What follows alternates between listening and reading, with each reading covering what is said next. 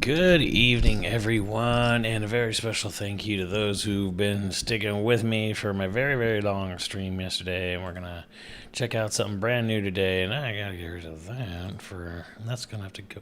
Also, that's wrong. I'll have to check whatever it was yesterday. Anyways, that's gone. Don't worry about that. That was not there. There was nothing there. We're gonna be checking out Blue Protocol today. Before I jump into this the sponsor segment, I just figured, any lingering questions you might have for me, we'll just get that out of the way. Not out of the way, but just talk about it. And then I'm going to check out this this very pretty ass anime action open world MMO. Excuse me. I will say this: all I've done is boot up the game. I compiled the shaders because PC gaming. But the title screen music before I had to mute it was very good. At least some of it was. I was like, dang, it's got some good ass music in this game. Seen the indie game Tearscape, Link's Awakening meets Bloodborne. I have not heard of that. That's very interesting, Mecha Dragoon. That's two very distinct but specific games. Music is very good. Yeah, so if anyone who's played this game, feel free to help me out, give me pointers or whatever. I think you create a character in this, so you guys are going to get to watch me do that. It's a one dude game. Yeah, so yeah, not a great morning, but I will say this: if there's one game I think that I'm like, you know what, I'm looking forward to it, but I don't think it's gotten a lot of positive buzz. Well, especially when the first trailer came out. I actually think Turok Origins looks pretty fire. I don't know. Fuck all y'all. I think that game actually looks pretty cool. I'm always down. I actually prefer a third to first. So, hey, I don't mind doing third person. So. Try such a classic looking logo. Good. I am a little shocked. Yeah, I kind of thought Relink, we probably shouldn't talk too much about that, but yeah, I thought that game was done. But yeah, I played the beta for that one and it was okay. I mean, it was actually pretty, for the most part, pretty solid. But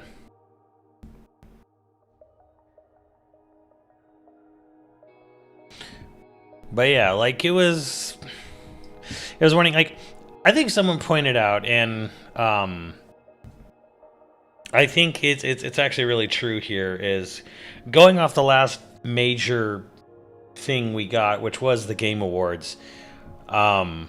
Both Jeff and Nintendo, and there's probably a Sony one around there somewhere, people are really starting to, whoever's cobbling these together, putting these presentations together, whether it be the Game Awards, whether it be a partner direct, Nintendo Direct, they really need to learn what the hell a final game is, because much like the ending of a game that has a good story, but then the ending kind of drops off a bit, like Expedition 33. A bummer or a disappointing ending can hurt the image of your entire presentation more than if it was like, hey, put this boring announcement in the middle and then everyone forgets about it by the end. If you end on a note where wow, you can't read the room, it's like, ooh, that actually hurts, because ending on high guard, people still talking about that. Ending on Todd Coward, the liar. Ooh, really not reading the room. Definitely not reading the room for most of your Nintendo. Bethesda has been a publisher that has almost avoided Nintendo like it was a disease. So trying to sit there hey guys, we all remember playing Nintendo, and it's like, Todd, you miserable Muppet. We're getting to this point, and I don't say this lightly, but to sit there and talk about everyone grew up with Nintendo, bro, we are in our fucking 40s now, dude. Most people who grew up, they grew up with a PlayStation 1 or a PlayStation 2. Like most gaming adults now, we've kind of crossed that threshold. The NES was 40 years ago, my dude. So yeah, like this whole weird thing where it's like, oh yeah, we love Nintendo. Everyone remembers playing Nintendo growing up, and it's like the NES was 40 years ago, man. There's a lot of people who just don't game, period, and sort of trying to be like, hey, let's go after the Nintendo crowd. Trust me, man, Nintendo crowd has very rarely shown interest in your product and your fan base. Don't buy Nintendo in response. They don't buy Nintendo products, so it's very much this sort of like, bro, I don't know if you know this, but like, I don't know how much crossover there is between the Fallout fandom and the Elder Scrolls fandom and fucking Nintendo fans. I don't think there's a lot.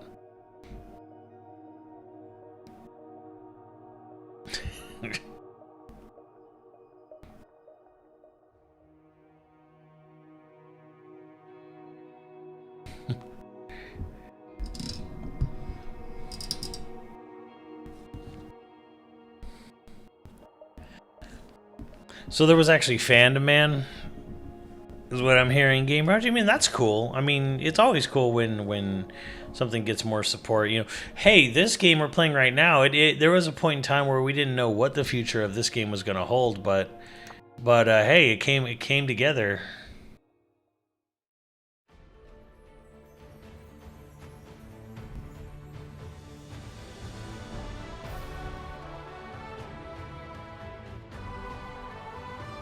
And again, it's music.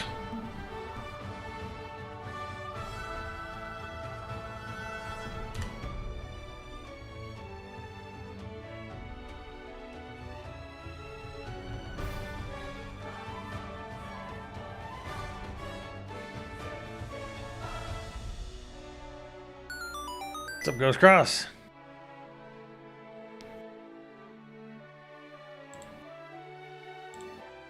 I'm like, dude, man, this music not bad at all. Actually pretty great. So, you know, playing these games like this has actually kind of really like opened me up a little bit to like, yo, dude, there's some good stuff here.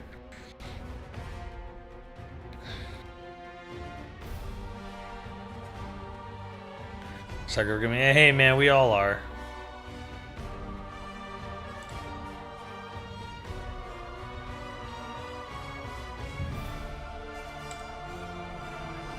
But yeah, we are enabled, so yeah, and I'll be doing an ad raid in a little bit. But yeah, this stream segment is sponsored by A+. So yeah, game is available on PC and mobile, Steam, Epic Games, Google Play, and the App Store. So yeah, big old anime game. Let's play a game.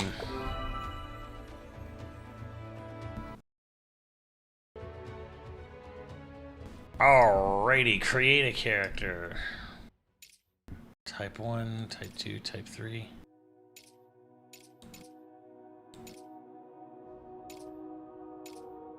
Oh, so this is as close as you can get to my body type in an anime setting. Ah!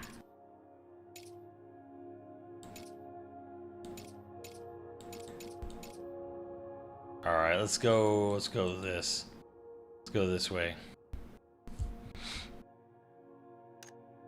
Alright, cool. Presets. We got presets. No. Let me see if I like any of these presets.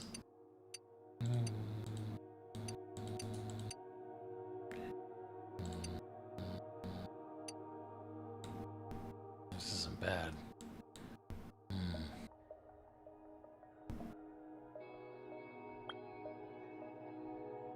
It's pretty good. Pretty good. Let me see here.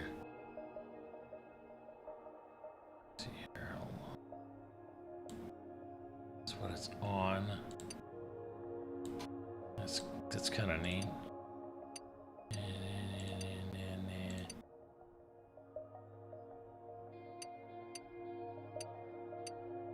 What? Eh. I don't know about the, nah, I don't know about the tail. Okay. Yeah, that's not bad actually. Bangs. Yeah, that one's pretty good. And that one and this one. I think I like this one a little more. Yeah, let's go with that.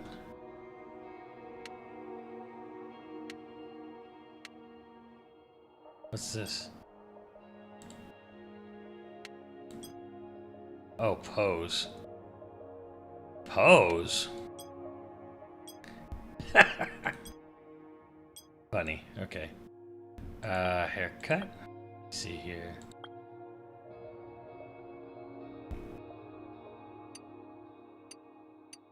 No, it's got that. Chin. Bart. It's whatever. Eyebrows are fine. Yeah, they're fine.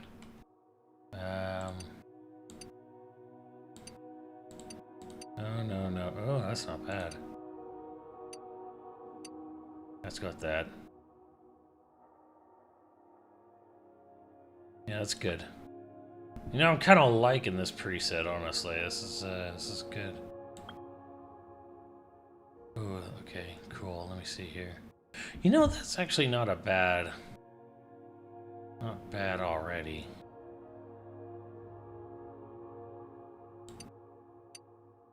Ooh, that was pretty good. Don't mind that.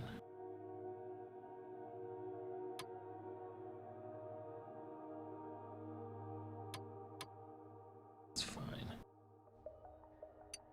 No. Yeah, I like that. Let's go with that. This is fine. Hold on, let's see here.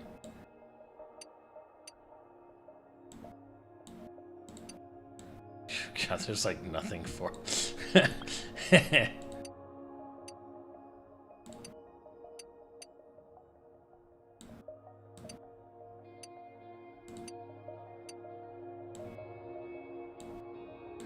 Teeth. Oh, you can give her fangs. Oh, shark teeth.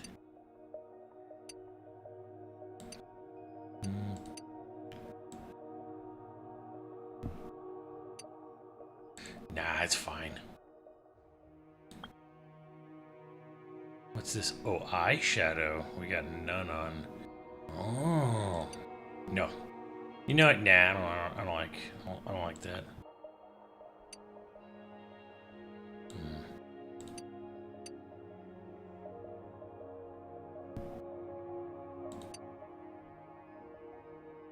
That's probably fine.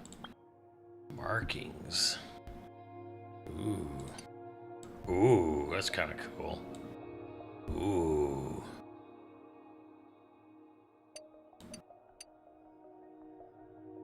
No, that's fine.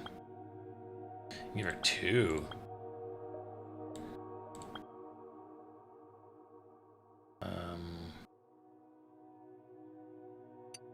Oh, hell no. Hell no, go back. What was it before?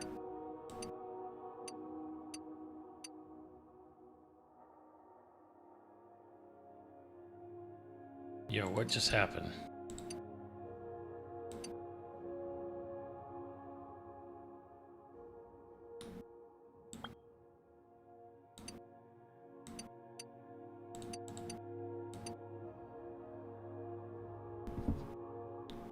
Hold up. 1 minute. Go back. There we go. Hold on. Fix this real quick. Yeah, that was some bullshit.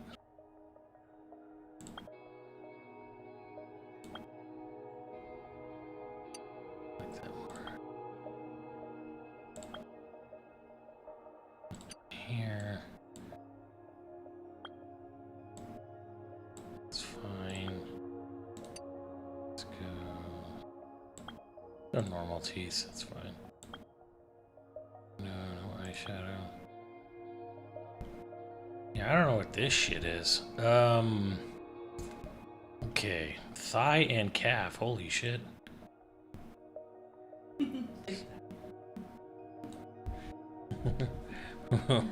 What? There we go, yeah. Hips don't lie. Oh God, no. No, no, no. No, no, no. That's better. It's fine.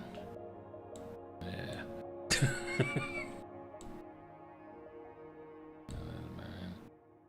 Arm. Ooh. Ooh, put a little meat on it. Not bad. Yeah. Yeah, might be a little. Maybe a little more. Height? Hell yeah. Let's make him tall.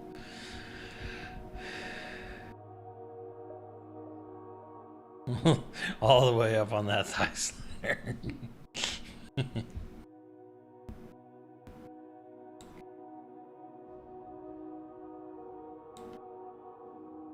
Yeah, it's looking good. There we go. Alright. Oh no. No. Can I like deepen it from there or no?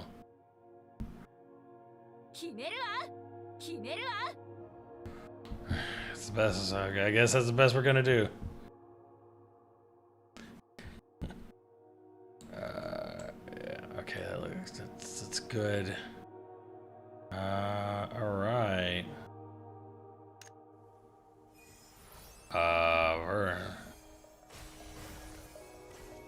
Class selection. Verdant Oracle. Wields a nature ring excelling in long-range healing. Channels Verdant Essence to deliver exceptional healing and buffs. Heavy Guardian. Wields a guard blade. Excelling in close-range combat. Channels power of rock to form protective shell, offering exceptional defense and control.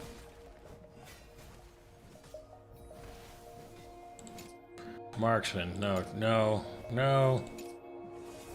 Maybe.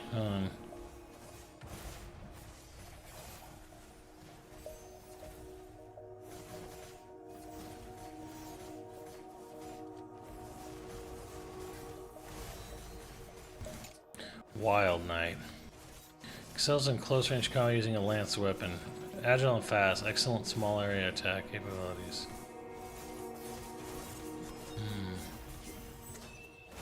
Stormblade. A Reaper Scythe excelling in close range combat. Scythe in long sword forms. Precise area strikes.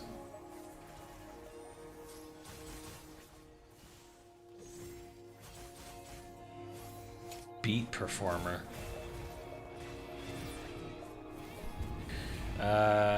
No?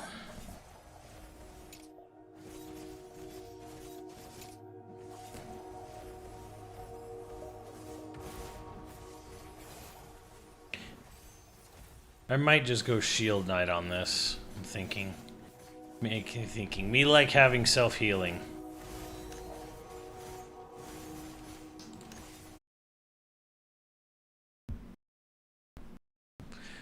Hey, what's up, Marino Kadame? Season 2 is better for sure than Season 1 was.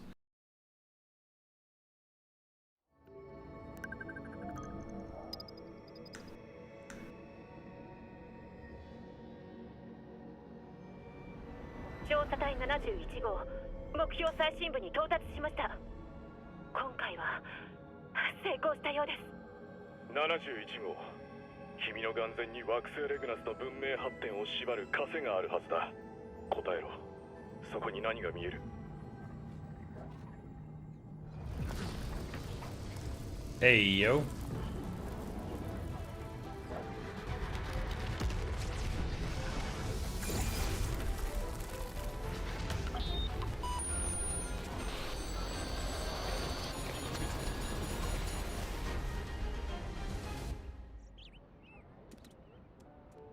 Aw.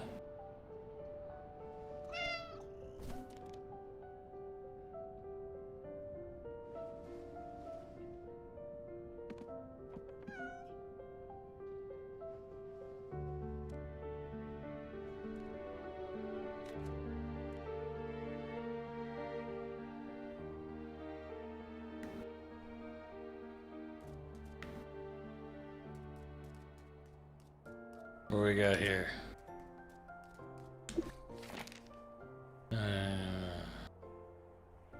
You're the winner, we're sure to wear them properly, okay.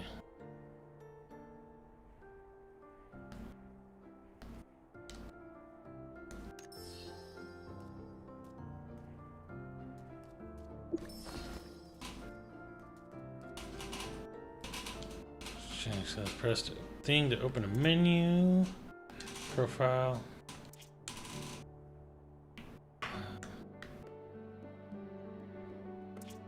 Does it confirm or XX? Okay.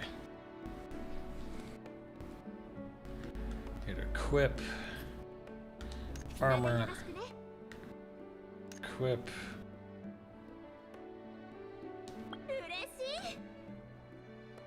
So, no Urashi. And boots. I don't know, I think that's fine.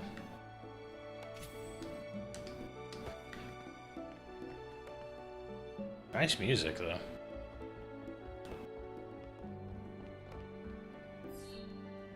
RB and down check to request. Alright. もちろんあの子が目覚めたら分け前は73よ。私が7であなたが3妥当でしょ。相変わらずですな。あ、起きたわね。さあこっちこっち。よく眠れた？お部屋は快適？新しい服は全部私が用意したのよ。My eyes loaded in. まだちょっと寝ぼけてるみたいね。じゃあしっかり目が覚めるようにしてあげるわ。まず有り金と貴重品は預かるわね。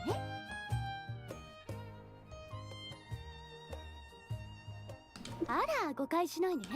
私みたいな可憐な美少女が追いはぎなんて野蛮なことするはずないでしょ。一つ忠告しておきましょう。こちらのお嬢さんはマスター、取り分なんだけど64でどうかしら。私が6で。いいでしょう。ごめんなさいね。ちょっとここはそうめんコインって、Double face この町で5つ星の評価を誇る有名な酒場よ。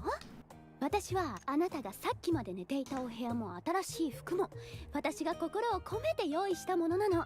なかなかのサービスでしょ。お礼なんていらないわ。お客様への当然無料というわけにはいかん。まず日当たり最高のスイートルームが1泊500ルーノね。新品の冒険者セット一式で500ルーノ。そして最後に手数料が8000ルーノ。そこをサービス価格。いい？ちゃんと聞いてね。すっごく大変だったんだから。あなたをモンスターから救い出してたった思い出させてあげましょうか。数日前依頼でゴブリンに取られた食料を取り返しに行ったの。You know what? I've lost interest. 思い出せた？え？つまりそんな、じゃあ自分のことは名前、家族、出身、何か覚えてない？この真剣な目、嘘のようには見えないわね。まさか。じゃあどう呼べばいいかしら。せっかくだから Sexy Streamer King. Goblin Hunter Forever. 黙々サウナキング。 Sexy Streamer King. There we go. That's good. I am Sexy Streamer King. Thank you, Blue Protocol. なんてこと。私に並ぶネーミングセンスの人に出会えるなんて。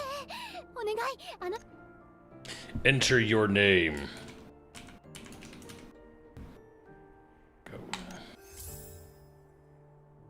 じゃあこれからはその名前で呼ぶわ。よろしくね。それはそうと、さっきのサービス価格の話は覚えてる？8999。嘘。当てが外れましたか、アルーナさん。助けた相手はもんなし。やれやれ。あれ。Welcome, newbie. All right, here's a gift for me. Sweet. I want to go outside and punch something. What's this? 新たな生活の始まる予感がする。Oh, dang. ここは交易都市アステルリーズ。活気と驚きに満ちた街よ。武器職人たちはバファリア遺産で精巧な武具を作り、服飾ギルドは華麗な服を次々と生み出し、料理人たちは美食広場で日々新たなレシピを開発中。ここなら何でも叶えられそうじゃない？きっと気に入るわ、この街のこと。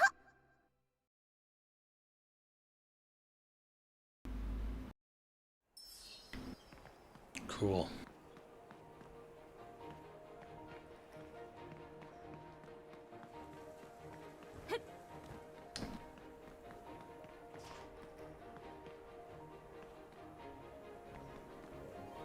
Okay, how do I get rid of chat?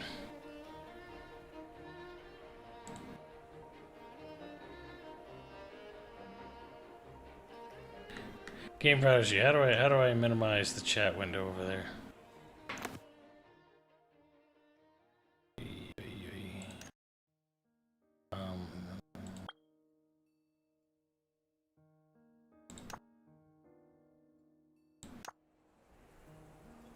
It's camera related. How do I like get it off camera? J for the chat. Great. No, but how do I get it? How do I get it off?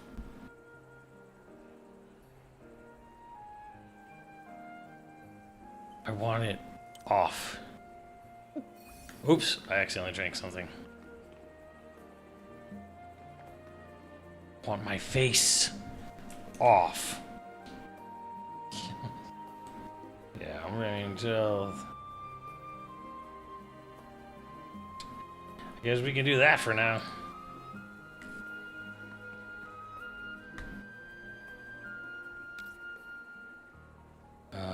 Open chat settings. Here we go.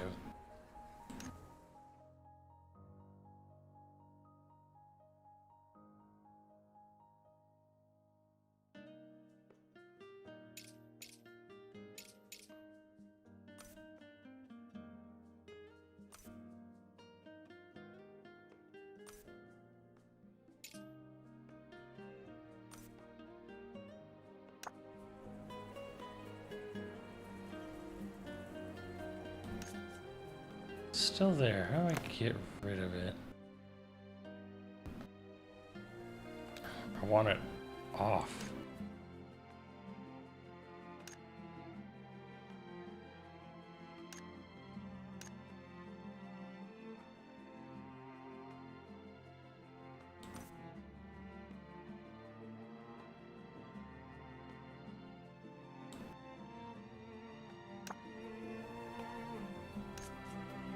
Ah, much better.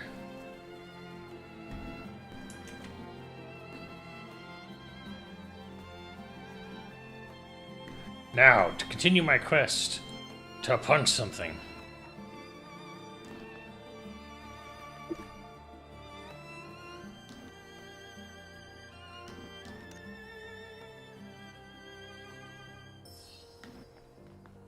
Oops, I accidentally hit skip.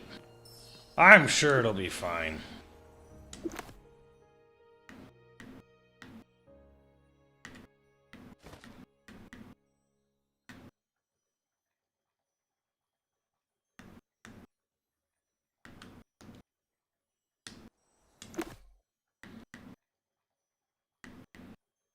Yeah, let's go. Ooh, the plane. That sounds... Can I go there? Can I go there? No, I probably can't. さあ説明してあげるわ。今アステルリーズは年に一度の開封祭はこの町が一番盛り上がるお祭り。つまり私たちお財布空っぽコンビにはぴったりなお祭りなの。ちなみに私のさてこの賑やかな場所が海風堂。さあ楽し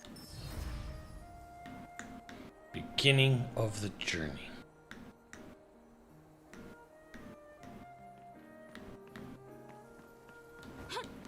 Let's see, what's run? There's the dash.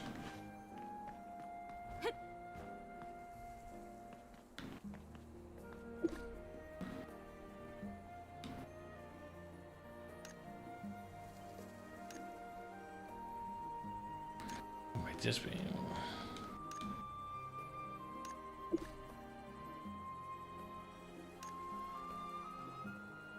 Pose.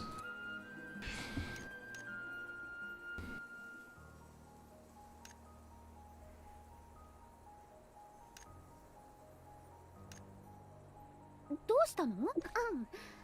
うん。まあちょっと疑いの目で見ないでくれる？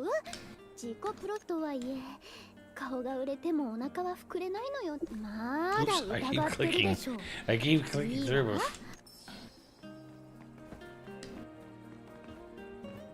Hoo-ha! I wonder if I could just wander off. Not a jump. Whoa. I have an auto. I have an auto scale. Let's go.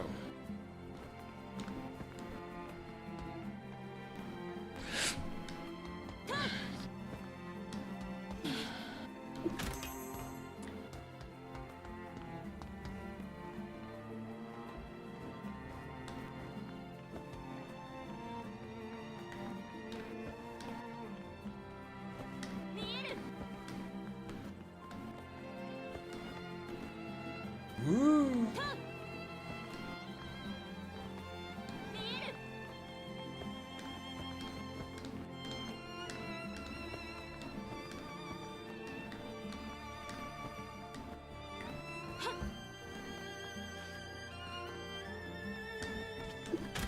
Ah, I found something here.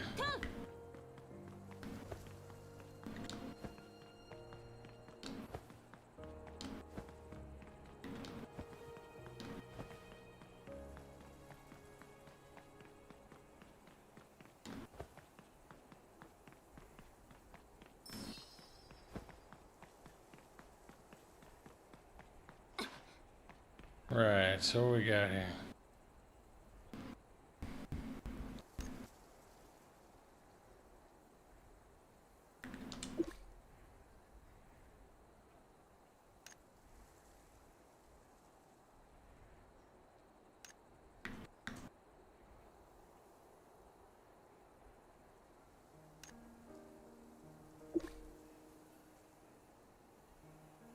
You must be good friends. Oh, the best.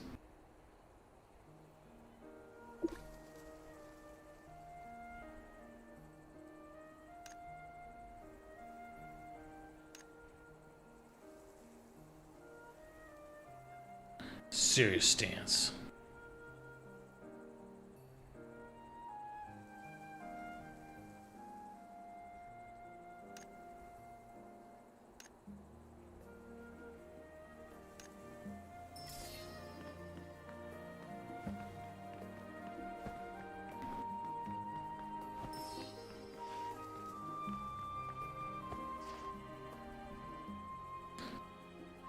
So, Marina, story content is done for everything.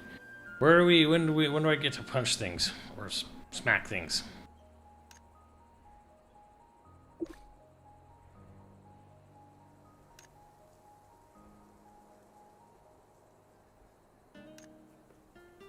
Very soon. A free bubble wand.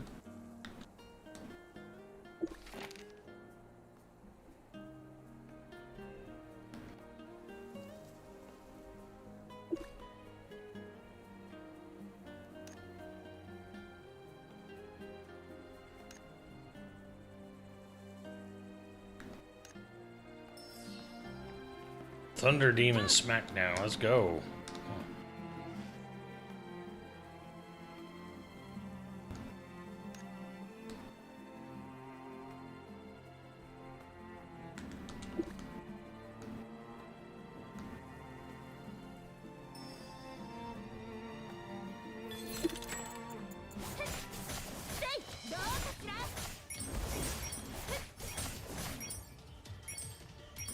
Press release ultimate. What is it? Oh, right trigger.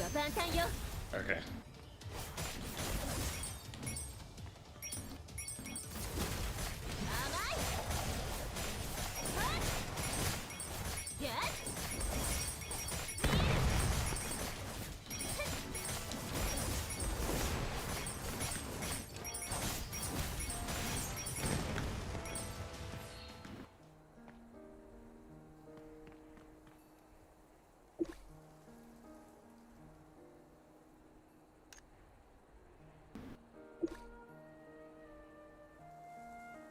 Honor roll.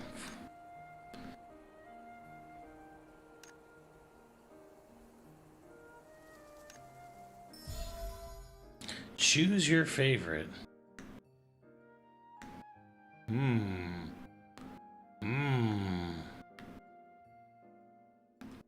gonna go with a straw hat.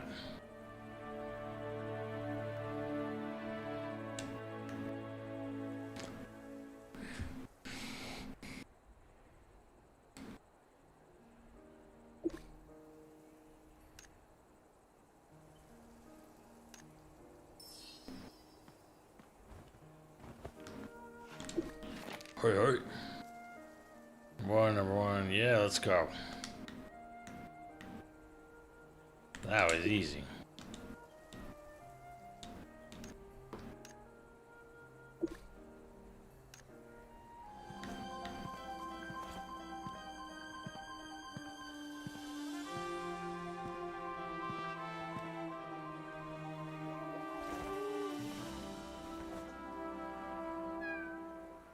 ちょっといいかい？あんたが祭り中でパッと見どこにでもいる凡人、俺はなれる。回覧すら道を譲り、天地この祭りは本来俺の超越した実力を見せつける最高の舞台になるはずだった。Speak like you weren't raised by AI. Damn. なんかごちゃごちゃ言ってるけど、思い出した。ナルルって、そっかそっか。出たな。噂の勝者の陰でルーノを数える海風通りの覇者よ。俺は宣言する。今この瞬間お前を今日一日必死にルーノを稼いで。あんたらは最近話題の平原の怪異を聞いたことあるか？それだけじゃない。交易もほぼ止まってるらしいんだ。そこで開拓局が高額の懸賞。俺は年齢制限でとにかくルーノに困っ。Cool. 顔を真っ赤にして逃げ。Gives cast of always keep a box of healing armor in bad emergencies. Prevent your weapon. Don't say. おお、豪華な冒険用品だ。 What a lovely kid. ナルルが言ってた平原の怪異。 Let's do it.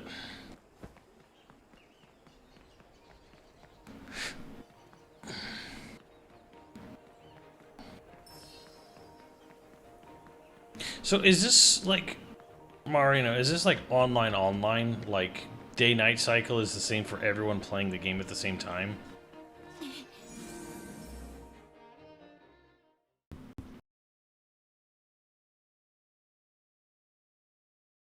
Yeah, okay, cool.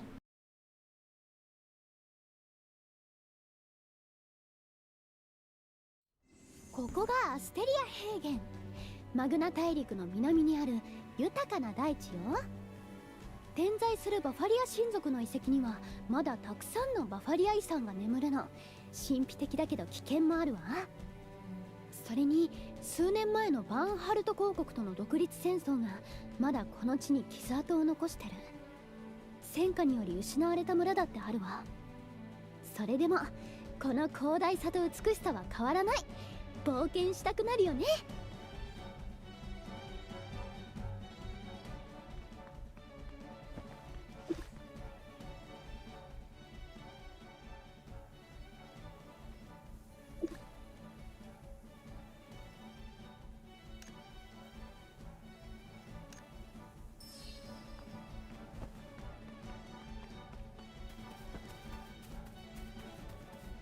Man. Wow. Thing folded like a lawn chair. Jeez.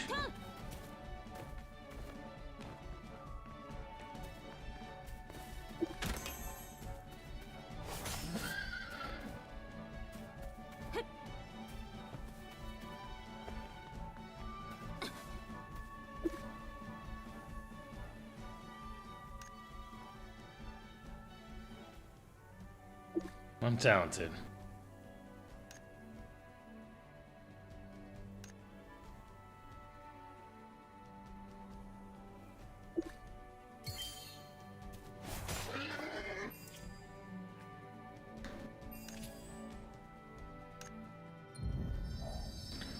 Rosebell, different is better. Talent point. Yes, yes, yes. Light attack +5. Let's go.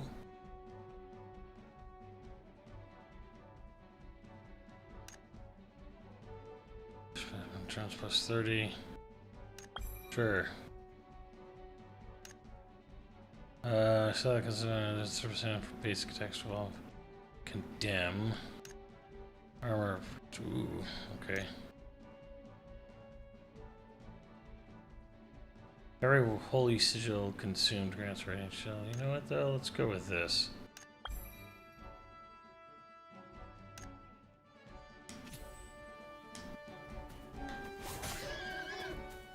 And just for good measure.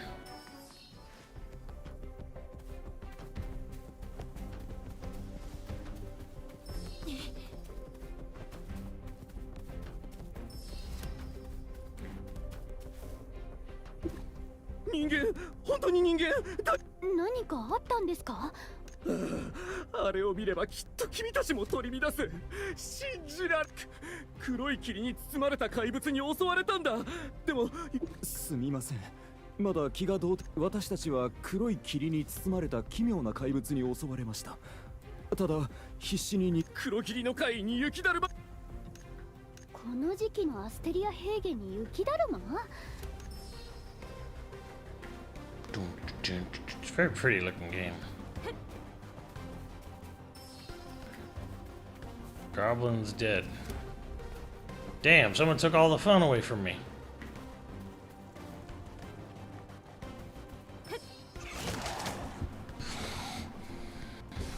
Save some for me.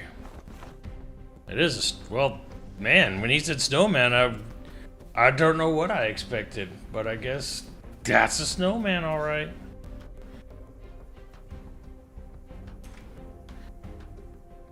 Is there any stuff? Not. Well, I just went into it and it was just doing it, so. But okay, hold on. Let me see. Let me see what Mr. Snowman has to say over here.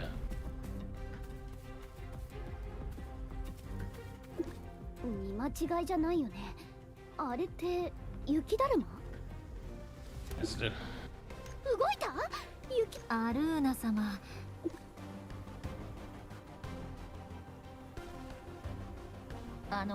お二人ともそんなにジロジロ見ないでくださいよ。ちょっと確認したいんだけど、親愛なるティナちゃんは驚かせちゃってごめんなさい。平原の海位を調査するために。なるほど。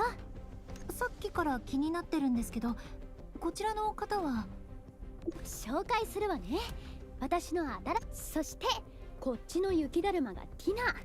アステルリーズの自由戦士で街を歩けば。アルーナ様のお友達なら。そういえばお二人も平原の海位の調査に来たんですか？その怪物って例の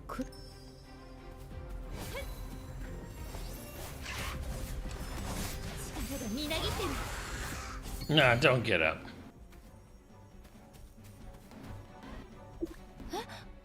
さっき多分あの黒い霧が原因ね。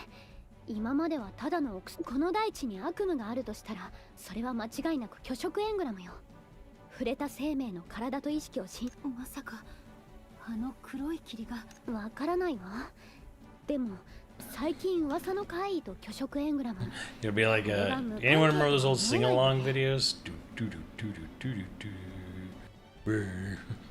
れならなおさら真相を突き止めなきゃ。アルーナ様、私も相手は虚飾よ。この先は危険な調査になる。本当に行く？そうめんコイン艇で待っててもいいのよ。アルーナ様があなたを特別扱い。当たり前じゃない。私たちはルーノの絆で結ばれたパーフェクト。今後も一緒に調査することですし、この鍵よかったわね。そこにあると。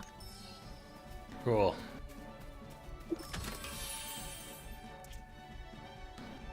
Beauty. What's this? What do they want me to do? Oh, I don't care. Open profile. Go to gear. Go to weapon. Ooh. Nice.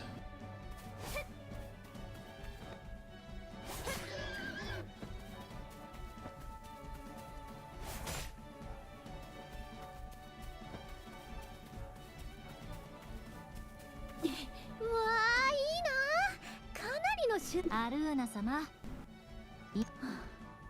まさかこんな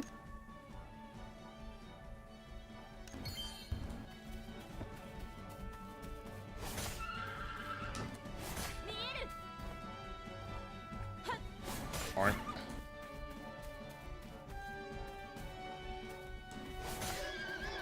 well, they don't provide any challenge. Just smack them once and they're gone. I wonder if I could swim.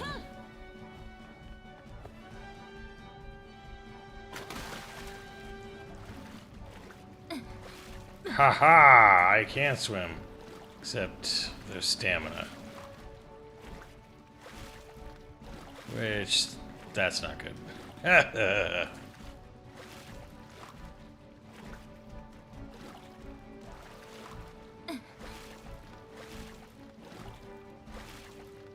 I'm sorry, video game. If you give me a cliff and there's water below, I'm going to try.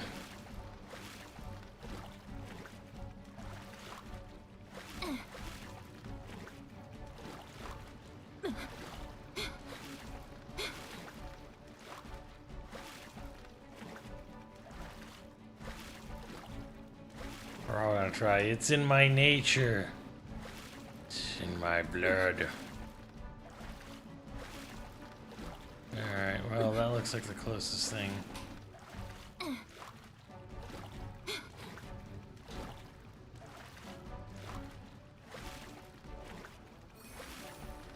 That doesn't have stamina, does it? Nope.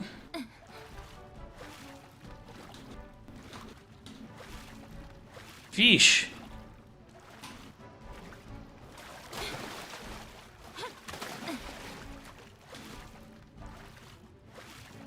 Alright, time to see what happens when I run out of stamina. That's what happens. Dang, I got so close.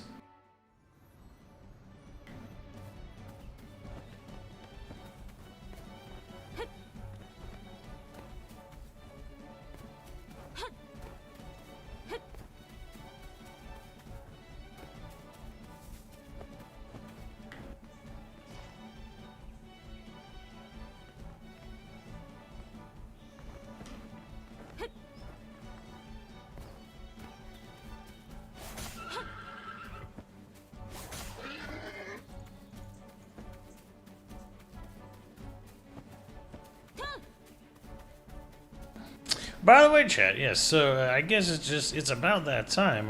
Oh, fire pit, you want to see if it burns? No.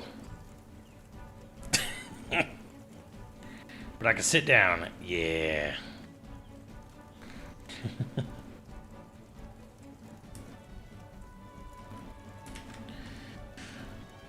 By the way, chat, it is time for...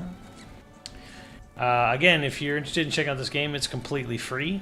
It's on Epic Game Store, Steam. It's also on Google Play Store and the App Store.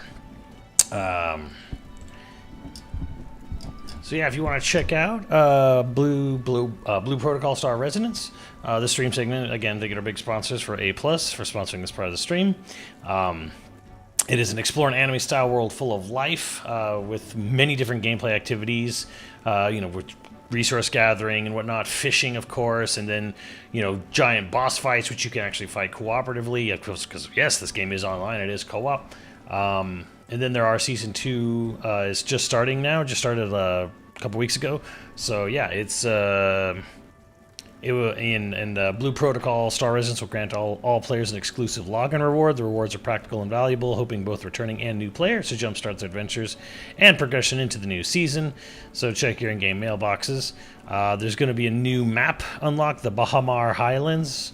The vast highlands now open with the underground Sislessa mine beneath. Terrain is varied, filled with mesmerizing colors. More areas will continue to unlock, such as the Moonshadow Wilds and Stray Starway, awaiting adventurous explorers. And you're going to get new enemy types with the new area: giant lizards, the Blackstone Legion, the Goblin Cabbage Mission, and what have you. You're going to get 6 new dungeons. Depths of Decay, Rock Serpent Lair, Wraith Shrine, Soundless City, Devourer Cage, Illusory Moonveil Wilds, And yeah, and this is because it is a new season. There's going to be a new chapter, new storyline chapter. You're going to meet new NPCs. You're going to get a brand new decoration theme for your homestead. So you're going to be able to build your own personal space. So that's actually pretty cool. And then yeah, there's obviously going to be the class balance adjustments that usually come, with updates. And yeah, on Mondays, Wednesdays, Fridays, and Sundays, you're going to have Charming Fish Parade available. And then Tuesdays, Thursdays, Saturdays, and Sundays, there will be Borlet Night Parades available for those of you who are returning players.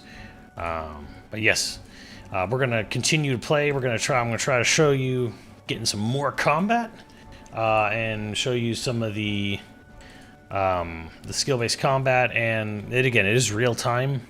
And I'll try to see how much damage I can pull off here for it. But yeah, again, thank you to A+ for sponsoring this part of the stream, because we are doing Anime Thursday. We are on week 4 of season 2 right now. All right.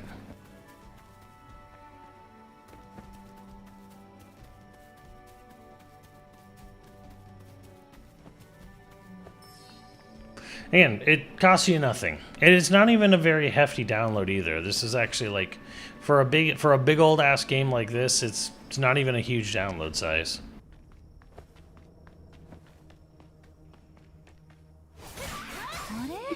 息ぴったりじゃないですか。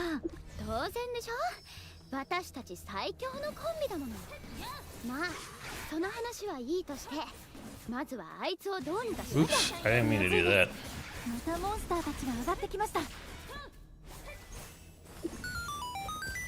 そこに妙な裂け目が。 What's up, Zero Senpai? 行ってみましょうか。 Ooh, a crit orb. Let's go.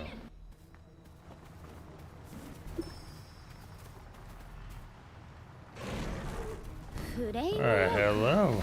面倒ね。まさか巨食化してる。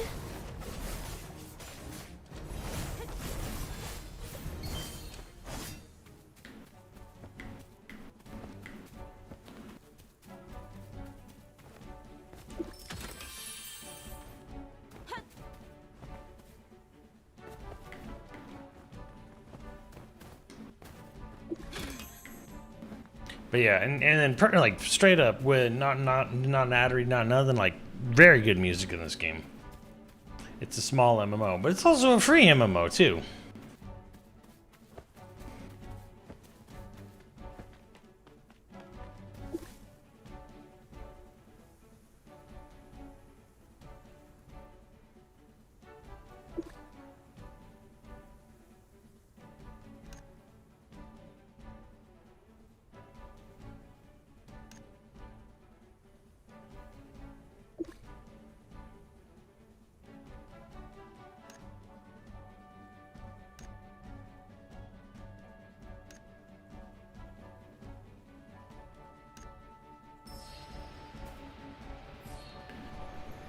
Hey, I can fly. Whoa.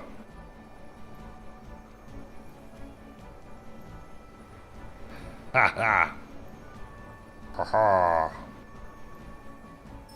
Nice.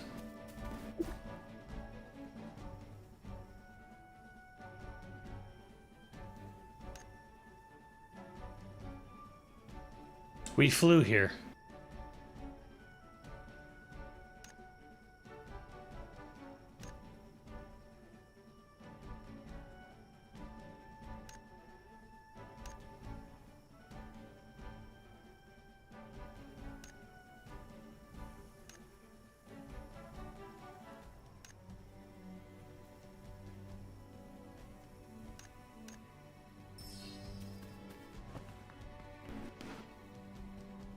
Just avoiding rollers. What do you do? What do you do? Don't touch it.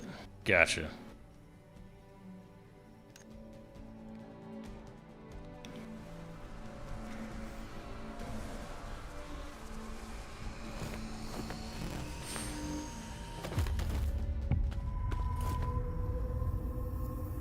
The plot thickens. 大丈夫？ちゃんと聞こえてる？巨食エングラムの影響で具合が悪くなったんですか？ちょっと待って、その手。エングラムが失われてる。ダメです。 Erased 命に関わりますよ。 from existence. 大丈夫、私に任せて。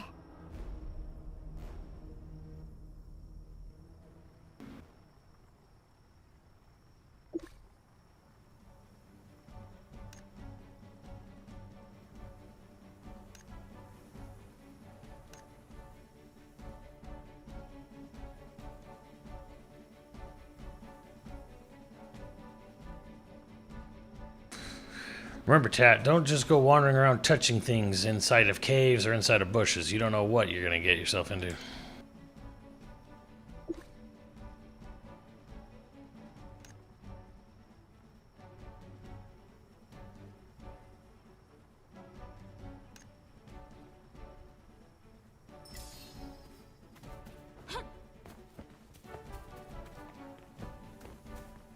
Oh.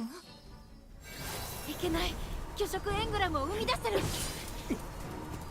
薄汚いやり口ね。好き勝手にはさせないわ。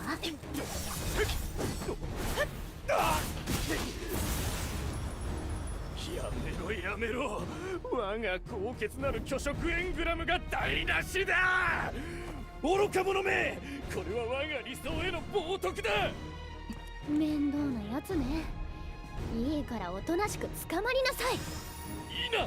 我が理想のため最後の一瞬まで抗ってみせる。巨食の信念は決して屈せず。 Bring him on. I prefer a fair fight. 逃げ込み気です。 Oh, he's like dead. 一人は英語を漂い英知、もう一人は運命と栄光。我が偉大なる理想の前に立ちふさがるにふさわしい因縁といった。失礼な言い方しないで。この子は。そうよ。この人にとどめを刺されたくせに。こんな無名の者に敗れるとは。我が理想はここでついえ。悪くないのだ。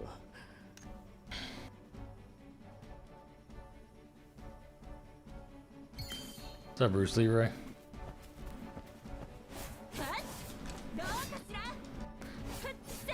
As a comment, I picked Sword and Shield because I like having a little bit of healing options on my stuff.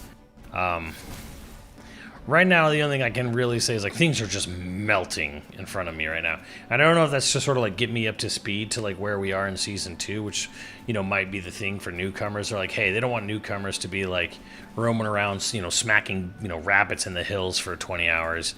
Right now, I'm like melting stuff. But it's nice because right away I have multiple attacks, I have multiple abilities. I don't have. It's not like, oh, you know, you'll get a special ability 30 hours into the game. But it's like I have different attacks, different abilities. I have at least 5, if not 6. You can see them like right there in the bottom middle there. So it's kind of a nice thing to know that, you know, whatever class you pick at the start, you're just going to have a bunch of stuff to play around with right away. It's not going to be this thing where I have to like wait till I unlock moves on the skill tree to do anything.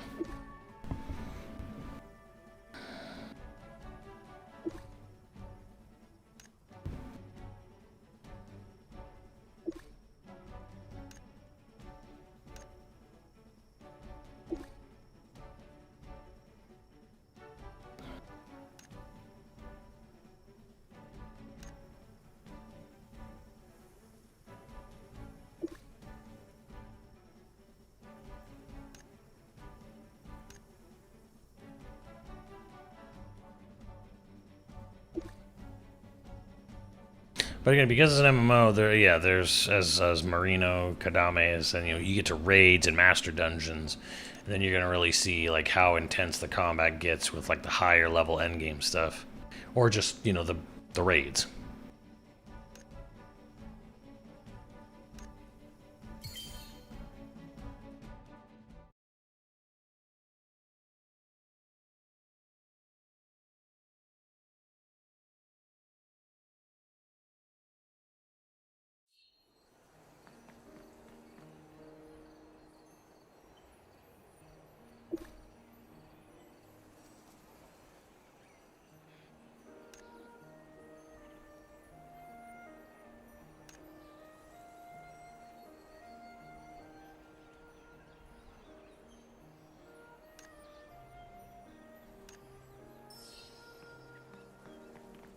Join the dance. Someone's dancing. Yeah. What's up, Sir Gillingham?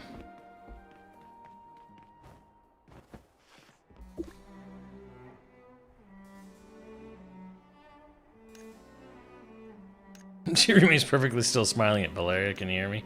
She doesn't move an inch, maintaining that same smile.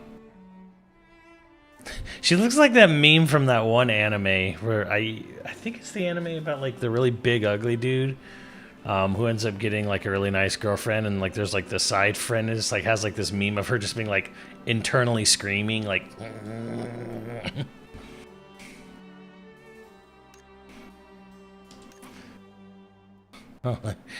just catching a little nap. You sleep with your eyes open? That seems odd to you? When you're a Pioneer Bureau guide with our workload, efficient rest is essential. It's a basic job skill. Good grief, she's a terrifying workaholic. I sleep with my eyes open.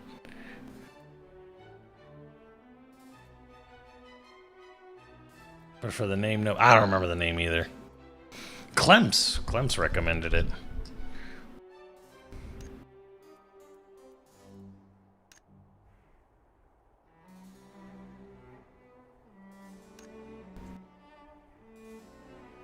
Absolutely super mind-blowing story collection. How much are we talking about? Awesome, we're rich. Unfortunately, maybe take a look at this first.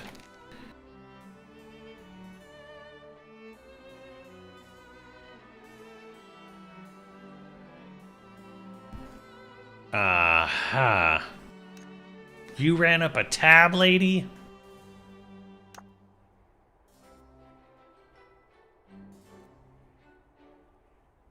Me personally. I should. Spurs on the flash. You is now tragically in the negatives.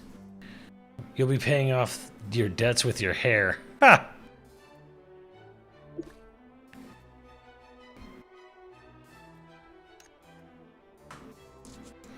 Where, my dearest friend? Wait, I'm not finished. After deducting the expenses, your actual reward comes to 50,000, no less. Yoto. You're so mean. I said our friendship is officially over, starting right now. Well, you live longer, distinct.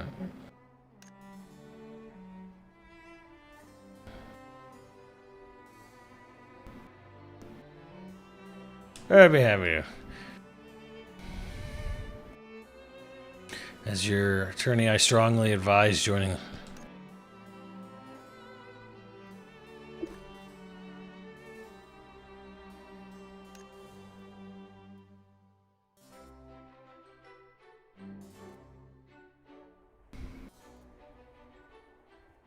Congratulations, now you're completely owned by the Pioneer Bureau, body and soul.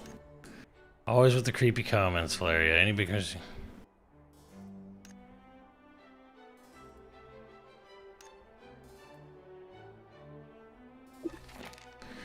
Rank B, oh yeah. Thief Snow Knight appeared in...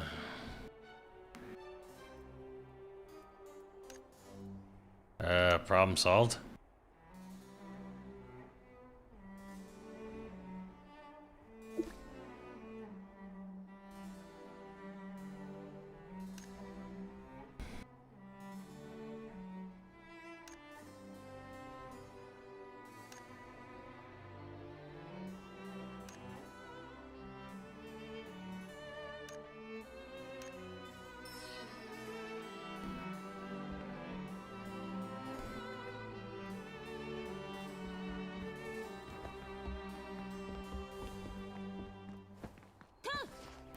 This is PC and mobile Omega Zero Will.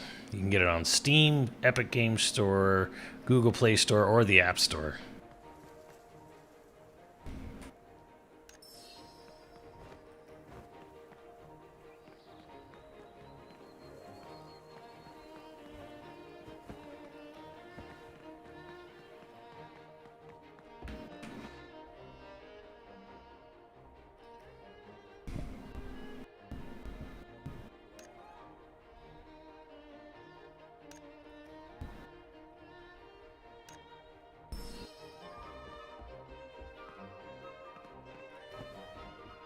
No.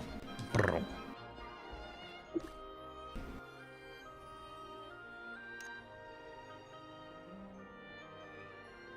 Monster abilities for yourself.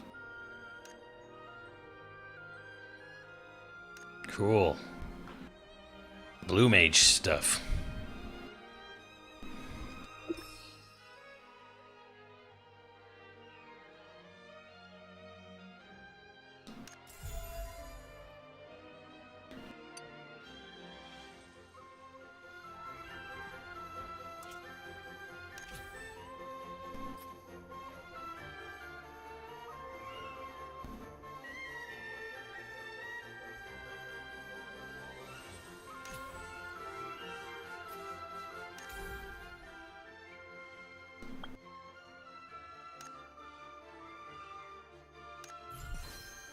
Again, music's really goddamn good.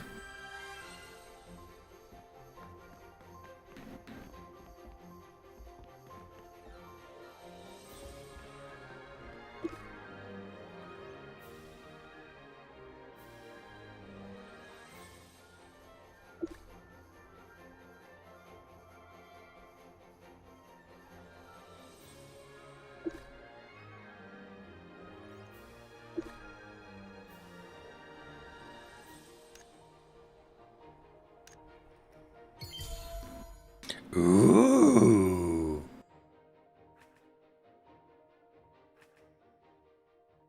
Ooh. I'm gonna have to go for this one. Wait, did I get it? Or did I click the wrong thing? Hold on. Yo.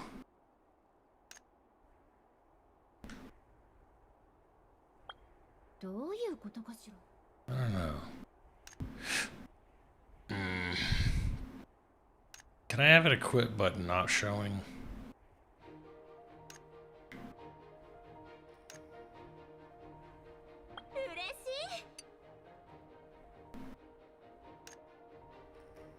Was this really the armor I was just looking at? Maybe it is.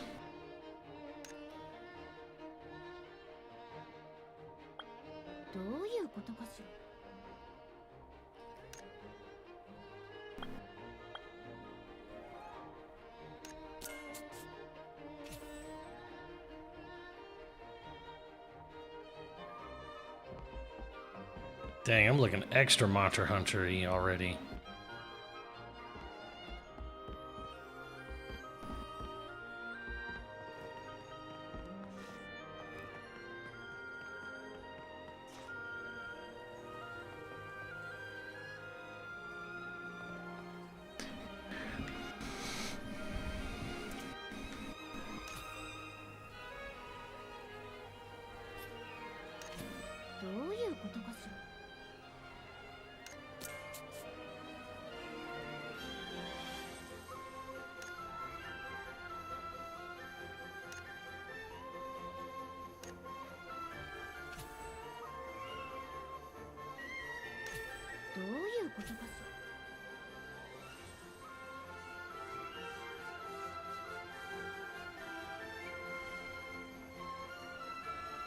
Can hide the helm. It's probably in settings somewhere.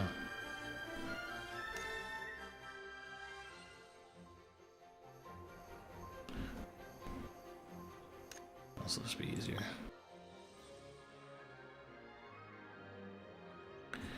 No.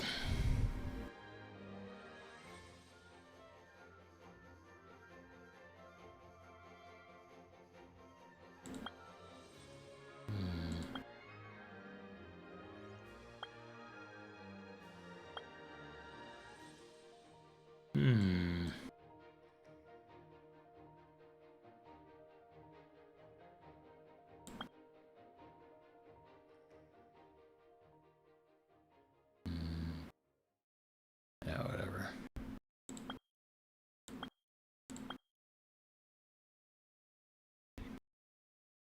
Oops. Let's see here. Auto turret. No.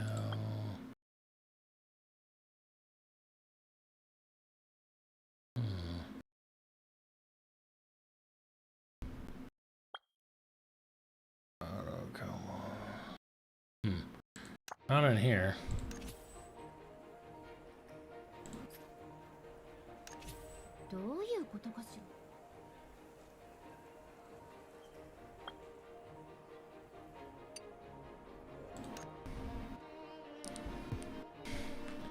Go into wardrobe.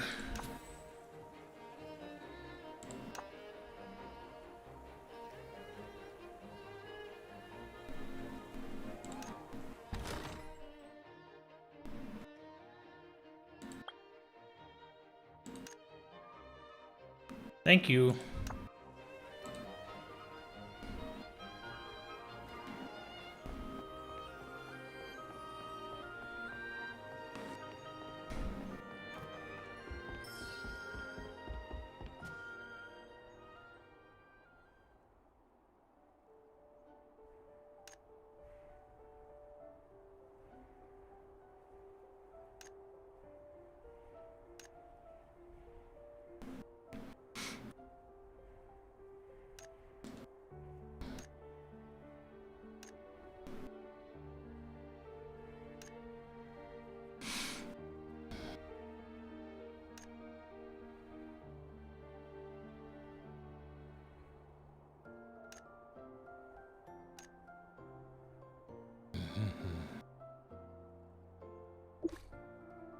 Abeku.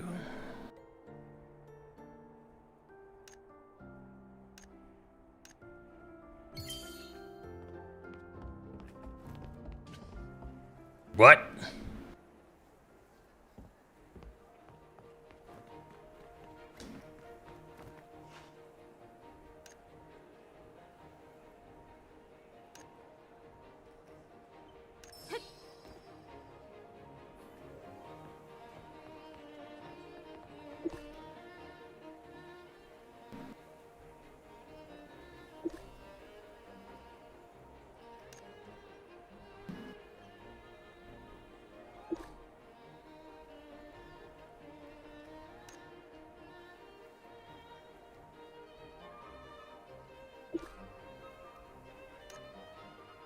みんな逃げるぞ。邪魔すんじゃねえ。どけ。逃げた？捕まえるわよ。あらら、ティナにボコられちゃってる。私たちも行きましょう。目障りな奴らだ。とっととやっちまえ。みなぎってる。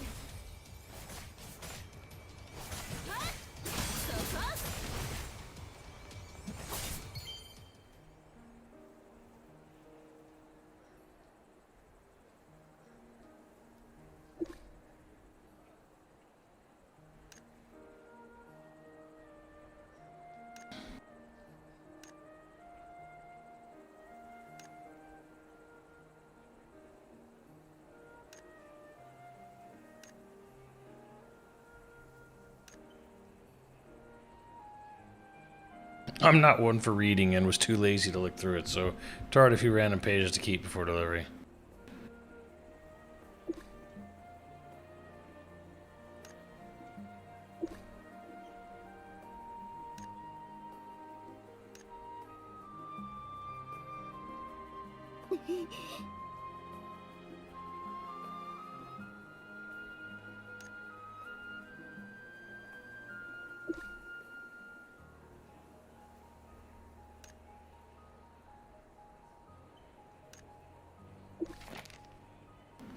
Ah.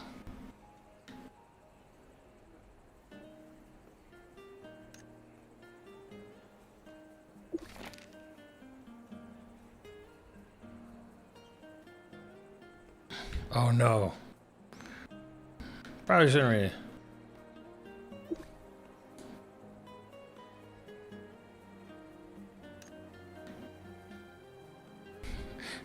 Not one word, chat. Not one word.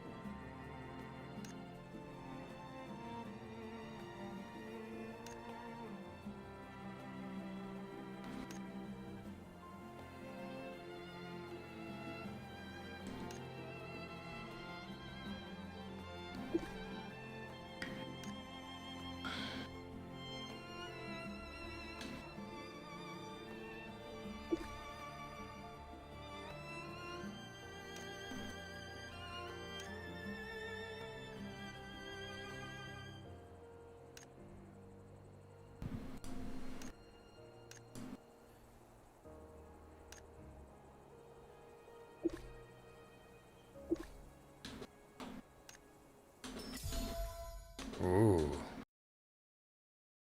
Oh. Let's go with the Somi fish.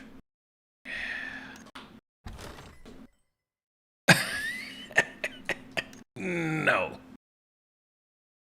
Mouthwear. Oh my god, is that what it was?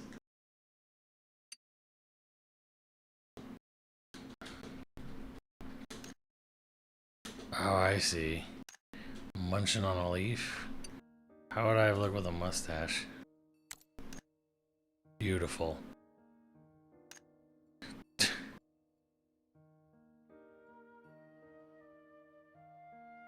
A Pocky? Wait, what? A knife. Nice.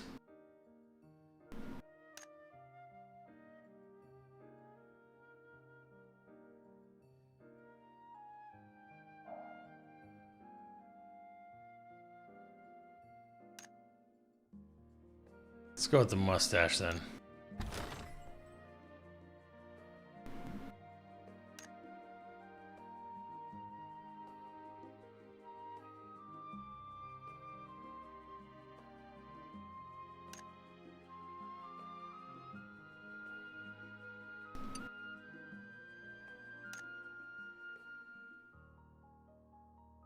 Choose your favorite. That one. Whatever.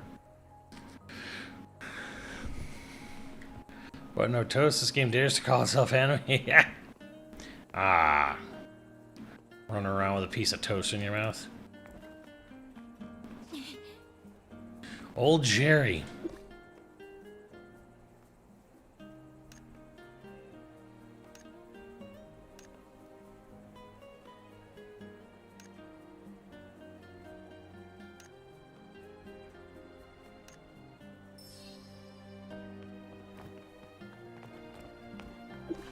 Give me that.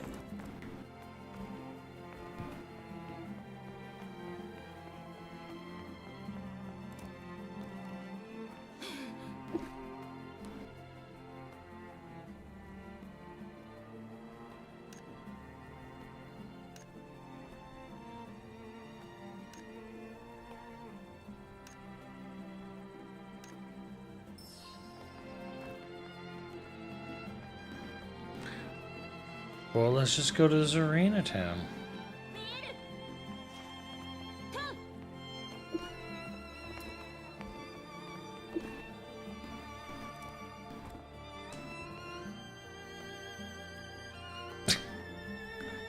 Ice it.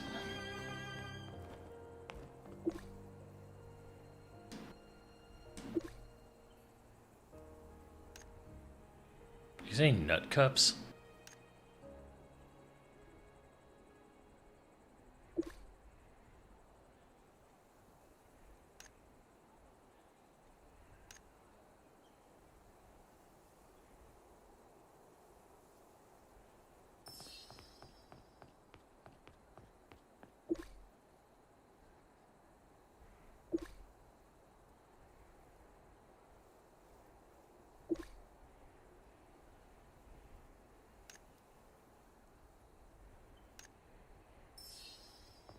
Yeah, let's go.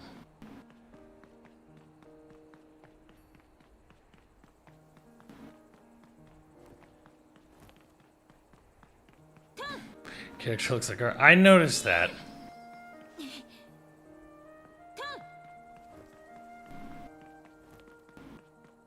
Oh, Arena Town is in this town. I thought we were going far, far away.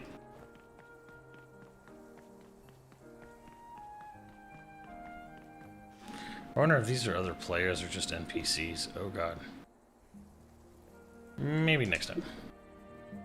I think that other person there was a player. There, that's a player.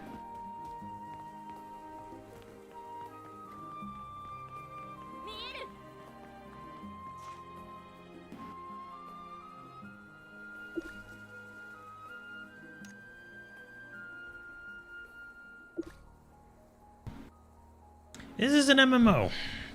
Straight up big anime MMO.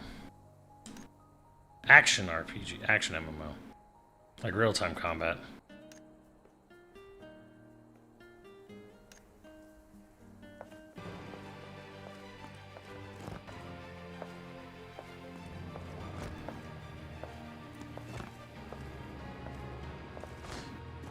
Hey, how do I get her costume? It's not got it. Not that I've seen.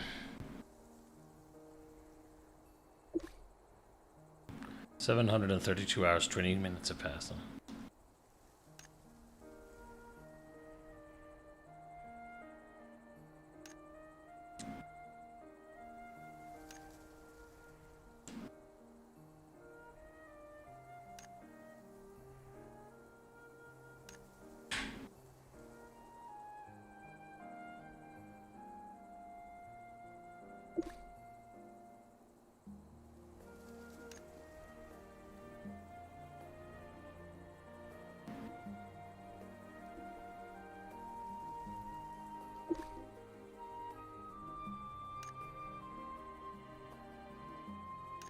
Give us a short version, don't leave anything out.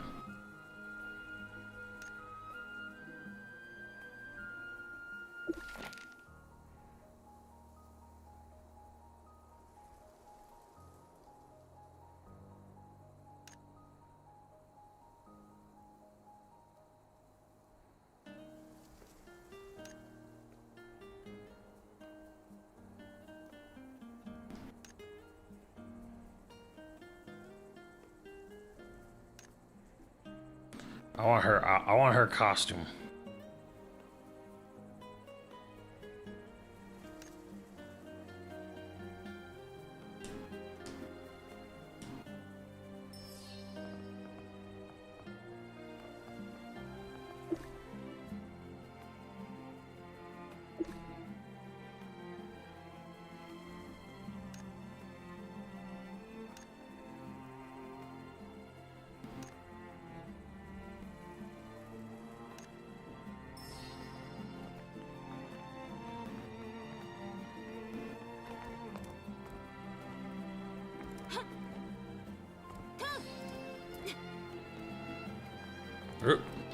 Give me it.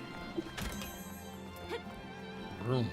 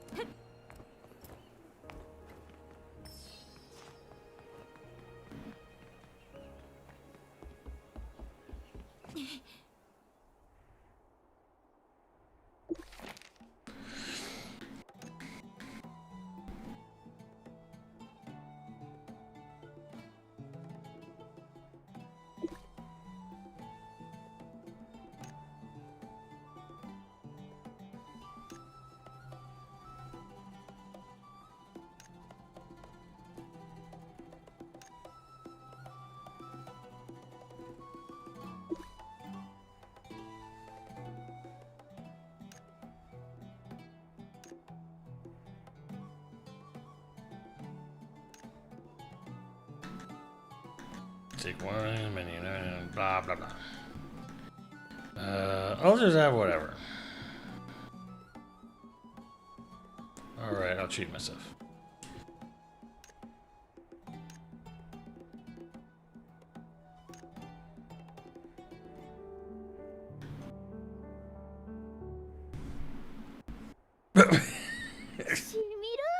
Why are you giving me those eyes, woman?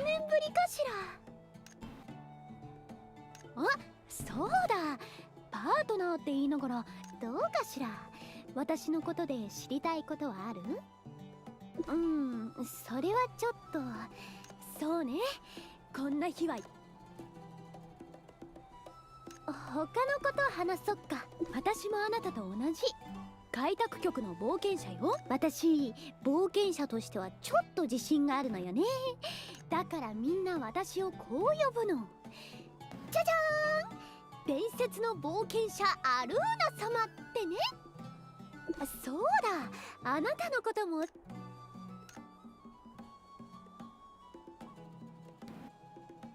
落ち着いていい？確かに記憶を失った今のあなたは私は信じてる。あなたが歩みを止めなければそこにはきっとだからね。これ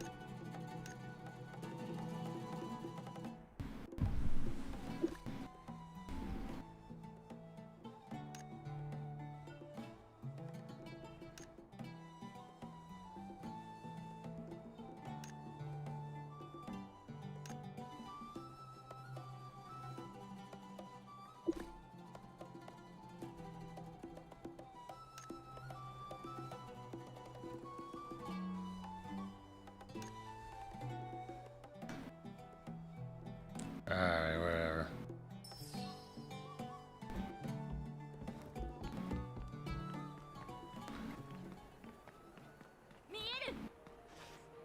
What I want to know, can I just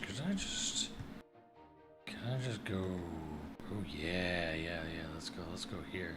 Ah, crap.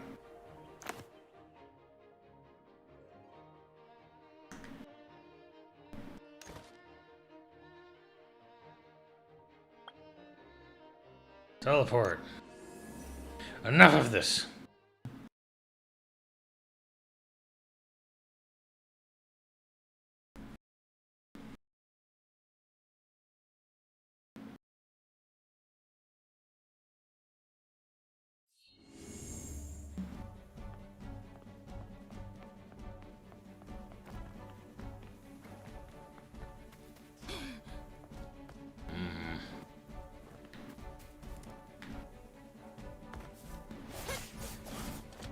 Well, there's definitely fall damage. Heh.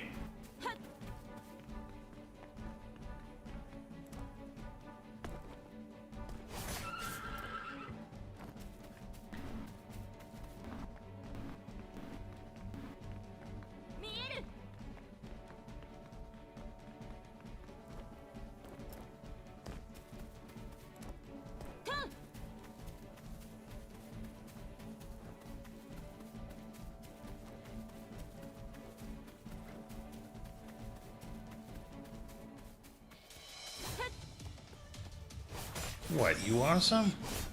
I'm having bacon tonight.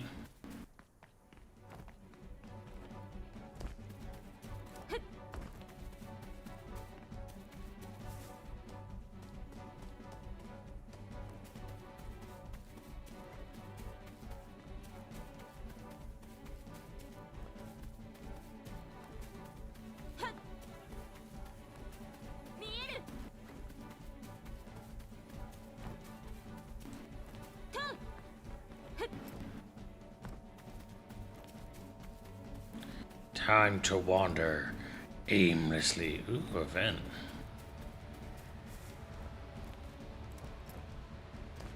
How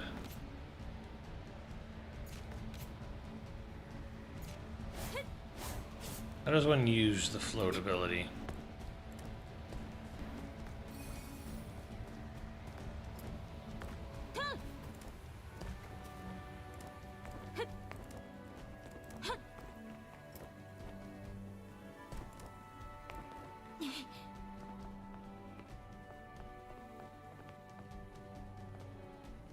What the hell's down there?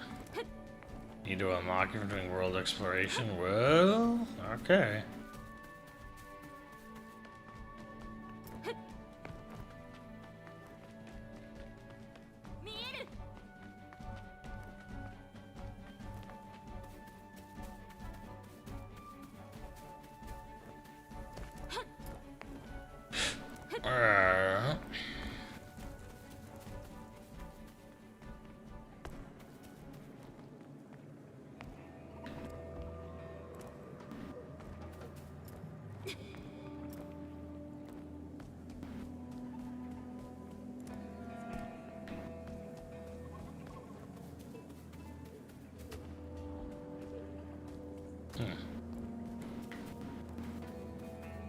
Also, what was that deal in the first cutscene where I was like a scuba diver in a futuristic scuba diver suit, and then this happened?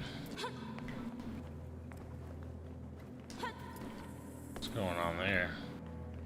I'm shocked there's no creatures in here.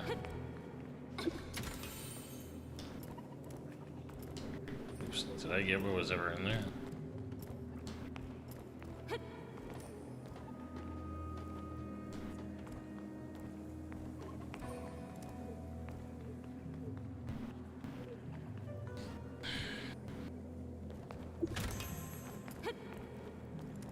We don't know yet, but we think we got isekai.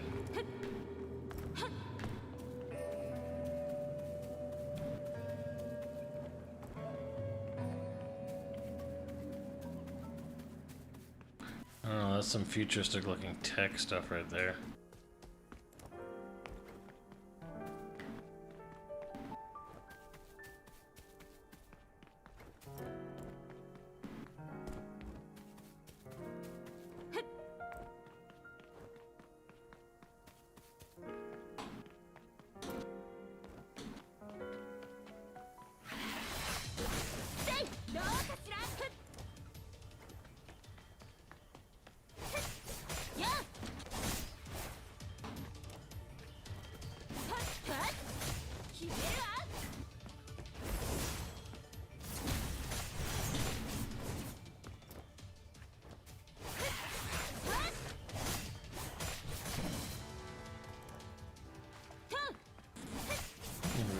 Big. Let's see what this big asshole's got for me.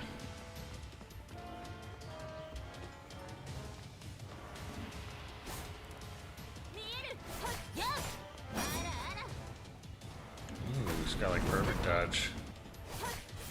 準備は万端よ。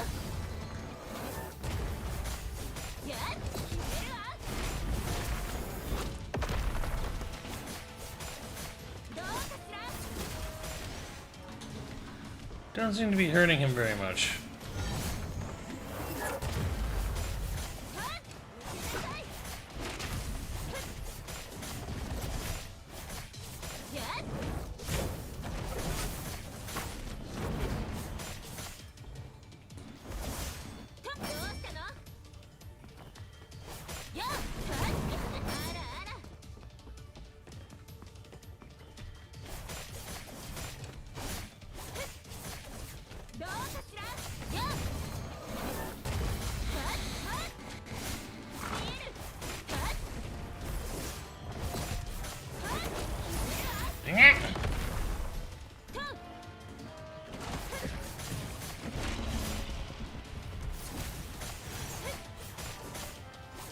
Okay, I'll be here till I'm in my 90s at the damage rate I'm doing at him.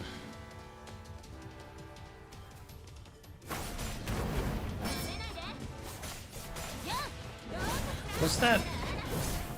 What's that white bar underneath his? It's not like a stamina bar or a guard break bar, is it? It is the break bar? Oh, it's going the other way. Oh dear.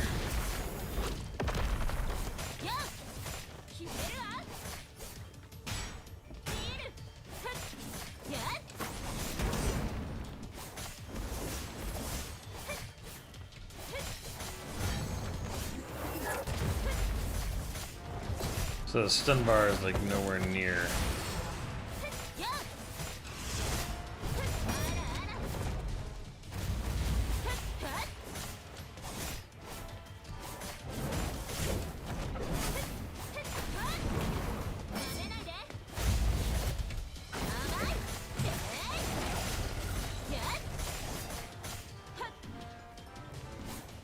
Ow.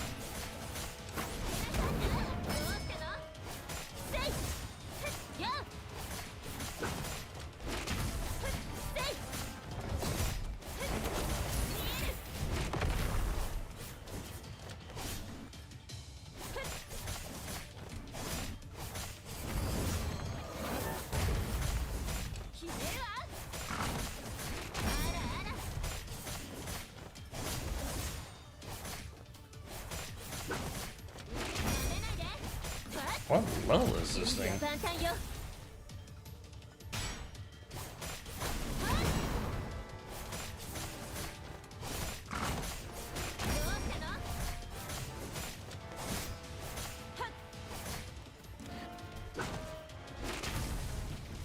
Yeah, that thing ain't dying anytime soon.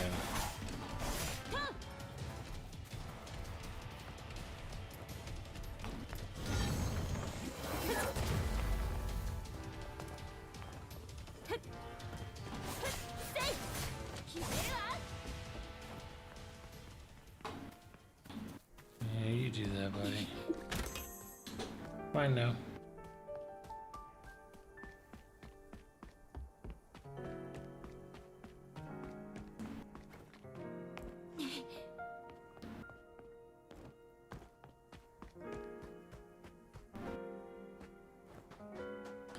I mean, I'm sure I could actually kill that thing if I stuck with it. I was dipping and dodging and ducking and diving pretty well, so he was not posing much of a threat. He just had more HP than God. I don't know. It is a gorgeous game and it has a very good soundtrack. I gotta give it that.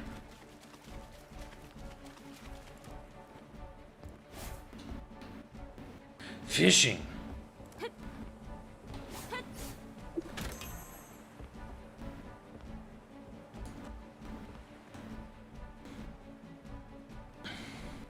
Five D's of dodge.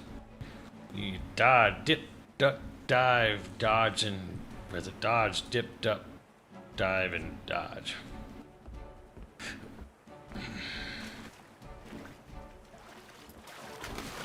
Wasn't Patches O'Houlihan the guy from Men in Black? Like the head of the MIB?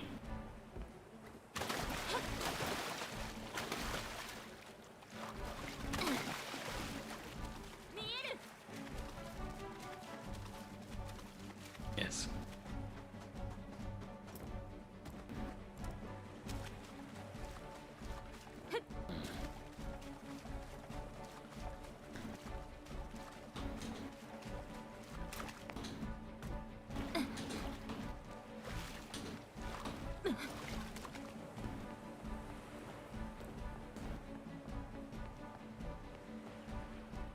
A lot of good fishing spots out here.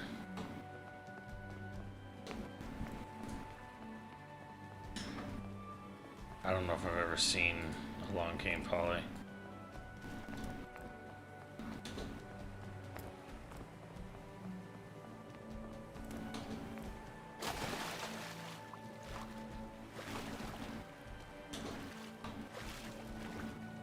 And hey, it passes the swimming test. You can swim in this game. Oh, that's right. He was Freddy's dad. Yeah.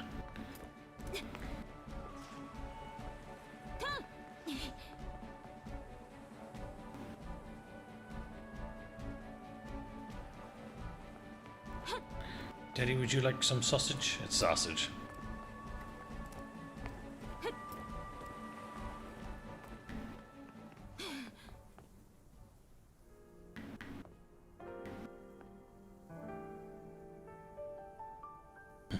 What sausages exactly? Yeah. Yes, yes, sir.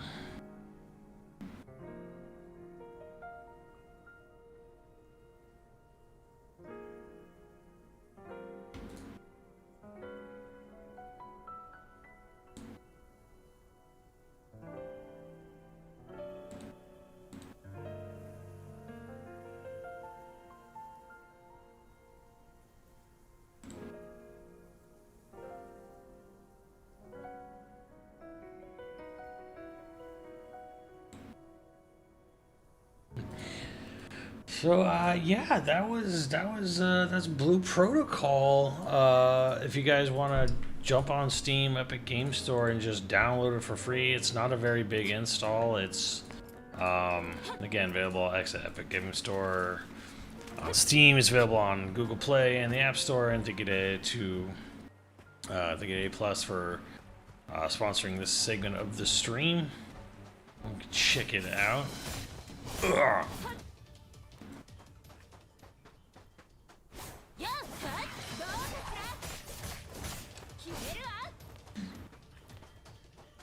Yeah, it was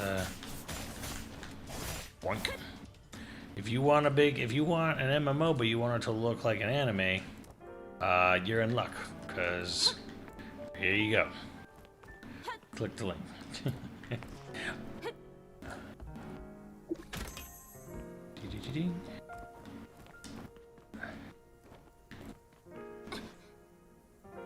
So yeah, I'm gonna take a quick break, and we'll see where we go from there.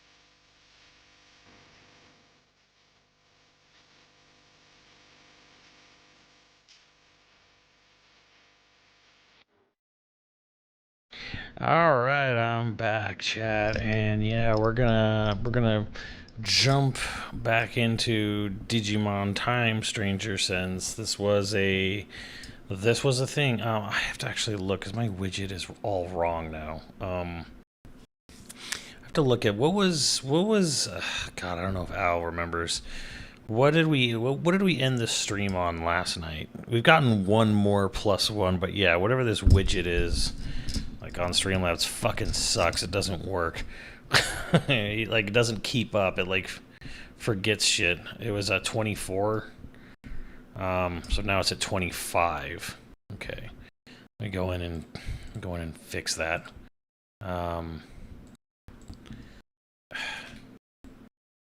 Stupid fucking thing. Hmm.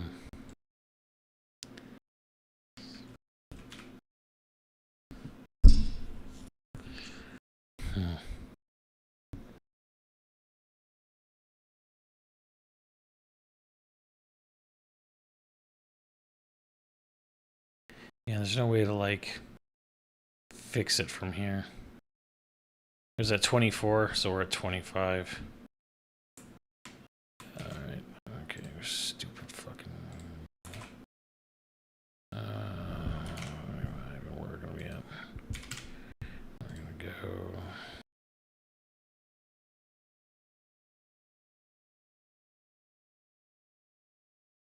Stupid. 33.33%. We are 1/3 of the way there. Oh, I want the most stream unfriendly. So yeah, I hope you guys enjoy that Anime Thursday sponsored bit of the Anime Thursday stream. The next anime stream is going to be absolutely filthy. So just warning you now, the next time we do an anime sponsored stream, it's gonna be dirty. Bring your soap. Because you're gonna feel dirty, or you should feel dirty afterwards.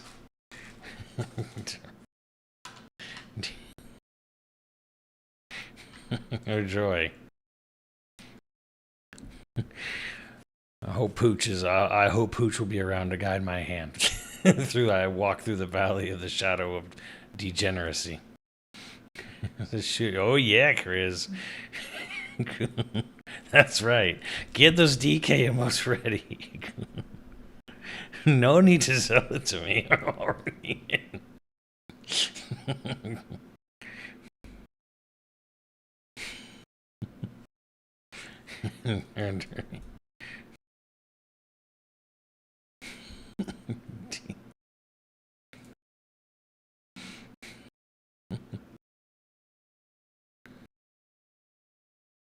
Yeah, that game's gonna be something, all right. But no, who was asking me earlier? Game Day Jay was like, "Oh, was it a good? Was it a lame? What would you say, Game Day?" You were all like, "You're asking lame, okay, or lame?" It was. I want to say lame, but I don't want to say lame. I want to say confusing. I want to say misguided, if anything. I want to say I don't know that this is. I think there's an underestimation of how much. If you go on the internet and actively seek out a Nintendo Direct, you probably knew about most of the games already from someone else's Game Awards, Sony State of Play, Microsoft, general IGN news, whatever. Like, the amount of people who would watch that direct and would never have heard of those games is, I would imagine, kind of small. It was, Chris. It was. But then things changed. So, can you go off for a moment? And Chris, I'm gonna let you on that. I'll do you one better, Chris. You can go off live. I'll let you go off on air. Holy the fuck! What is this shit?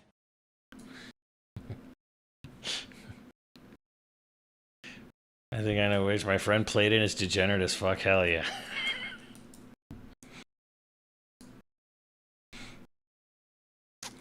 I don't know how many hardcore Nintendo fans are completely unaware of the other consoles, though. That's the thing. If you're hardcore into any video game, you know what the other one's doing, at least somewhat. So I'm actually surprised you're going to give me this chance because I'm going to be real. There was only a few things during that direct that actually caught my attention. yeah. First off, that Orbits, I've been down with. Maybe not as much as other people, but I love the 80s aesthetic, so I'm like, that one's pretty cool. Orbitals looks great. I'm actually looking forward to it. Yeah. Yeah, that looks really good. The fact that they showed a bit of the Scott Pilgrim game coming out soon. Is that a new game or is that just the old Yes. one? It's a new one? It is Scott Pilgrim X. EX. Right. It's coming out I believe it's coming out the 3rd of March. Yeah, 3rd of March. But it's not the same one from 1,000 years ago for the movie. No, it is not Scott Pilgrim versus the World, the game. This is a completely new deal. It looks like it's taking inspiration straight from the Kunio-kun River City series because you're actually like traveling around and you're not just on your base level system. I did not know it was a new game.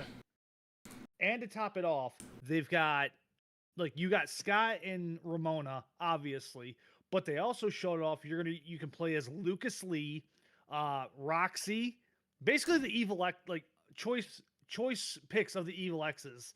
Their last trailer announced the robot from the two twins and the very first X are going to be playable as well. And so that one looks interesting. I did not know that was a new game.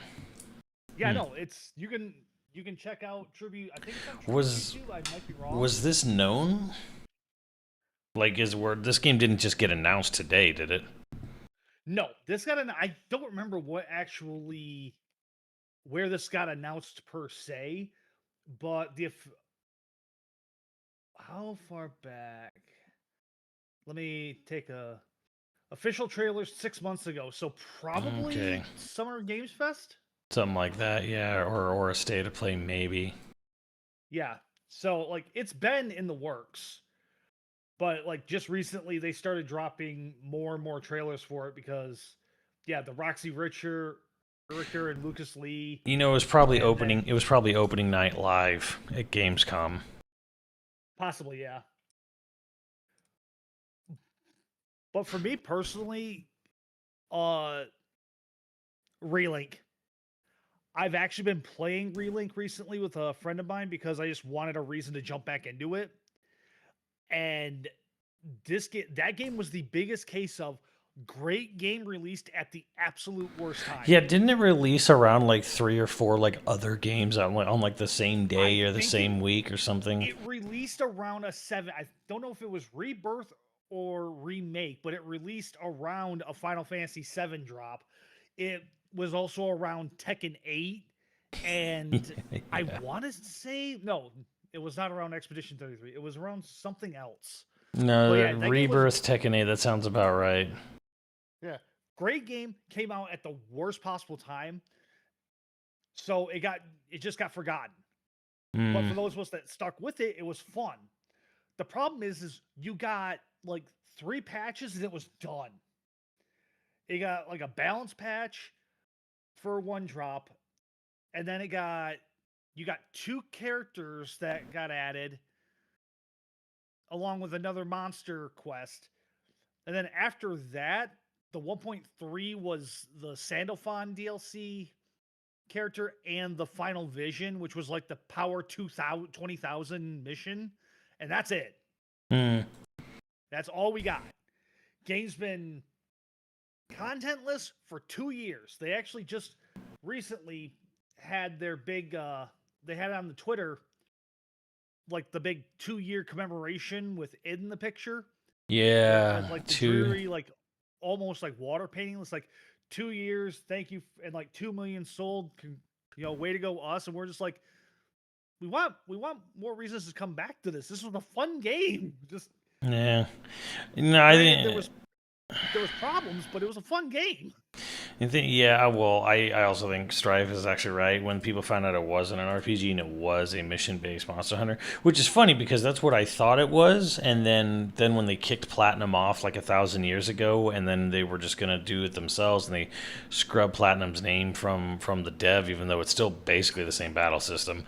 Yeah. But like the people, people were saying, or the rumor, if you will, I guess we could just call it a rumor. Rumors, insiders were saying the reason they kicked Platinum out is because they wanted to turn it into like a full scale, full RPG, like not just mission based, not just a co-op mission based game. So when it came out and it kind of was like what I originally thought it was going to be, I was like, huh. So why did this take so long?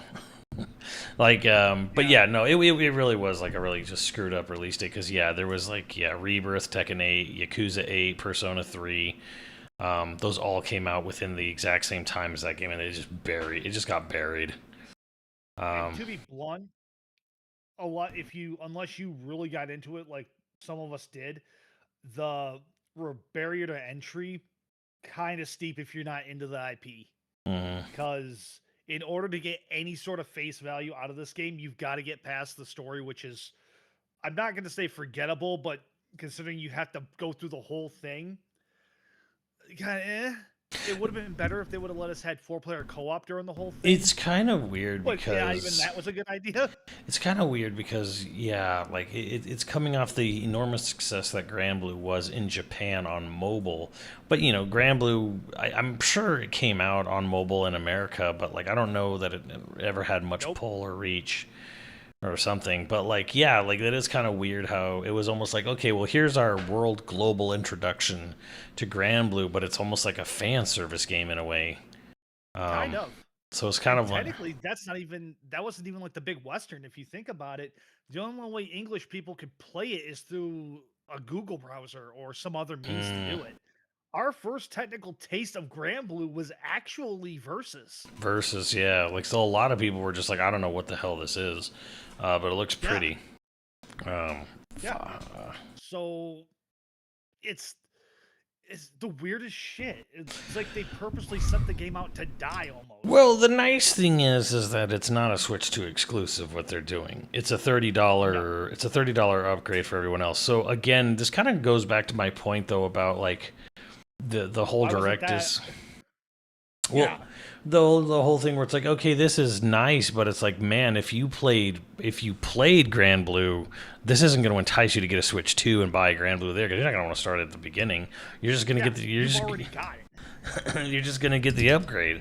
So it's I'm like, great, Switch 2 2023 edition or 20, yeah, like. 26 edition. Yeah, all the games from Look at all the cool stuff it does. Also, Yeah, upgrade packs for systems you already have. or all the big games from 2024 are now going to be on Switch and 2 in 2026, and it's like, okay, but What's the reason for getting it on there? like What's your big pull? it feels like Capcom's the only one who's kind of like committed to like, okay, day and date big game releases, like, all right, we'll put RE9 and Pragmata same day on Switch 2, but it's like, oh, we're gonna have Tales of Berseria remastered, and frankly, we're gonna have Digimon in July, and I'm like, but what? Yeah. I get. I'm like, geez. That could have been a same time release. Oh man, I mean, I get why Namco would pick Digimon to port over to the Switch 2 over Tekken 8, but it is almost, part of me is almost kind of like, man, they're still burned from Tekken Tag Tournament 2 on the Wii U. Man, they're still burned about that one, aren't they? Yeah. So yeah, for someone like me, that relink was a shadow drop announcement I did not anticipate. I would never put that on my bingo card. No. Like, if someone suggested, what about Grand Blue Relink? I'd be like, what? No, that game's dead. Grand Blue anything. Rising versus Rising, I might have been like, maybe I could see it, but if you're like, Relink, they're going to have a big new Relink update. I'm like, no. That's the DOA. That story's done and dusted. Yeah. Yeah, joke's on you. News story. new single player, which I thought was multiplayer. I'm very disappointed in that. A roguelike multiplayer for that game would be amazing. But no, it's single player. But you give stupid little blue hair girl a reason to be in the party now because she'll actually use the summons that you fight in the game. You get new characters, which 2 of them you figure why weren't they playable in the first damn Yeah, one of the like, you know, where were you from the begin with? What's going on here? Yeah. 3 characters in this game they could have immediately just released as characters like maybe 4 or 5 months down the road. Would have been happy with it. This is a July release? Was a July 9th. Okay, so kind of a good time maybe to relaunch the game because a lot of people don't put stuff out in July. Maybe this is a good idea to sort of like when you to reintroduce the world to your product, you know. Yeah. Also, I do believe it's going. Base game is getting a price adjusted, going on sale on certain platforms, and a closed beta for Endless Ragnarok is available to sign up for. Right. Bro, I don't know if you saw, but probably don't get, but speaking of cel-shaded Monster Hunter, like, did you see Sony announced and opened a beta today for a Horizon Monster Hunter game that's cel-shaded? Excuse me, what? Yes, no, like, let me reiterate. No fanfare. At the exact same time as the Direct ended, Sony uploaded this 10-minute trailer, and on the PlayStation beta thing, you know, you sign up for Tokon, there is a Horizon, as in Horizon Zero Dawn, Monster Hunter clone that got announced, and it's cel-shaded, and there's a beta opening for it. Like they did it like right at like the end of the Direct, and I don't hate it. Like I actually don't hate the look of it, and one reason I don't hate it is because like Horizon cost over $200 million to make each one. So part of me is like, okay, a cel-shaded Horizon game that still looks kind of neat and it's Monster Hunter-y. The combat looks better than Horizon, so I'm like, I don't know. I'll have to see if I can. Sold me on the fact that they turned Horizon into a Monster Hunter-like. So yeah. That parallel right there would give me more reason to jump in and give it a shot.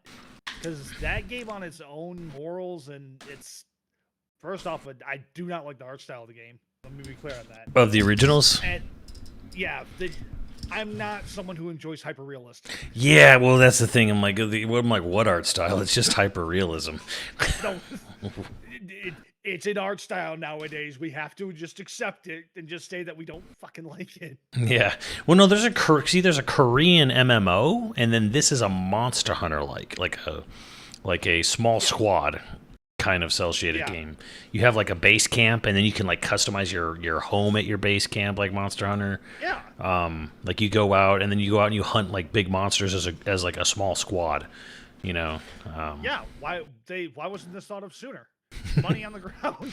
Well, I mean, I guess so now, but it was kind of wild that like Sony just kind of did that out of the air. Like I don't know if you saw that, but I don't know. The one game I'm still like, hey, I'm down for this game.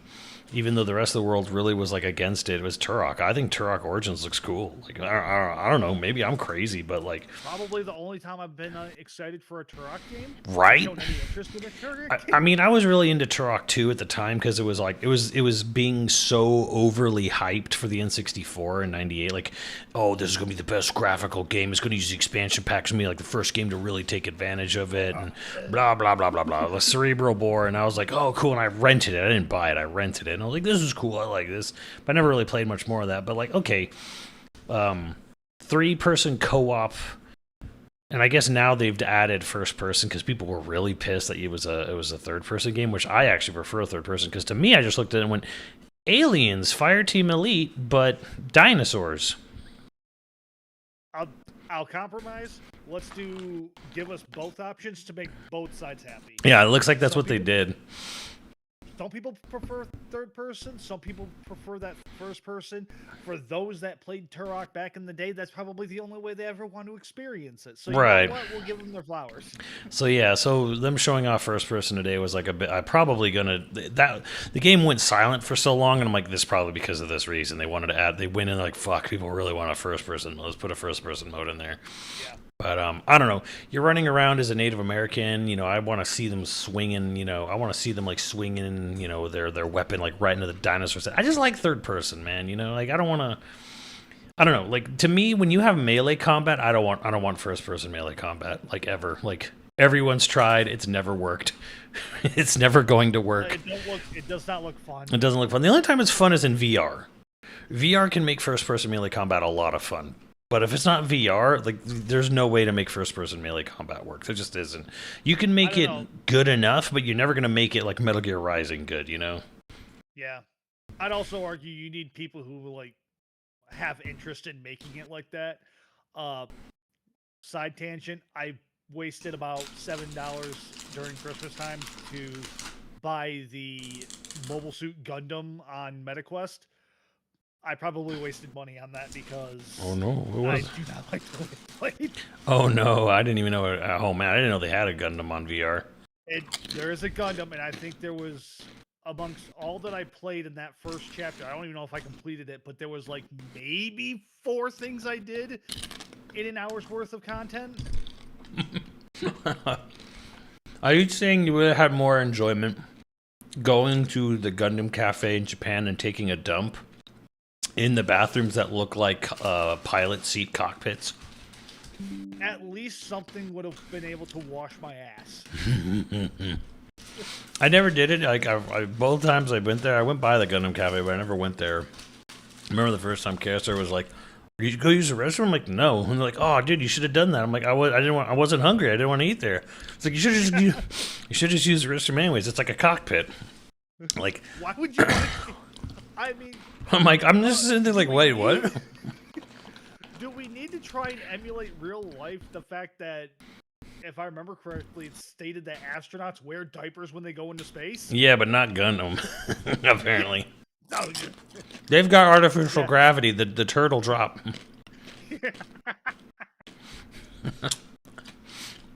But yeah, like I don't know. Vario probably knows because I think Vario was like, oh yeah, like the male bathroom is modeled after, I don't know, Char or someone in his Gundam model, whatever, and then the female one is this chick from Gundam Seed or whatever. Wait, he's probably. Oh, thank you. Okay, Here. it's either. Oh, Oh, I would have been wrong both times. I was gonna say either his Zaku 2 or the Suzabi. Reconquista in G. Wait, what? What Gundam is that? I want to ride the Scuba Gundam in Tournay. Scuba Gundam. No, we're gonna stick you in the Tequila Gundam. Hell yeah, Tequila Sunrise or whatever they call it. Nope, it's just Tequila Gundam. Tequila. From Neo Mexico. Neo Mexico. That fucking this show. We have got to have a watch party for G Gundam with you. You would enjoy it so much in its absurdity. The punch out of Gundams. Throw them in G. Yeah. Throw you into, what was it, Maxer Gundam from Neo America? Okay, which one's the American one? Is it the football player one, or is it the one that has... It's the football boxer, Chibbity Crockett. Jiminy Crockett. No, Chibbity Crockett. Chibbity. Yes. It's Recon isn't it? G-Self's cockpit is also a toilet you can see in one of the episodes. Oh. Football boxer. I see it. Cool looking Gundam. Which one? Reconquista?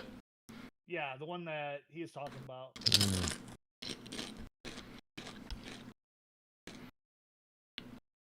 Yeah, with his 4 associates that cheerlead him on. Oh my god.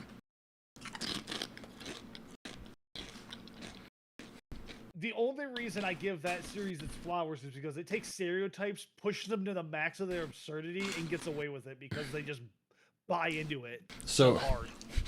The American Gundam is a football boxer cowboy Gundam, or rather a football boxer with pistols, with like dual revolvers and a surfboard. I'm like, Yes. I'm surprised it's not eating a burger. I mean, he's from the big city, I think, so it makes sense. What's the name of the bad guy in that show? Master something or other? A tiger? Oh, Master Asia? Master Asia and the Master Gundam? Master Asia. Yeah, just Master Asia. His goal, he wishes to defeat everybody to become the undefeated of every direction in the world, to become Super Asia. He wants to become Super Asia. There's other lore, but his ridiculous reason for doing it is just hilarious.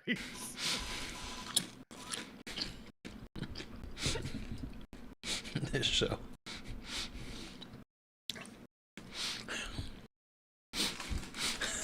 I do remember there was one time we were playing Smash and we were having like a close match, and I got the Smash ball and I was just like, take all of my love, all of my sorrow, all of my anger.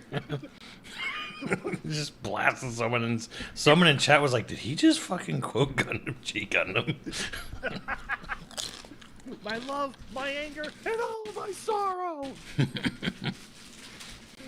It's so quotable. It's just so easy to get lost in its stupidity. You can see Takahashi conceived Gears from what he said he did. He said it was like probably the most influential show during the making of Gears was G Gundam, and I would have thought it would have been something else, or like OG Gundam. Apparently, no, it was G. Yeah, no. I still, to this day, I think episode 45 of G Gundam is one of the greatest episodes in dubbed anime. At least it got dubbed. So, like, how many series have just never even got a dub or a sub at all officially? I don't know. I just know that of all the ones that they could have dealt with, like, if they would have got a cast that didn't give a shit, the show wouldn't work. But the English dub, because I've heard a bit of the English dub, and I'm like, man, hey man, they're trying to sell it. You know, they know the assignment at least. Yeah.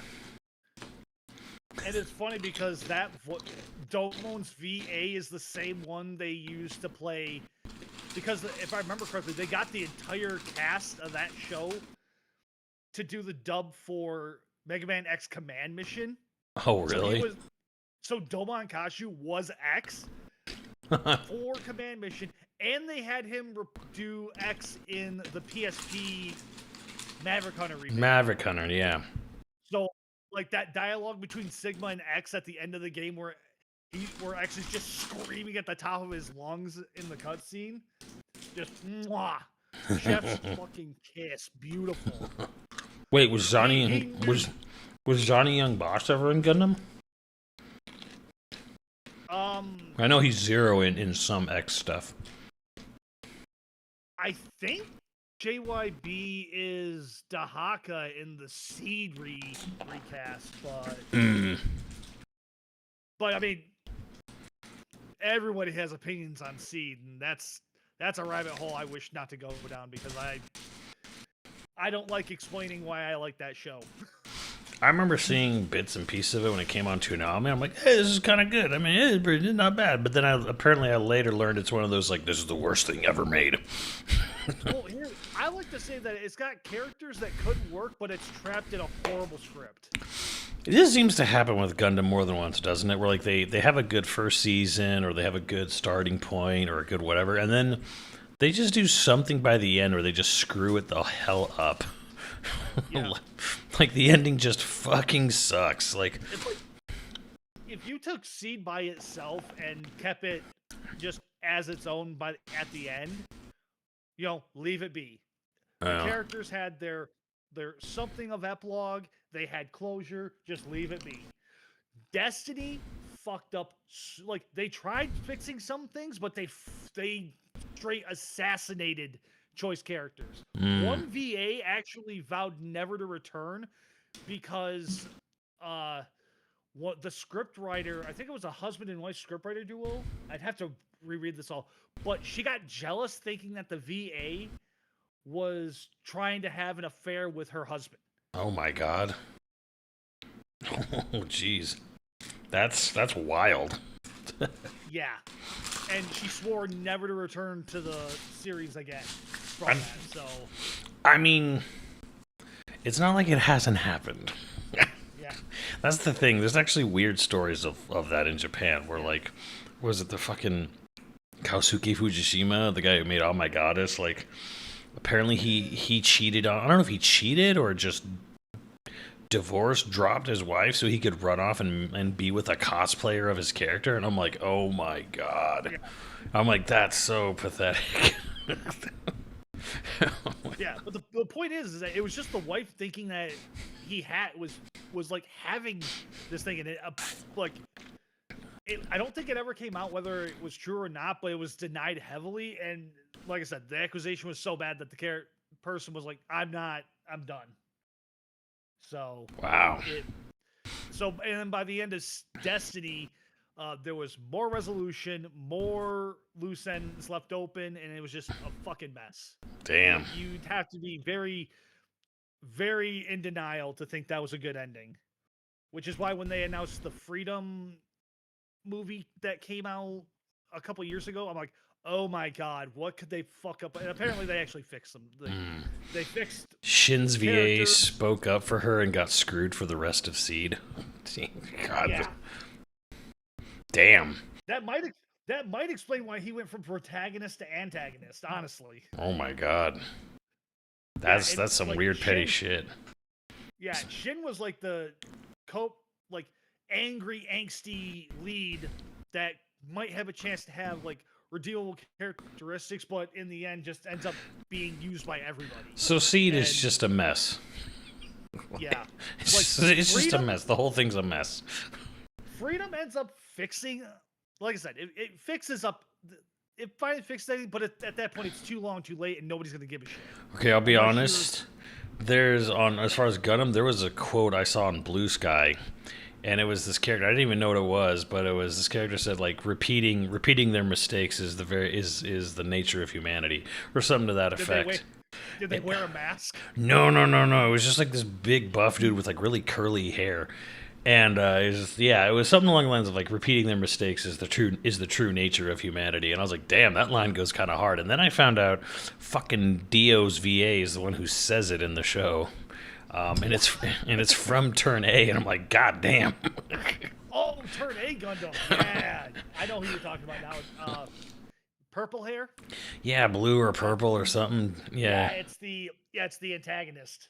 I'm like, obviously he's in this smarmy cockpit pose, like looking at them, and I'm like, obviously he's the villain or whatever, but I'm just kind of saying like, yeah, but that line goes kind of fucking hard. It does. I was like, shit, I need to get on this anime. Yeah, no, it's. I get it. I love a good villain who's got I love a villain who's got a point. It's the fatal flaw, Mortal Kombat. Oh. Yeah, villains that have actual points that make sense and that you can get behind. The fatal flaw, is that a line from the show? Dinjiki's the fatal flaw of mortal kind. Take away their free will and they call you a tyrant. Allow them to indulge it and they become tyrants. Oh, damn. Scary. Char gives those speeches all the time. Oh yeah. Oh, what's funny is I don't even remember much of old Gundam anymore because I have a hard time watching it. I just remember there was one of those. It happens so often now. I think it's literally just people fishing for comments and views where. I don't know. They'll make some post from like Witch from Mercury or something else, or one of the Witch of Mercury, or one of the million canceled like live action adaptations, and they'll be like, they're like, God, fucking another classic anime ruined by wokeness and being political. I'm like, Gundam. How to spot a tourist? Exhibit A. Wait. you wish to call this anime political. Like as in a Politics. negative connotation, Gundam didn't used to be political. Like Gundam. When that's been the lifeblood of its entire warring existence? When every single war in there is ran by geopolitical and spatial bullshit? Yeah, I can't. I'm like, this is literally when fucking bald Goebbels 2.0 himself is all like big bitching about Star Trek being woke, and I'm like, Star Trek. Like, Star Trek, the show that had a person of every nationality on the bridge of the ship, the show that literally got banned in multiple states around the country because William Shatner kissed a black woman, like, rest in power, Nicole Nicholas, like, Star Trek, like, you idiots, you fucking morons. I mean, honestly, Witch from Mercury is probably the biggest mix of all of a Republican's red flag star with a completely LGBTQ couple right at the start. Right, yeah. Well, I mean, I don't know. Al would probably just say they're very good friends in Witch from Mercury, wouldn't you, Al? Very good friends, like Pooh and Piglet. Honestly, the best thing about Witch from Mercury is that it's 2 seasons long, which is perfect. They don't need to go any farther. And the way the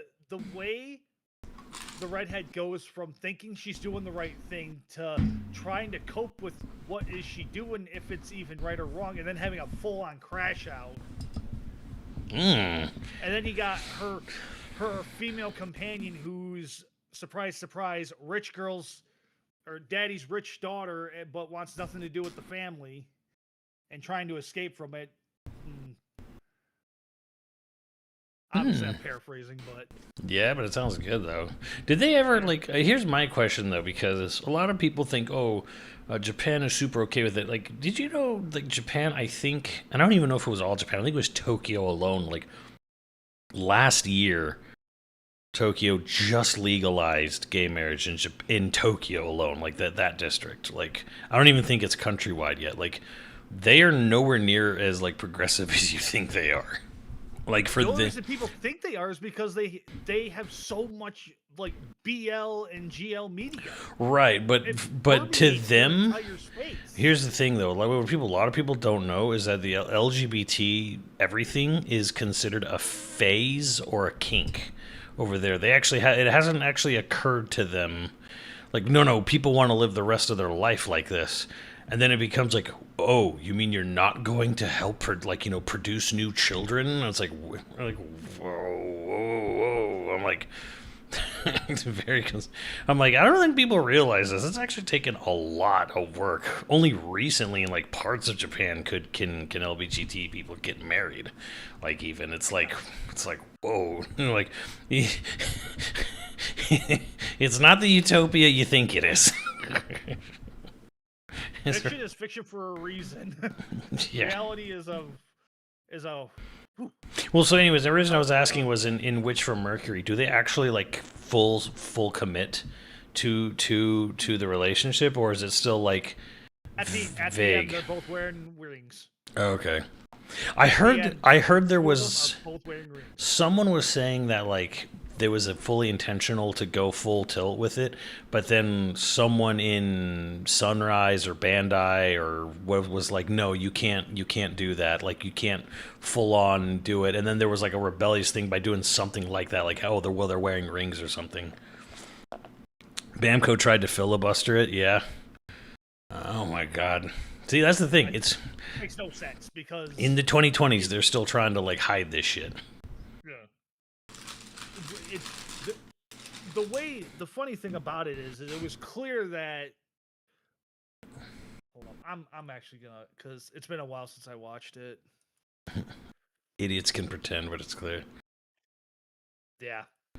Like, The deny V's. it all you want. It's Right. There was someone from the company said, "Oh no, well, we're not committing. We're not saying one way or the other." And the VAs and the staff were like, "Yes." yeah. And I'm like, "Wow, we're Okay. still pulling this shit in the 2020s." So, Mjorn Remran is the white-haired one. She's basically the trophy princess of everybody at that academy that they're learning all their shit from. And like the premise of the story, can we just address whomever is top pilot gets to marry this woman or this girl, and she's not of legal marrying age yet. This So sounds she's this just sounds a bit like Gundam meets Utena. Yeah, it's so like out the gate because Soletta, Miss Redhead, just like wins a duel on an off chance because her Gundam gets stolen, and then wins, and now she's the groom to this bride who hasn't even been decided yet.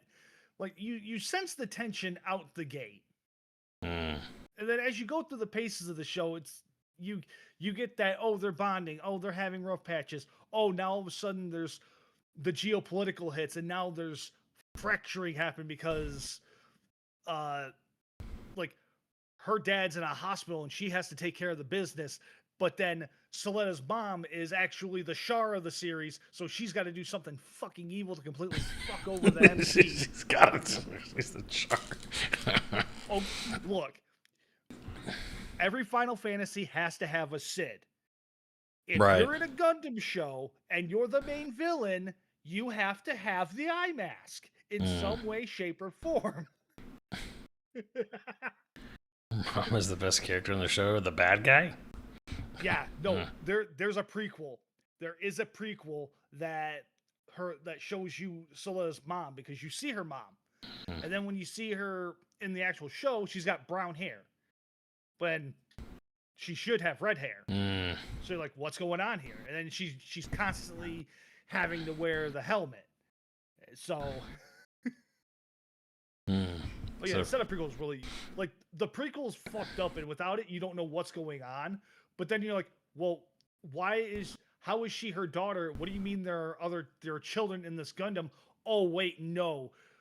Her first child is like the AI for Aerial Gundam, or I believe that's what it is. It's super fucked up.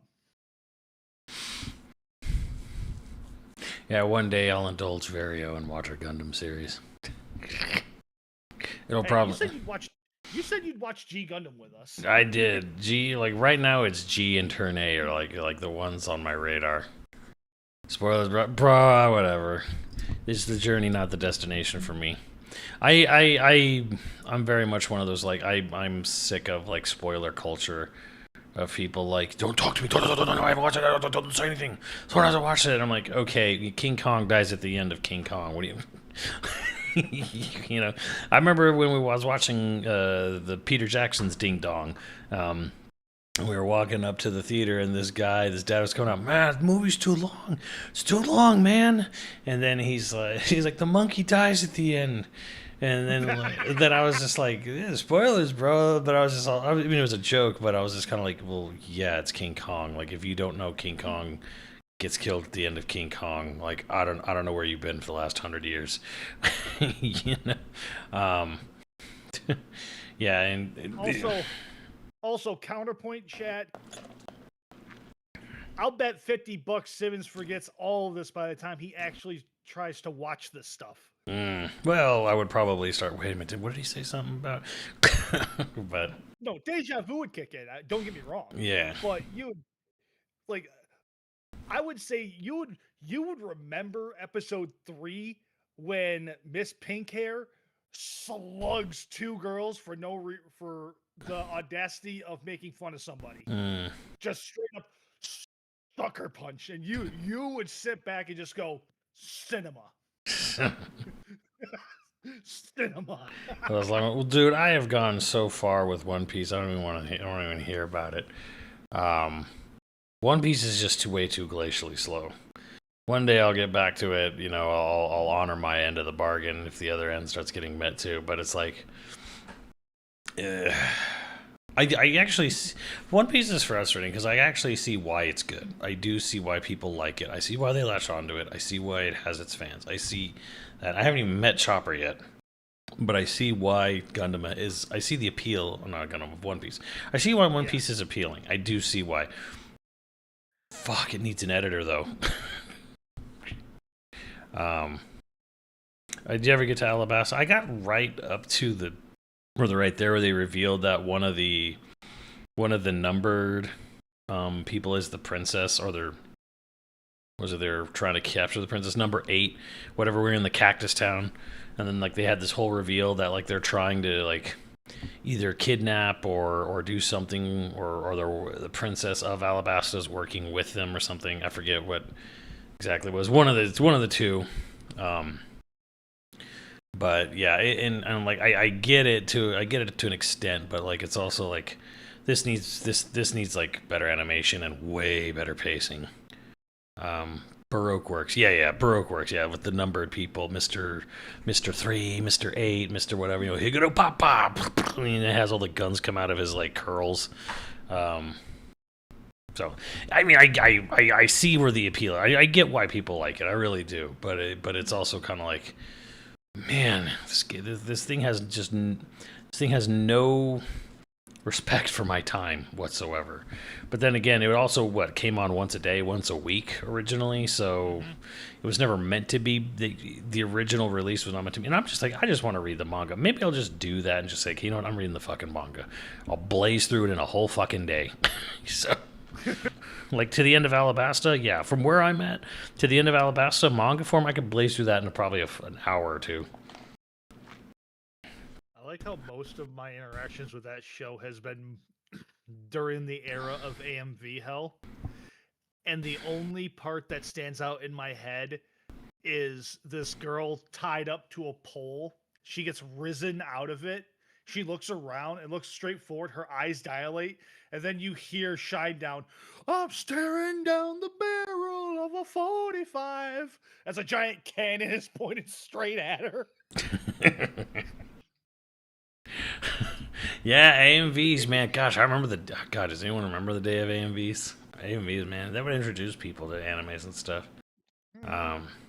We used to watch our anime through AMVs because people were also bad at video editing and always ripped them straight from the air, so they still had subtitles.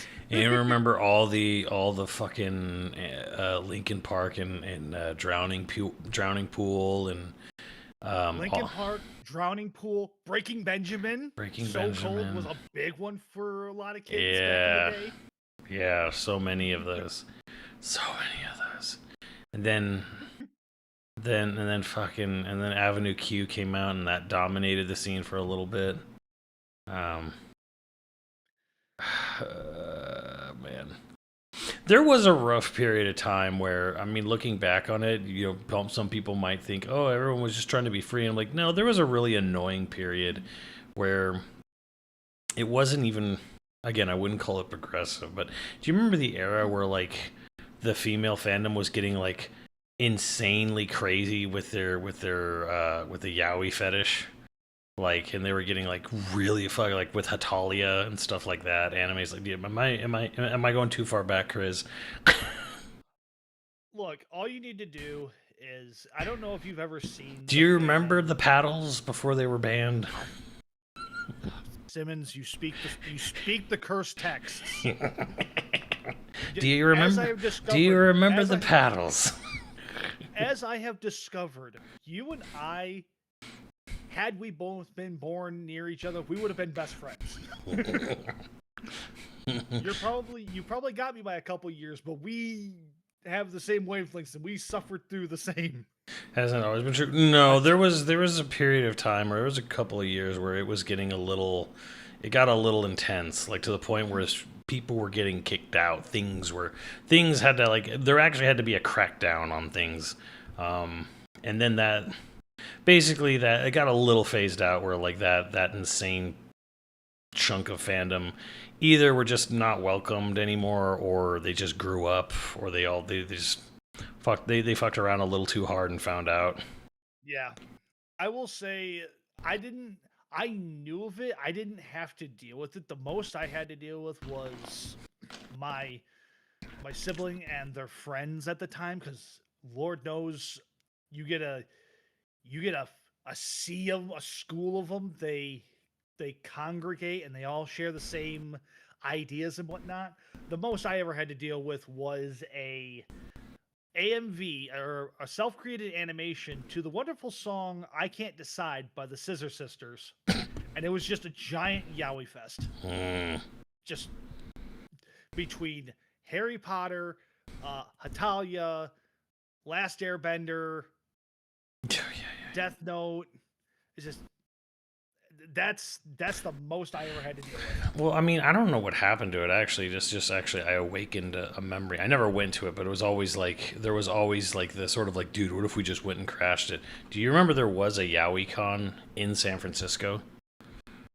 Do you ever remember hearing about it? Did you ever hear about it? It happened. It was a thing. I heard rumors. Yeah, it was a thing, and I don't know what happened to it. I'm pretty sure they probably burned themselves into the ground because, again, a little too much fuck around and find out. I'm sure the fandom basically, like, you know, civil warred themselves to death or something, but yeah, fandom was a little weird in the early 2000s. There were some weird, rough periods. God, I can talk about this now. It's been enough years, but there was a certain. I remember running an event.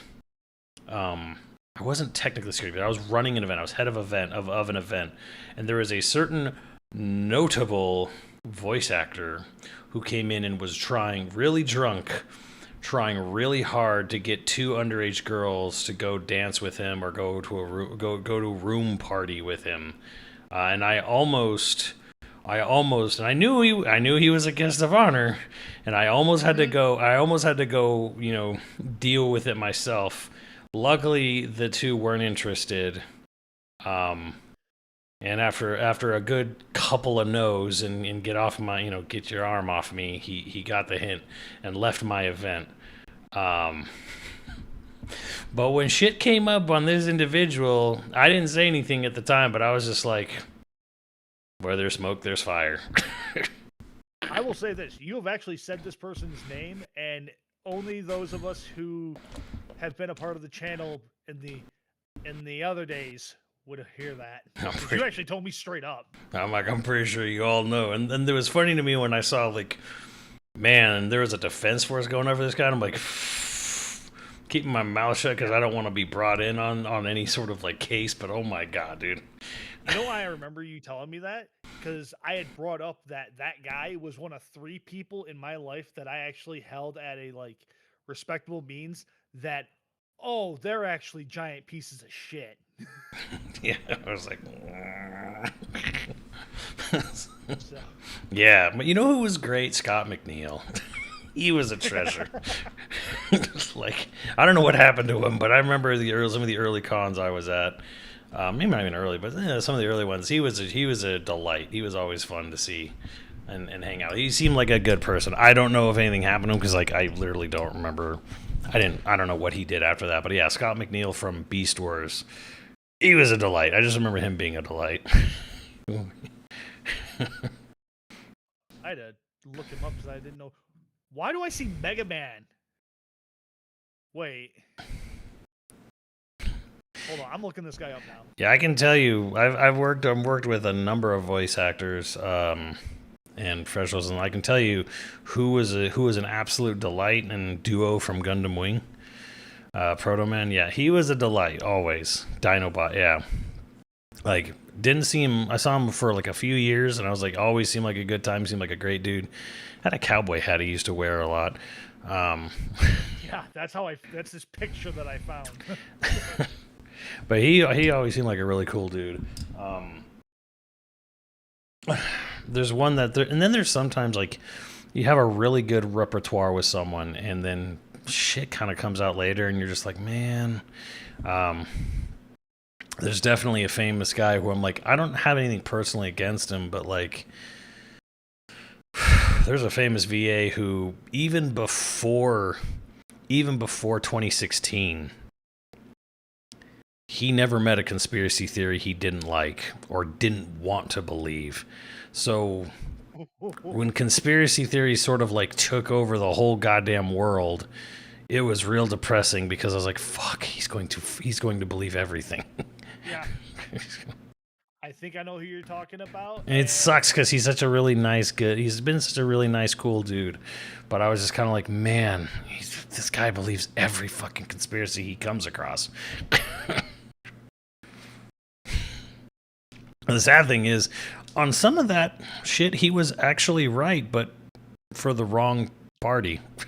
or rather, every party was involved. Yeah. Okay, could be wrong. I'm seeing shit I freaking forgot about. Oh my god, that was the name of the show? Monkey Magic? What the fuck? Oh. Scott McNeil, he was like 6 characters in that show. Wow. Nah, he was a delight. He was always a delight. I hope he's living his best life. I hope he's doing well. I'm trying to think of who else. Kyle Ebert's always been a gem. Trying to think of all the people. Yeah, that I've actually met or had to spoken to, like just personally, whatever. I think I've told this story, but I have a funny interaction with Kyle Haber. I met him at a local convention that's down in Allendale. I think it got moved. It got moved to. Scott McNeil gave me Jello shots at a con. Damn, that's a good story. But at this specific convention, he got invited, and I remember this because Robert Axelrod was also at that convention. Good old Lord Zed. Oh yeah, R.I.P. And I walked over and I recognized him. I did not recognize him for his voice actor roles, even though I knew he was Ryu. I recognized him because him, along with Matt Mercer, did that small little like independent film series called There Will Be Brawl. Yeah, yeah. Inspired by Super Smash Brothers and like dark noir type shit. Yep. Oh, dude, see, the thing is, I remember, he doesn't remember me because I was just a guy hanging around, but I remember him during his cosplay days before YouTube even took off, and he just was around the SoCal cosplay scene a lot. So it was almost weird to see him like, oh, he's going to be a voice actor, and I'll be real, when it was like, oh, he's going into voice acting, I'm like, dude, everyone wishes they could get into voice acting. I'm like, good luck. But he did it. Hey, man, he did it. He made it. He fucking made it. But yeah, like it's always weird to me to see Matt, because he was just a person I would see at like cosplay gatherings and anime conventions all the fucking time, just not as a guest yet, but just as you know, kind of like one of us, you know. Yeah. He managed to do that which is deemed impossible, and that's cross over from a fan to the other side. Granted, I'll tell you this: he did it. He did have something that a lot of people don't have, which is you kind of got to be in the places where they dub. You know, you got to be in Hollywood to make connections in Hollywood, and I've heard this. Right.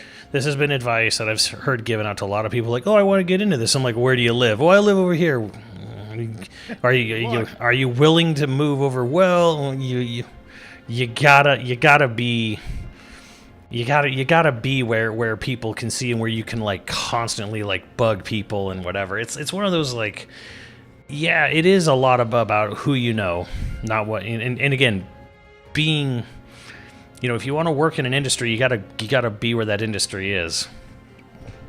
Like, unfortunately, or fortunately or unfortunately, however you want to look at it. What was it? Oh, Greg Cry. What? How do you pronounce his last name? Greg Crepes. He's got something. Yeah, I heard the Beast Boy so like he said he got fired, but I'm like, isn't he kind of a weirdo? Like someone else linked some of the things he'd been saying and be like, all right, that's a little strange. And I don't know, voice actor or actor, like Rob Liefeld or whatever, and it's like, or was it? No, not Rob Liefeld. Rob Schneider. And he's all bitching and shit, you know. And I'm like, dude, no one has to work with you. Like, that's the thing. It's like, man, you know, oh, well, people don't like what I, you know, don't like the things I say. I'm like, yeah, they don't. So don't say things that's gonna piss off an employer. Like, I don't know. It's one of those things where it's like, also like, hey, man, just no one's obligated to hire you for anything. Mr. Rob Schneider psycho. He is a psycho. Speaking of hiring, I think I can comfortably say this now. I actually managed to get a new job. Good. And if you wonder what I'm doing now, just take that picture of Jim Carrey from The Cable Guy and slap my face on it. Yeah. Actually, I don't. Telecom's actually a great thing to get into, honestly, if you can. I didn't know if there was an entry-level job available that I could get into without needing like copious amounts of schooling, but It's one of those weird things where it's more vocational than you know, degree based. You know what I mean? yeah.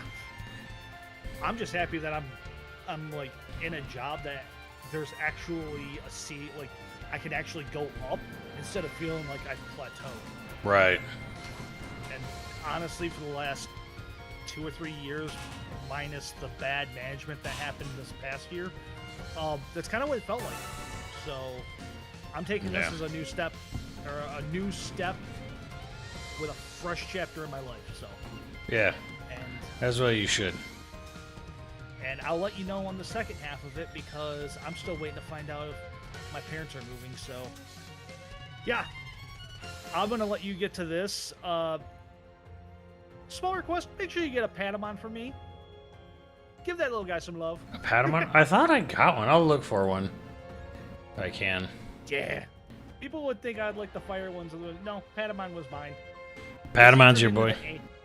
Because he turned into the angel that my mom saw when I was 11 years old, and she saw an angel kill a demon on screen, and she said, "This show is fine." She said this show is fine. This show is fine. So he's been my boy ever since. Hell yeah.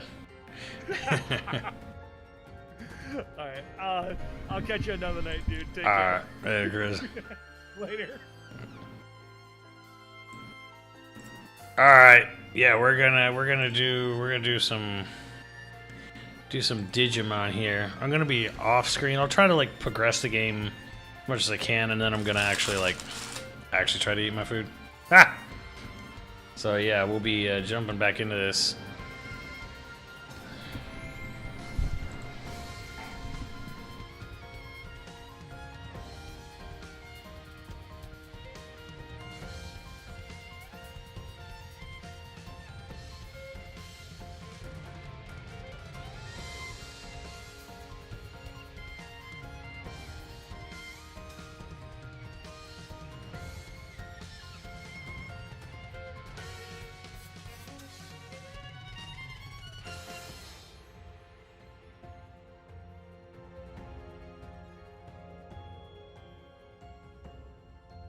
Oh, that's right, the Stories 3 demo. I do gotta check that out, yes.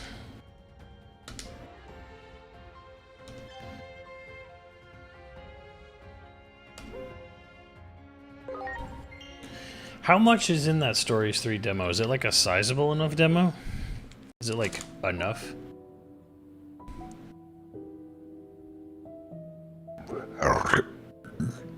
Try it yourself now? Alright.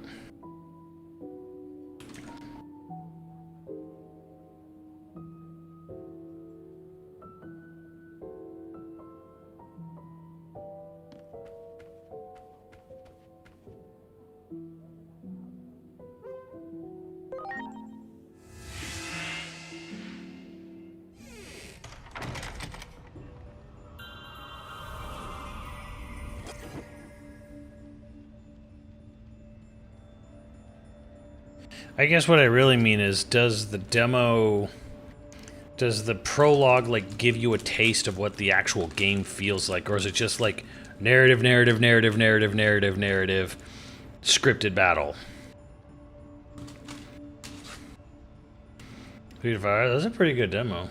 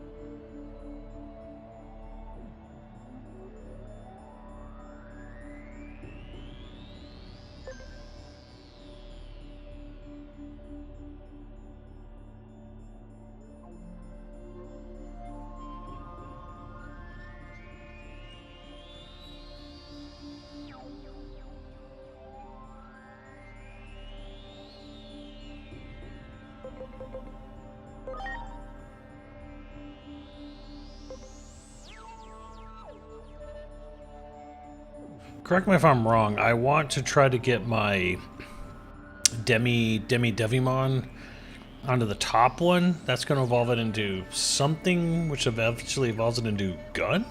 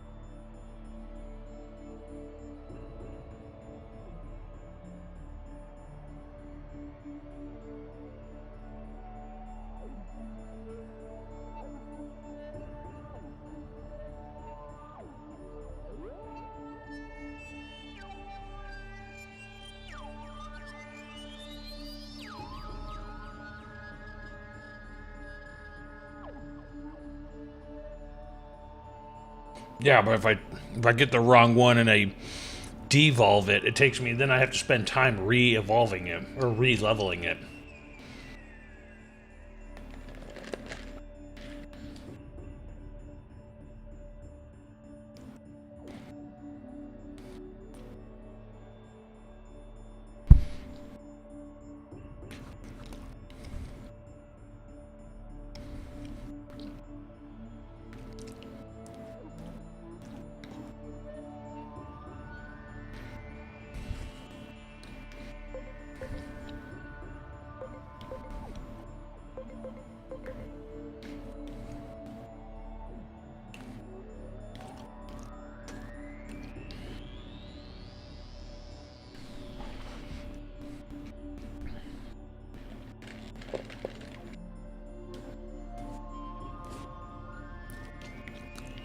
Third one is Vampire Mega.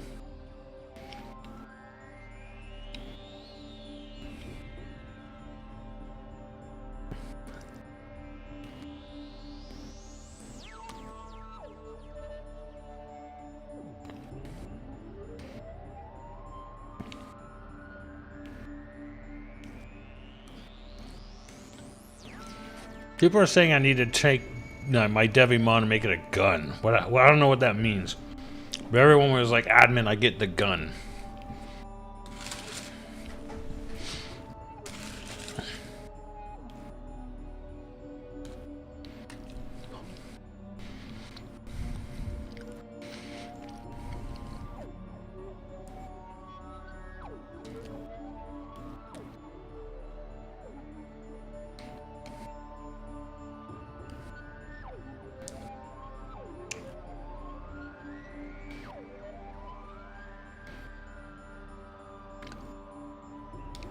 Rookie path to Bezelmon.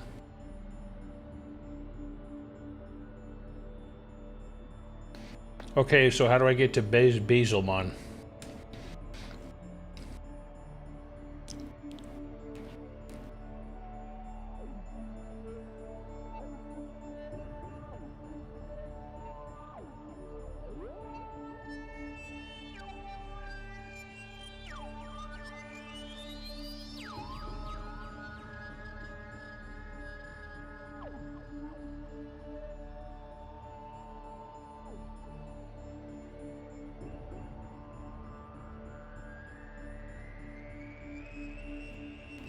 Holy fuck, guys, I know how to read the requirements. For God's sake, I'm just asking what path, how do I get to Blastoise? You know, I need a Squirtle through a Wartortle to become a Blastoise. Or, you know, I need the Moon Rock to evolve the whatever. Like, I'm asking the path, not the requirements I can read on screen.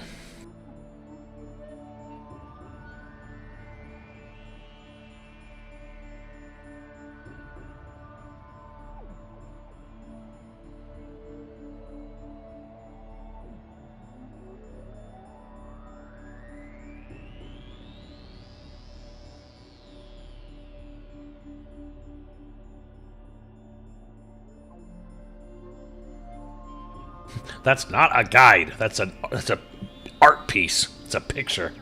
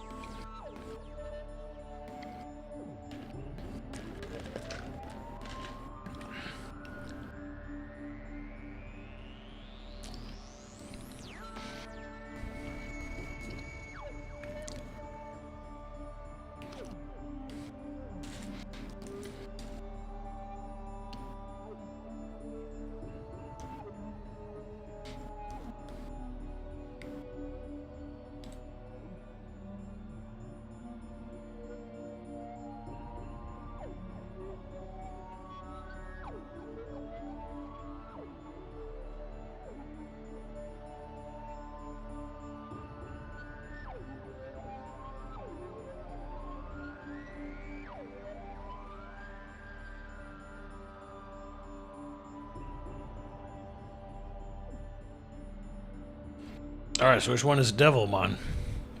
Problem is, I don't know. There's two There's two horny individuals here. Fuck it. You know what? I'm just fucking doing it.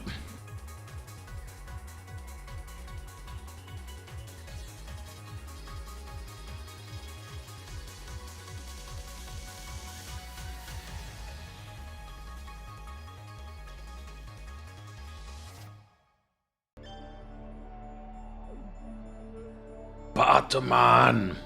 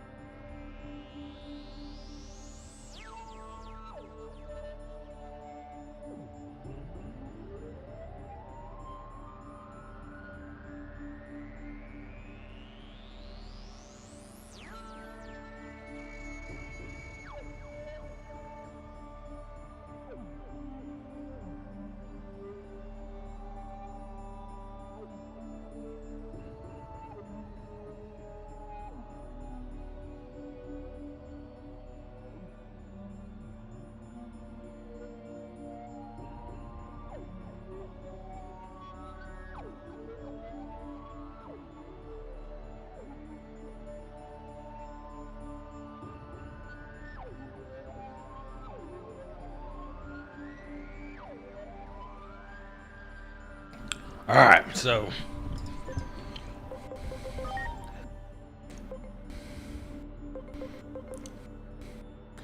I don't see anybody who has horns over here.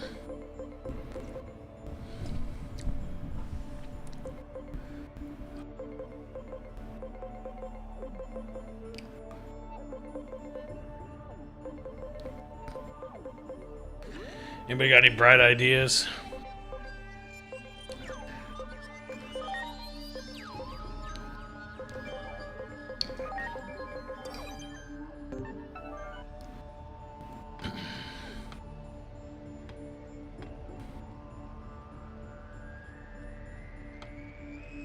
The bottom one?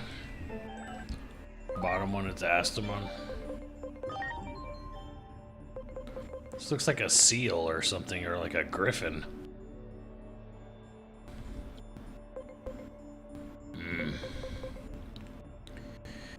Agent rank 5 or higher. And then attack and intelligence way up. And then SPI or whatever.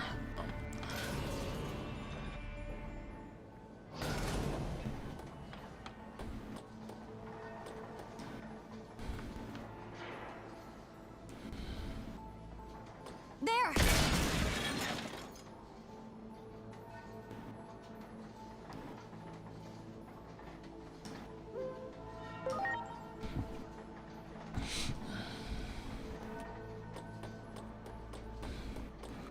What is this shit?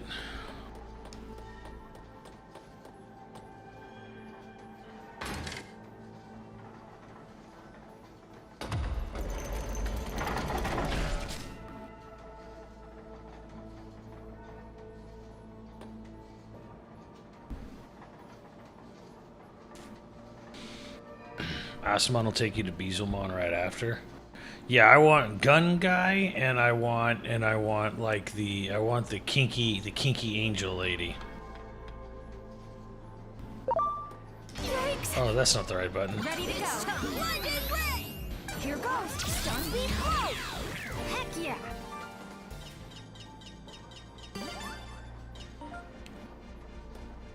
Great.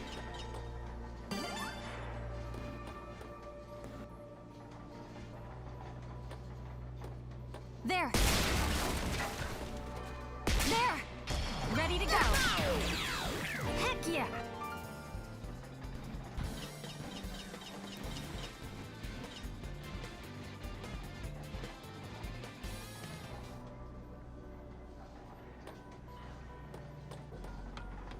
Well, I'm at 90% scan rate on Black Gatomon. I just need to find like one more.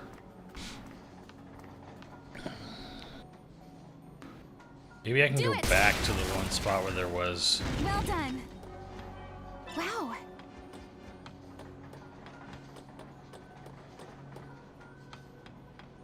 Wow.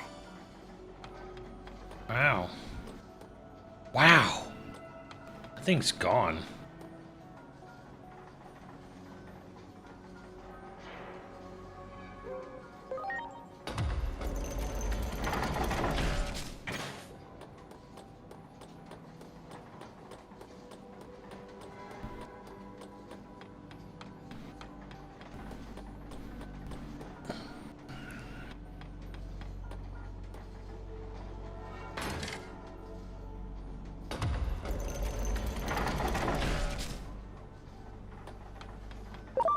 Great. You got it. Wow. Do it. Ready to launch. Stun beat blow.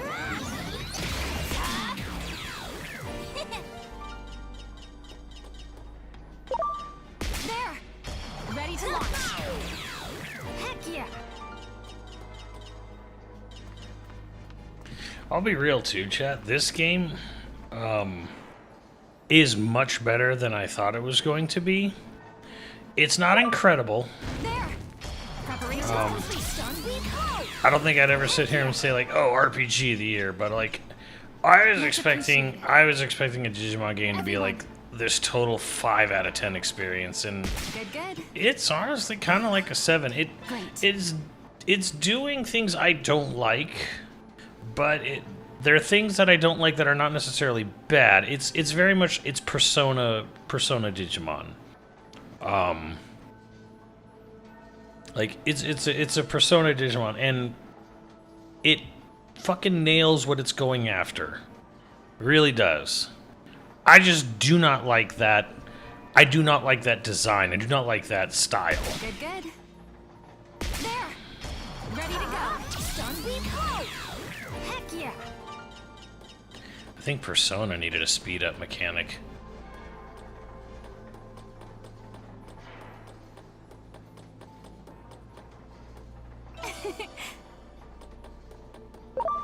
Well done.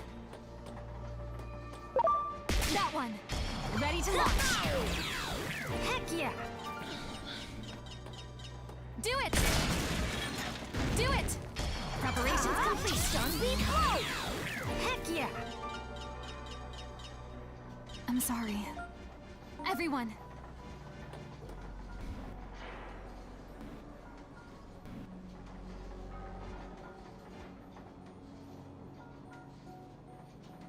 Great.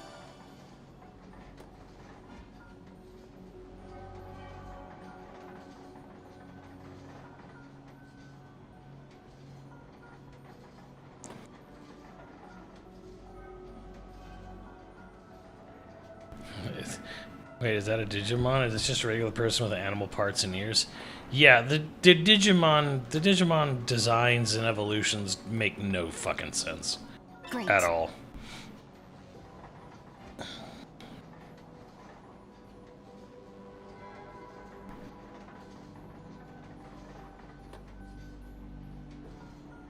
You need an Agumon and a Gabumon to get their mega forms of War Greymon and Metal Gurumon so you can fuse them. Of course, fusion is a part of it. There.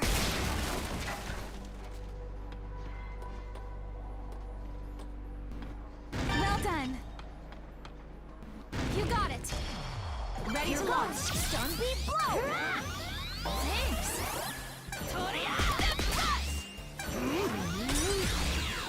Good. Much appreciated. Everyone! There! Ready to go! Heck yeah!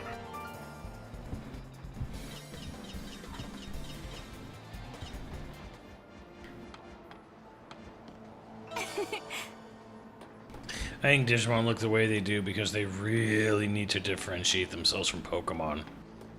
There! You got it! Ready to go! Stun beat blow! Heck yeah! Do it! Ready to launch! Stun beat blow! Thanks!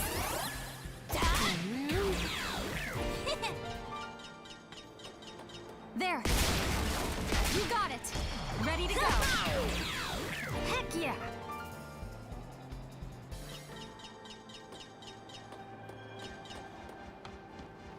Do it! You got it! There! You got it! That one! Ready to launch! Heck yeah! Wow! Great.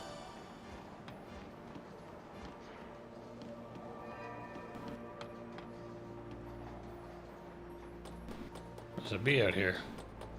Well done! Oh yeah, Digimon. He's not ready to Digivolve, is he? Digivolve. Digivolve. I need to get engine rank 5. Give me 4, give me 5, give me 5. Alright, Omega, what the fuck are you saying? I'm just gonna read this shit out loud. Everyone! You can have the normal fusion and the dark fusion of Oninon, but I did it. It was a grind. Same for Vemon and Warmon that evolved into a mech Witbus sword.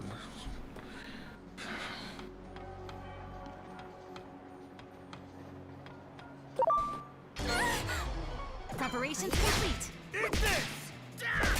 Here goes. Stun beat blow. Thanks.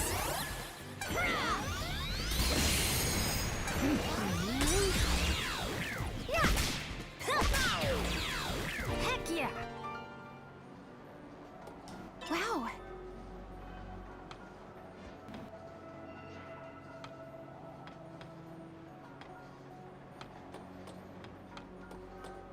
Good, good. That one. Ready to go. Stun beat blow. Thanks. Here it comes.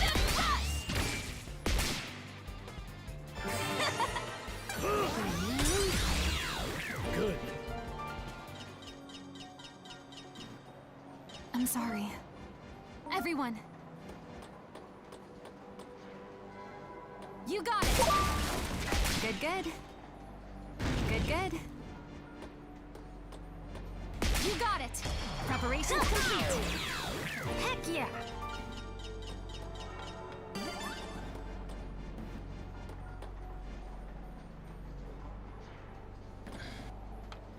He thinks we're speaking in tongues.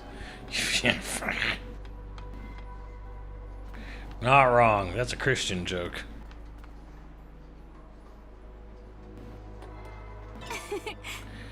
I remember when they said that joke in Zootopia, and I had to explain to Max and everybody else what the joke was.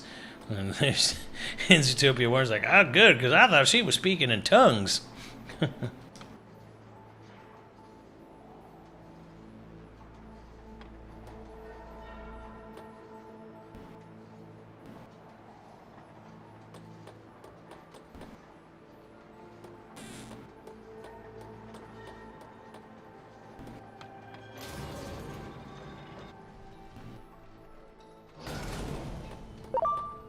Do it.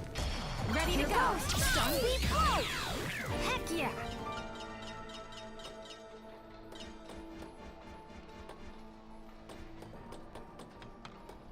Well done. There. Do it. Preparations complete. Heck yeah.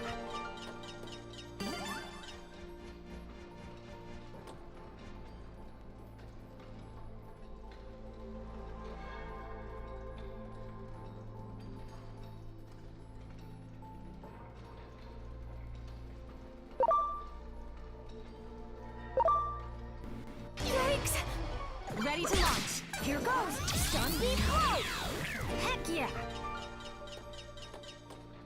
You got it! Ready to go! Zombie blow! Heck yeah! Wow! Wow! Wow. Wow. Now, is this game converting me to Digimon? Do I want to play other Digimon games or learn about other Digimon? Fuck no.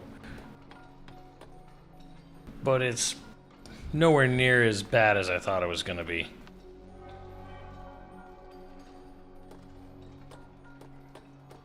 Good, good. There! You got it! There!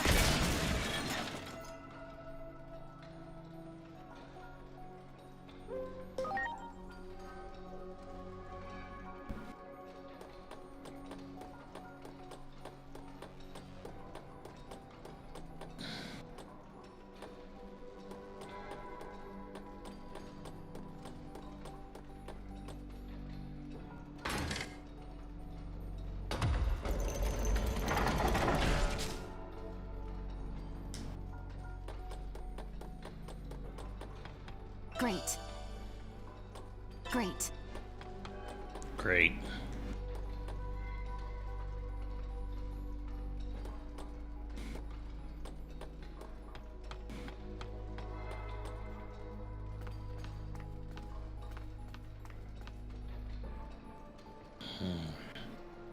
You got it! Ready to go! Zombie blow! Oh yeah.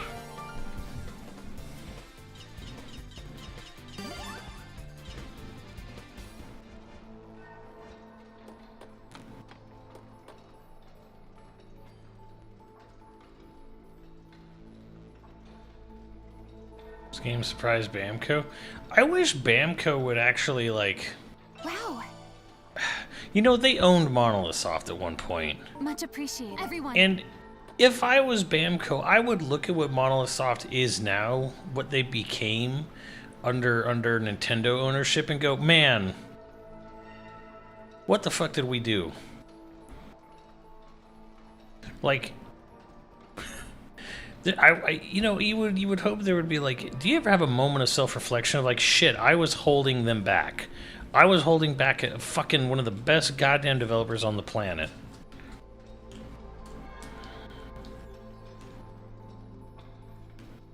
Oh yeah, the price is like almost the worst thing about this game right now.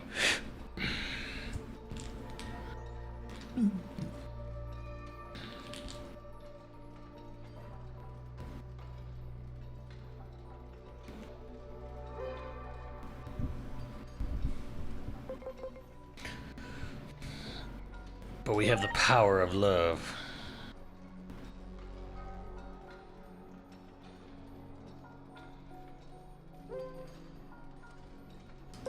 That's the power of love. There! Preparations complete. Zombie blow! My thanks. Here it comes! Rush! The hell is Much that thing? appreciated. Everyone! Yeah, this is definitely like, hey, if you can get this game for under 50, great. Like, is this game worth any... Shit. Preparations complete. Is this game worth $1 more than 50? No.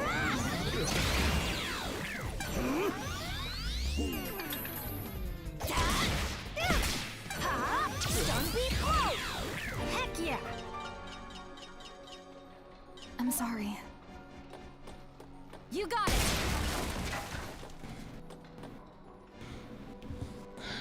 I'm sorry. Everyone! Like, this game is implying that it is worth $20 more than Expedition 33. Ha! Ha! Ha! Fucking ha!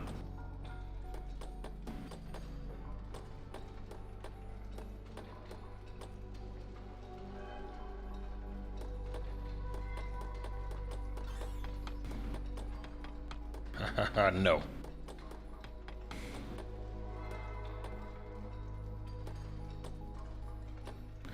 Honestly, I think even if you love Digimon, you know damn well the game's not worth that.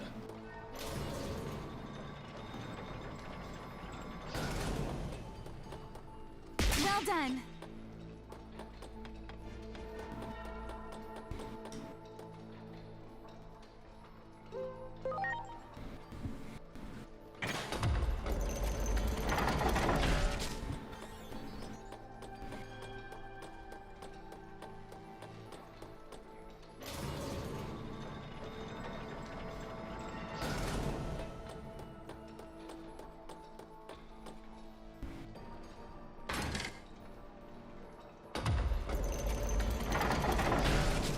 I don't know. Here's, honestly, I'm going to say something a little controversial here, and I sort of implied this the last time, we were at group streaming with Axe. I think Namco's future is a little dicey right now. Harada's gone, and he was a long-time producer, a good general producer, but Tekken's in a weird spot, still in a weird spot, and that was a very expensive game for them, and they don't really have anything. Like, Soul Calibur's gone, Tails is kind of like hanging on, there's a new Ace Combat, sure, but like, Namco needs a cornerstone franchise. They need to take something that was a cornerstone and make it a cornerstone again, or find a new cornerstone, because right now, the only thing they have that's cornerstone is Tekken and Dragon Ball. And Dragon Ball is shared revenue.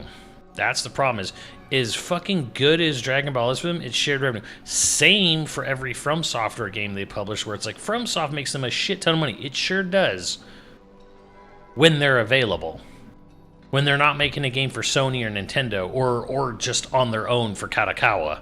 So, it's not a company they own. It's not a company they can just use as a pillar of their company. So, they need to figure out what's going to be, because games are not getting cheaper, they're just getting more expensive.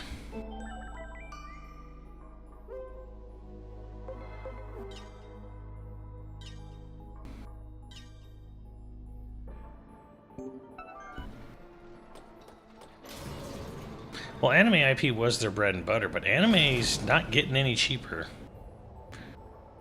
No, Namco needs to find games. Namco needs to make get Tails on Persona's level. Get Tails even better than what it is. And they're not going to do that with the way they keep churning them out and the way they churn them out. Namco's got to find and what I'm really saying is Namco needs to spend some money on making a franchise they have that is good. Like, Digimon's actually would be a very, going by this game, turning this into like a keystone franchise, I could fucking see it. But they need to spend some money. It's going to cost them a little more money than they're usually willing to spend. It costs money. It costs money because it saves money. Actually, it earns money. But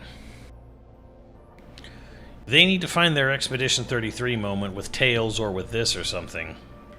They're not going to do that by, rush deadlines and cheap budgets. They need to spend some fucking money. Do it! Ready to launch.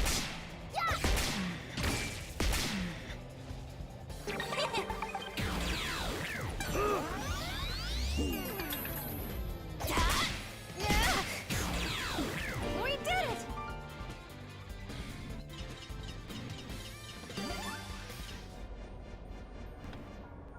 Do it! Ready to launch. Zombie blow!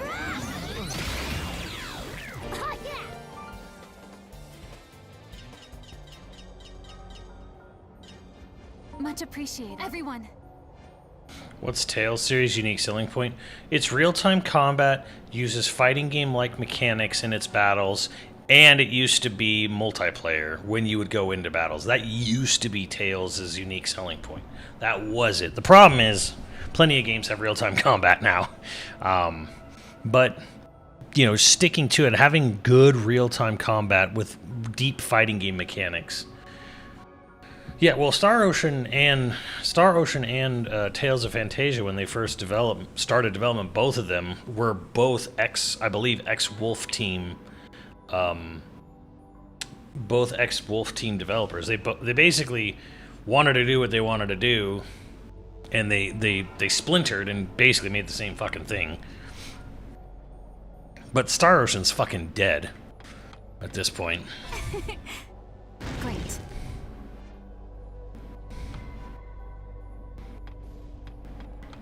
So, Do it. don't even matter. That one. Ready to go. Good.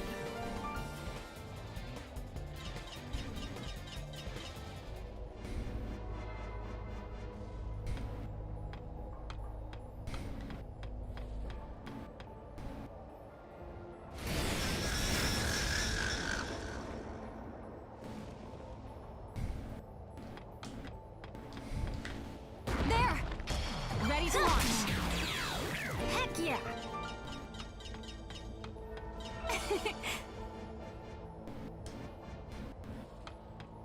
Yeah, well, the thing is, Namco, as in Namco the company, not a collaboration with Toei or Sunrise or whoever, like Namco. They probably could do more with God Eater, but yeah, again, they need to spend money because Capcom spends money. Capcom spent a lot of money, made a big gamble on World, and it paid off. Namco Bandai is almost never going to be willing to do a God Eater game on the budget level of Monster Hunter World because God Eater were PSP games, significantly smaller development cost. Took less time, less budget, less manpower, way less because they're PSP games. And what is God Eater? Horny Monster Hunter.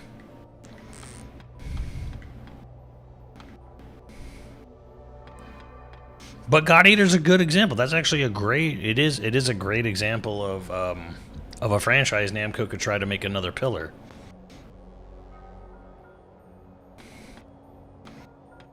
There. Preparations complete. Heck yeah. Code Vein's not a bad idea either, but like I don't know, Code Vein is what it is. Horny souls. You got it. Preparations complete. Ha! Heck yeah. Technically, yes, I think Code Vein is a God Eater spinoff. I think that's what people are saying. Preparations complete. Get ready! Hold my breath! Oh, yeah!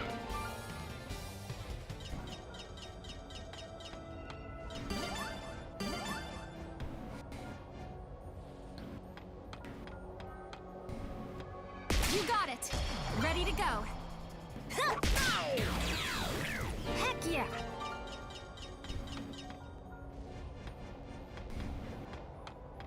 Okay, hold on. What's going on with this elevator here?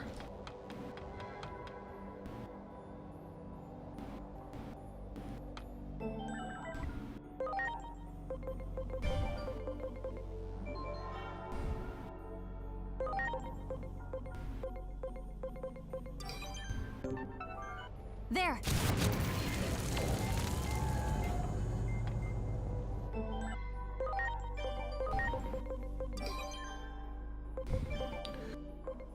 Damn. Digivolve.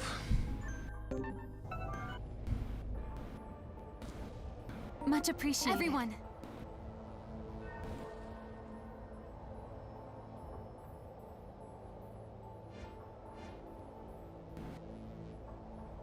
Isn't a spinoff? It's simply just takes place in the same universe. I mean, it would make sense considering how fucking horny the designs of Code Vein and God Eater are.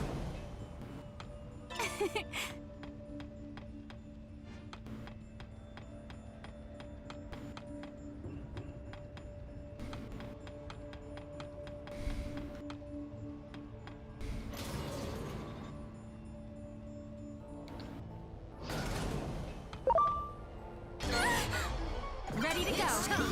I didn't see this thing. Here goes. Stun Leap Blow. My thanks. How fun.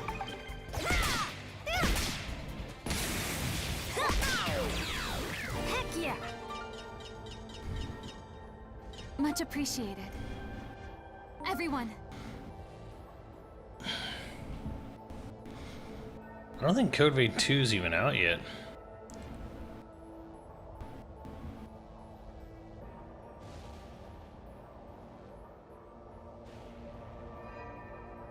Satisfying anime and character creation don't usually go that hand in hand, because animes are always about telling, you know, hyper earnest stories about the power of friendship and, you know, the future is yours kind of thing, blah blah blah, whatever.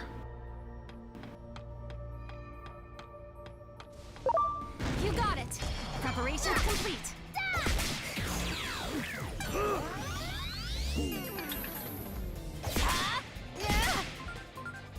Lightning incoming. We did it. Much appreciated. Damn. Heck yeah. Much appreciated. Digivol. Damn, he's level 10.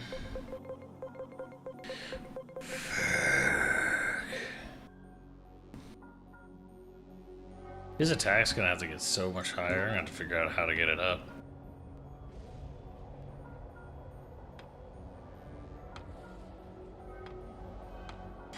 Oh, Ys 8 is like one of the best anime action RPGs out there. My thanks. Love Ys 8. Good.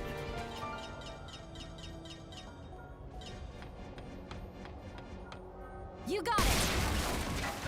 Do it. Ready to launch. Stun beat blow. Thanks. Thank you. Yeah. Heck yeah. Yeah, it's kind of dumb here. Everyone. They'll constantly like, oh, let me buff you up. Like, dude, this thing will die in one hit. Just fucking hit it and kill it. You got it.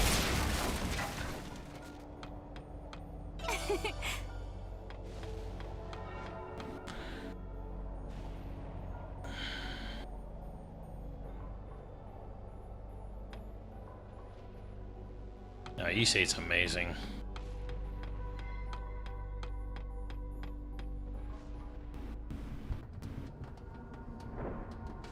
I'd say Ys 10 was pretty good. I did not like 9 nearly as much. Is this the communication device? It doesn't seem to be out of order. So I bet that means that cloud is interfering with reception.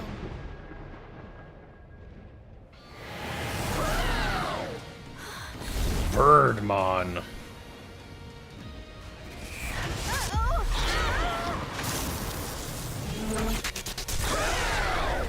Ready to go. Stun beat blow.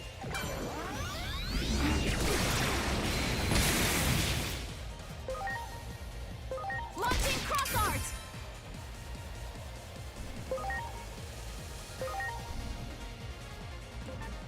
Was my fault? All enemy? Okay, hold on. Get ready, cover breath. Decent damage. He's resistant to dark magic. What about light magic?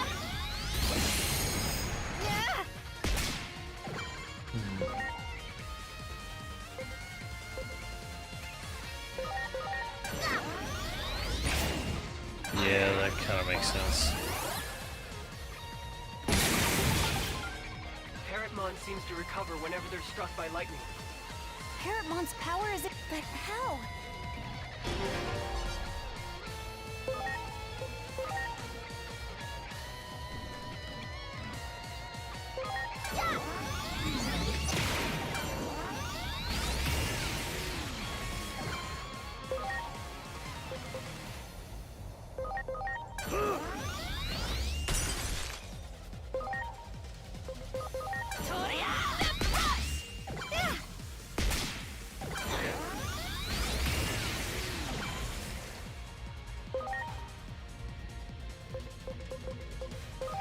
No.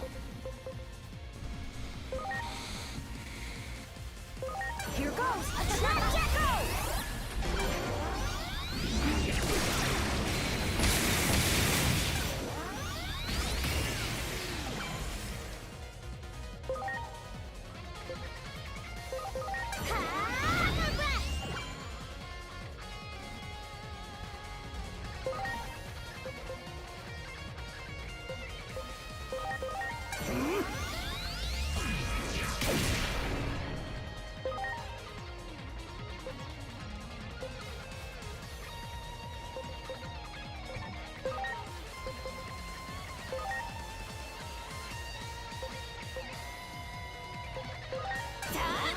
Have fun. Strike roll!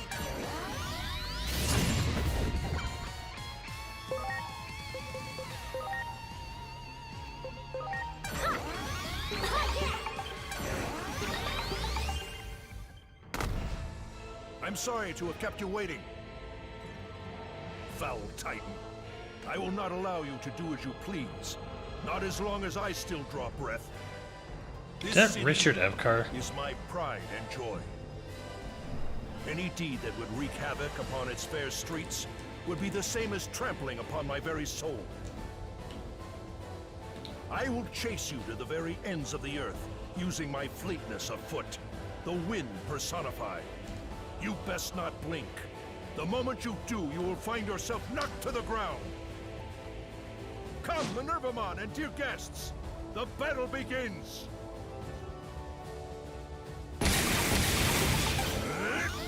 Thousand fists!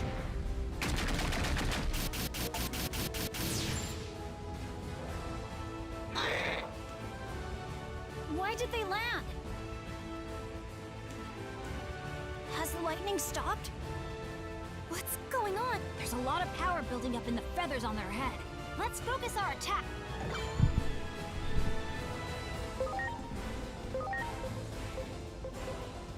Get ready! Pepper breath!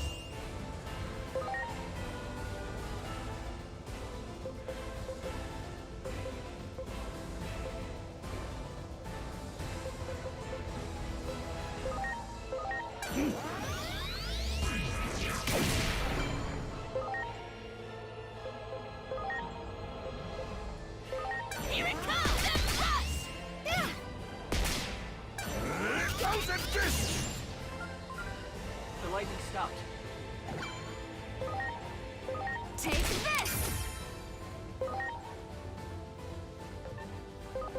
Ha! Get ready! Pepper breath!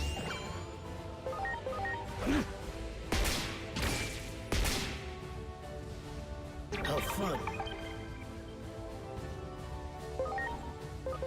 Here it comes! Rush! My turn! Strike roll! We did it!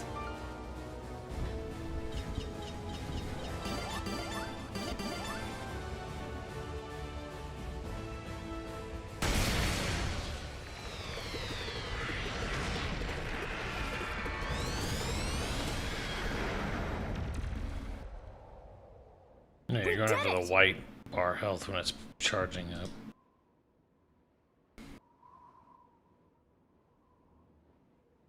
Come in, you come.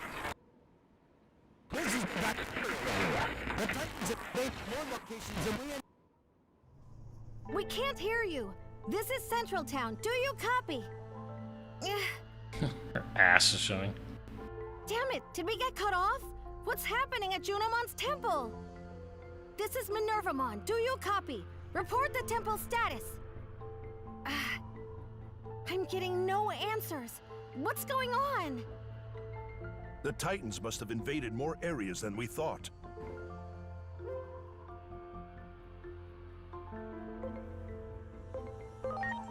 Yes, at least several years now. I could not tell you how it all started, though. One thing is certain, however. The situation seems much worse than I imagined. We have been enemies for years now, but this is the first time the Titans have launched an attack on this scale.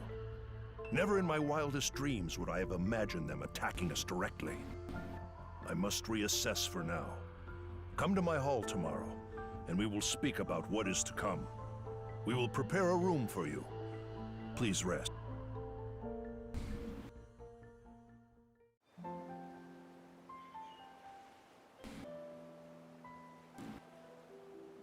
Lord Marukimon is currently trying to get the situation under control. Please rest here for a while.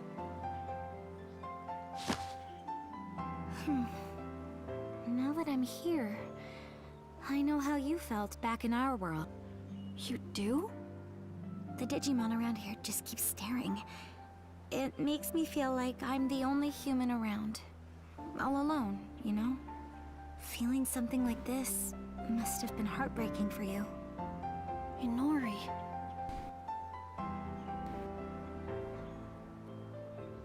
Huh? I'm not the only one. You're human too. Whoops. I did it again, didn't I? How do I put it? In my head, you're like the protagonist of that anime I used to watch. Back then, that character was my hero. Academia.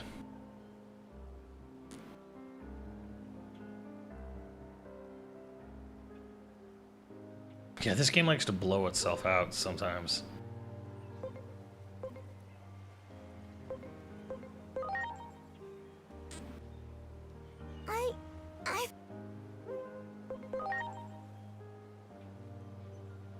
Yeah.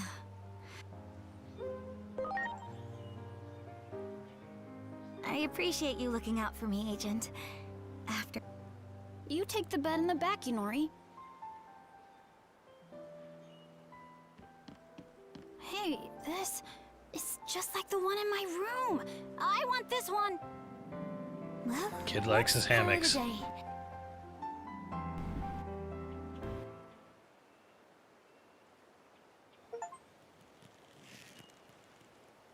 I'll do something about it in a sec.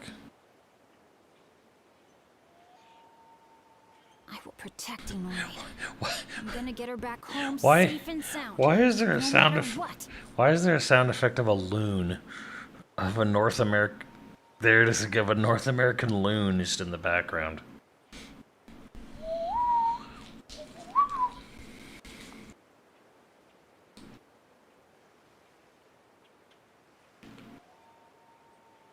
It's a digital loon. It's a digiloon.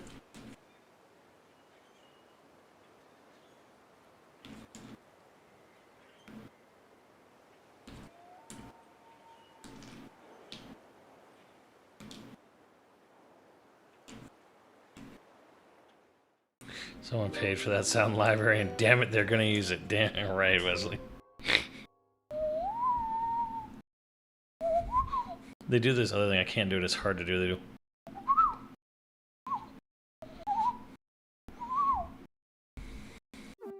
I don't know. New England people know what loons sound like. Maybe some of you Canadian. Inori, are you... I couldn't really sleep. I'm just so worried about whether we'll ever make it home. I just think of Ed, Ed, and Eddie when I hear shit like that. My dad and Hiroko... Oh, they must be so worried. Birdwatcher, I see? Not really.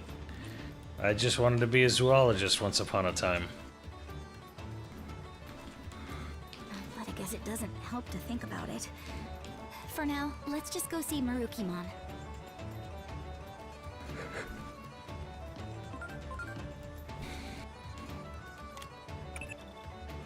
So, to sum things up, the Digimon world is facing a civil war of sorts. I strongly suspect that it's tied to the Shinjuku, perhaps investigating this infighting. I'm sorry, but I'll have to ask you to hurry.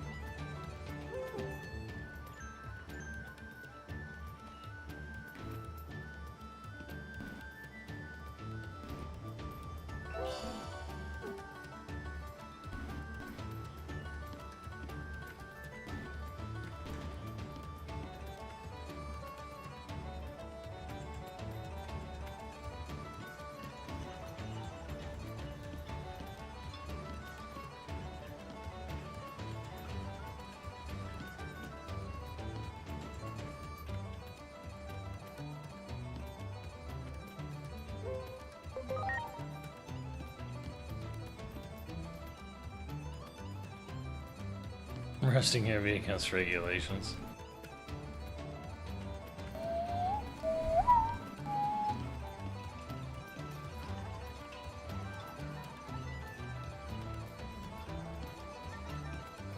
Alright, one sec.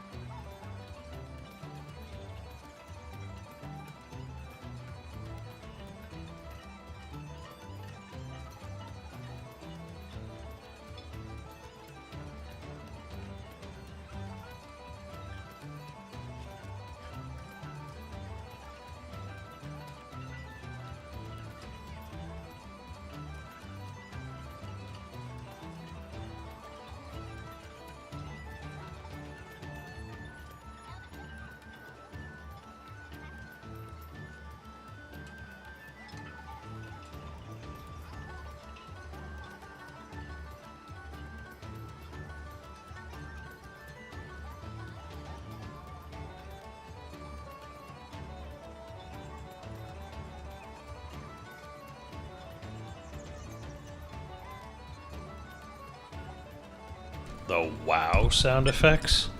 What are you talking about?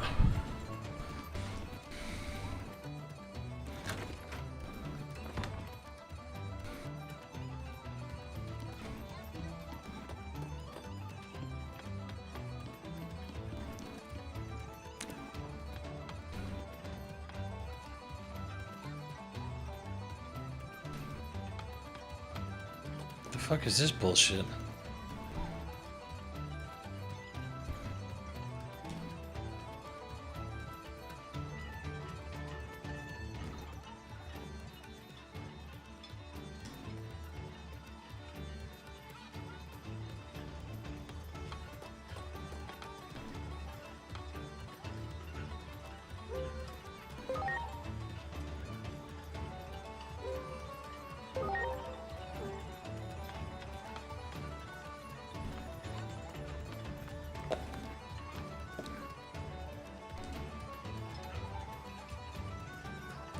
Wow. Wow? Itchy scenes? I have no idea what you guys are talking about.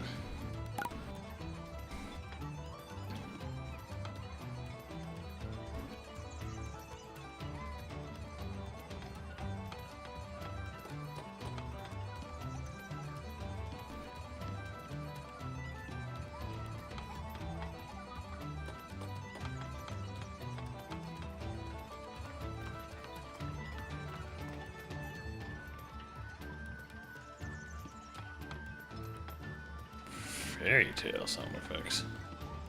Yeah, where did it go?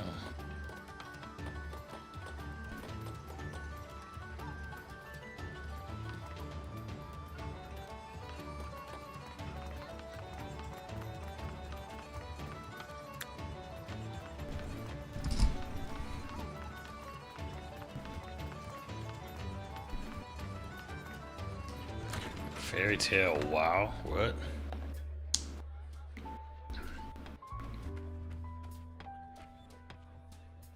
This looks like the bar in Dispatch in here.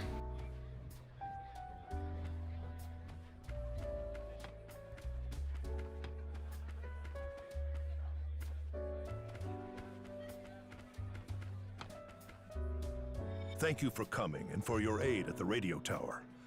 Please accept my gratitude once more. I owe you my thanks as well. You're... And... What is it? No, never mind. Hmm? At any rate, you have done so much for us. Now it is our turn to hear what we can do for you. Got a female voice saying, wow, elongated. Wow. Do Digimon have sex? I mean, look at some of these designs. But forgive me. The truth is, a new problem has arisen.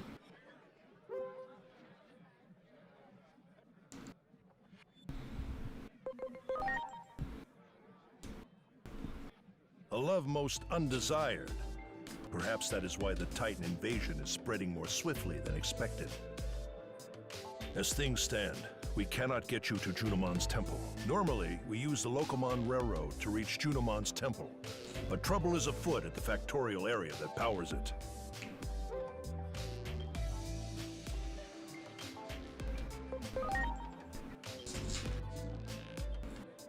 The area that is home to the reactor that single-handedly powers the entire digital world of Iliad. Until it is restored, use of the Locomon Railroad is impossible. Save the digital world.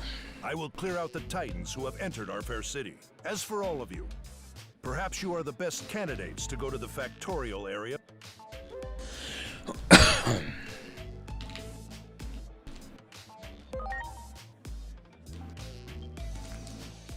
I apologize for the trouble, but you have my thanks. Sure, sounds good. The more I learn about this world, the more I feel like I find out who I... Digimon. I've prepared a temporary means of reaching the factorial area. Please Now then, I ask that you all be very careful on this operation.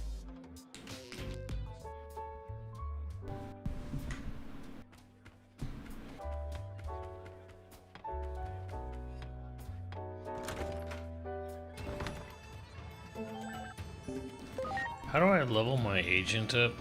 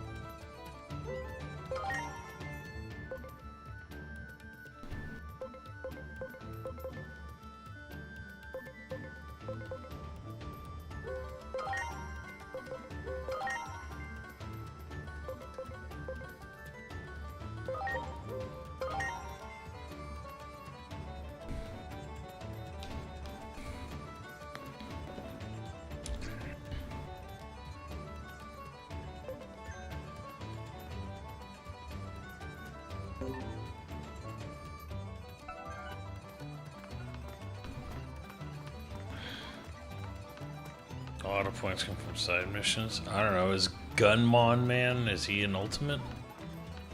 Why is Moltres in here?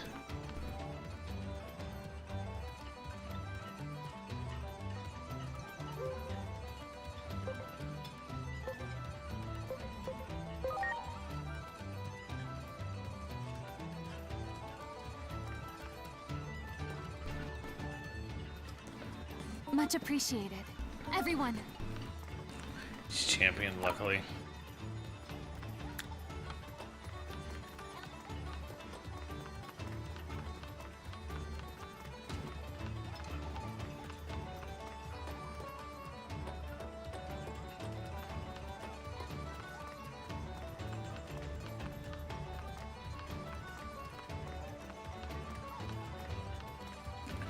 We got an airship.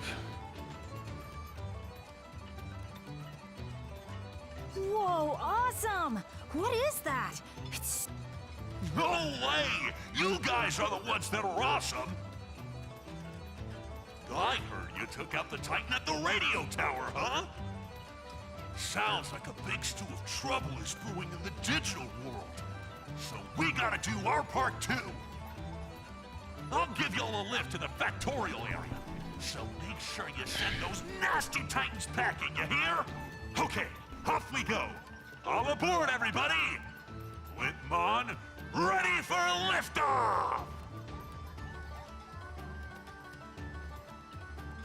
It's so weird how Chuck E. Cheese this shit gets. Yeah, we're ready. Get me the fuck out of here. Let's go.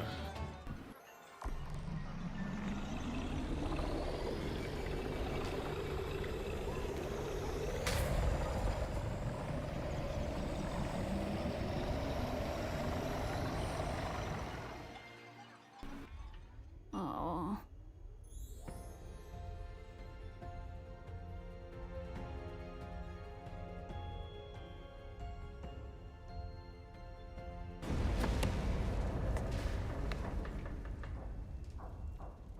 Just feel like it's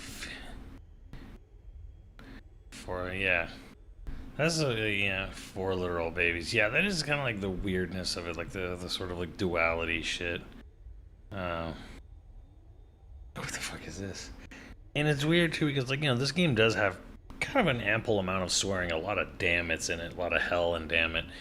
And it's like, I think they know too. It's weird because they're still kind of doing this, like, one foot in Chuck E. Cheese, the other foot, you know, the other foot in the skate park, because they know their Digimon audience is pretty much just old people and adults that are nostalgic at this point. And let me, and for those of you who want to, I know some of you want to argue that it's still popular amongst kids. I guarantee you, you go to any fucking playground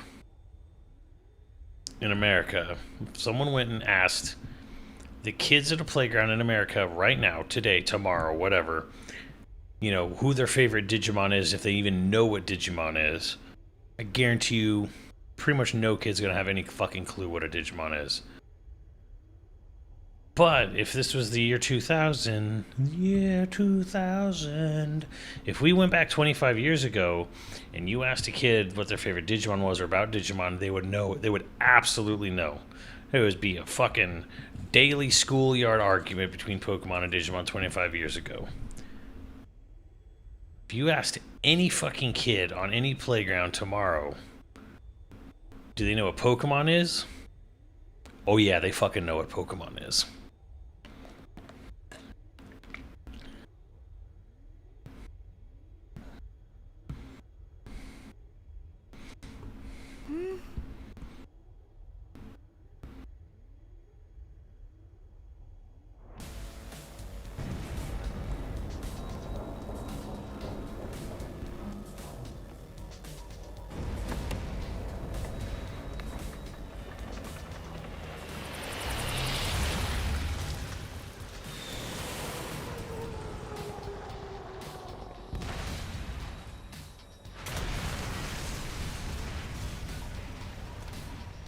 Why are we in, like, Mario Galaxy shit?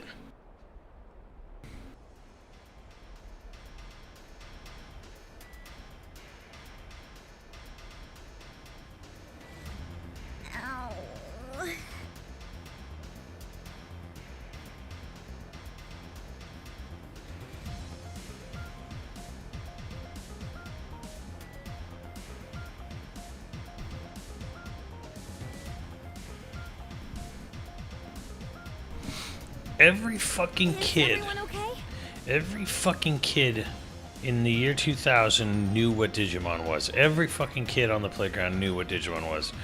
Now, I guarantee you pretty much no kids would know what Digimon is on any playground right now.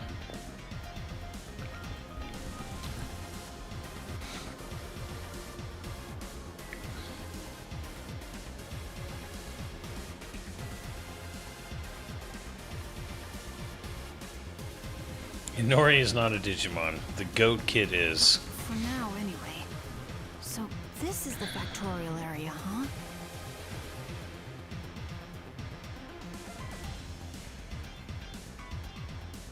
What was that attack just? The situation here might be way worse than we thought. Wonder if anybody in the village knows what's going on. And the village is right there. Could you guys go take a look?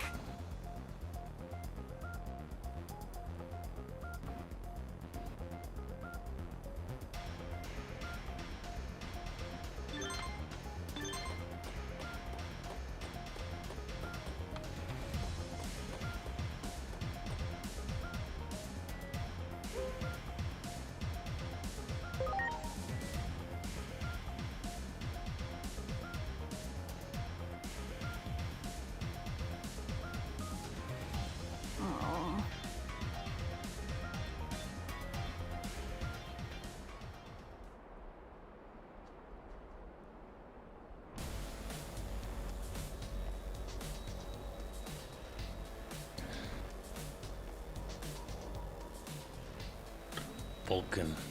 Vulcan Asman.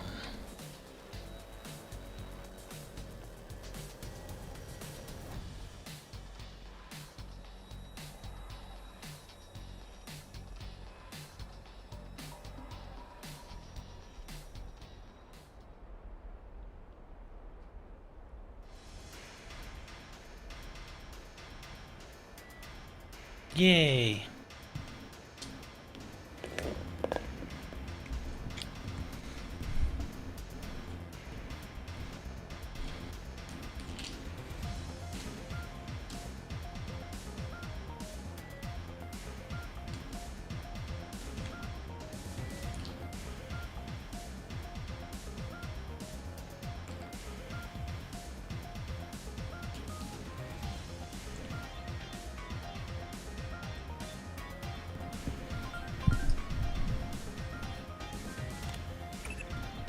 Oh boy.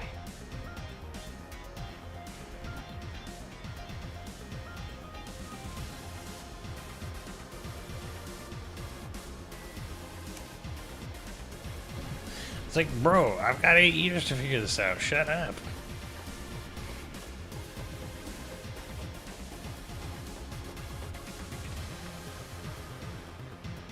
The fuck?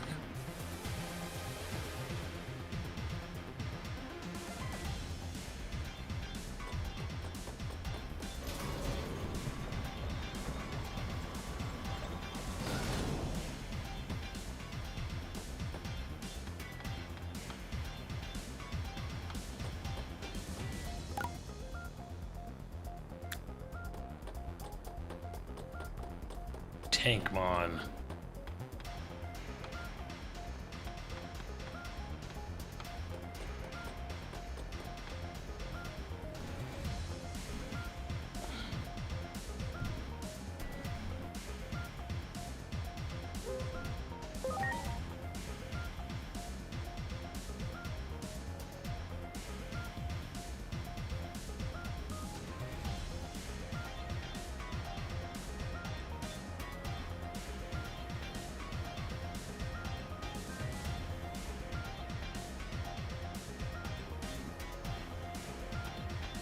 Seems like a village where everyone is a robot.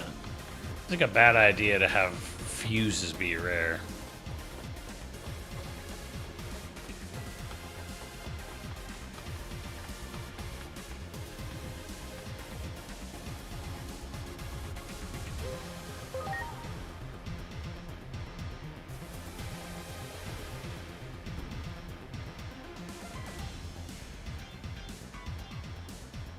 Oh.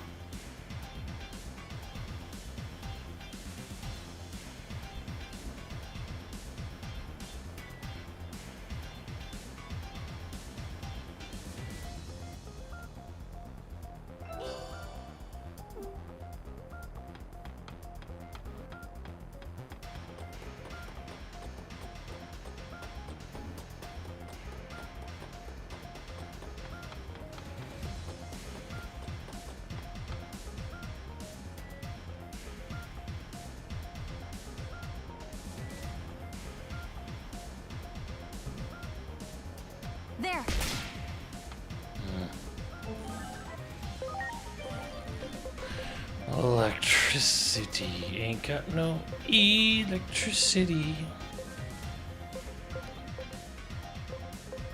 Wait, nobody has electricity? Ridiculous. Wait, didn't they just give me one? Alright, who should I give electricity to? Give it to Huckstermon.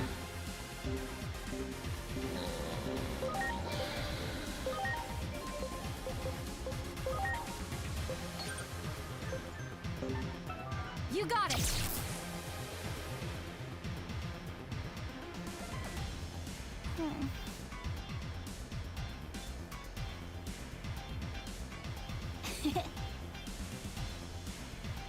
This guy's a taser.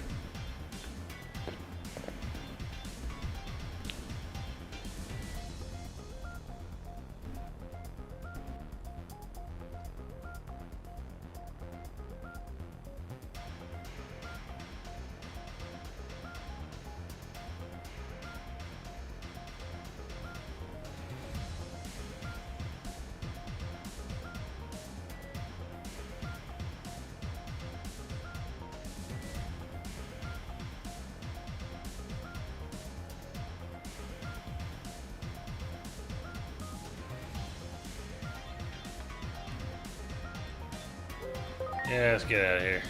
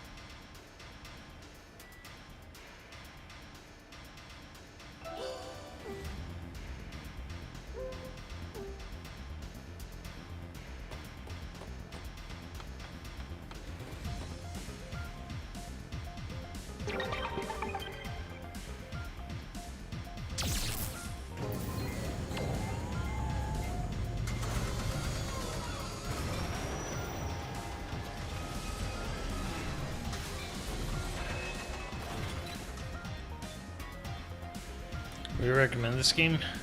Not at full price.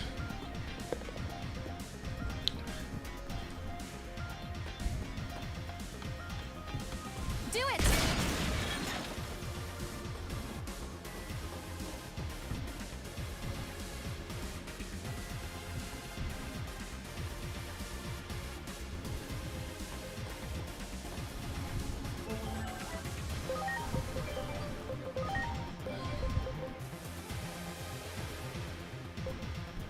Hey, what should I be evolving Agumon to do? War Greymon? Or Greymon or whatever?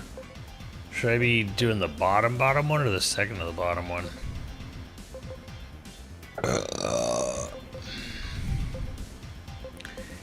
Rank 8 or higher, god damn. This one's Greymon.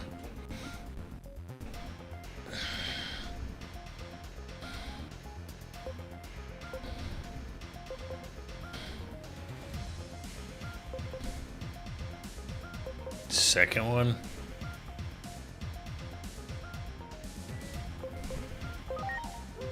Fuck it. That's Geo Greymon.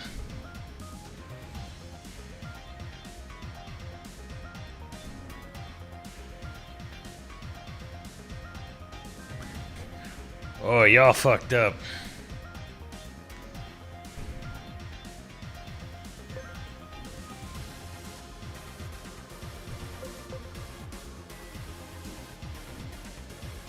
How much of a problem is this?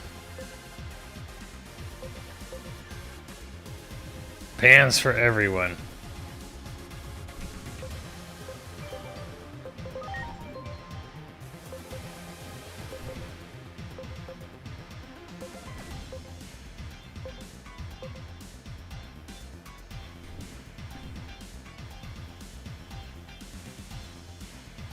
Shin Greymon? Shine Greymon? What is Greymon? What is Greymon? Why would I want it to be Greymon? What does Greymon evolve into?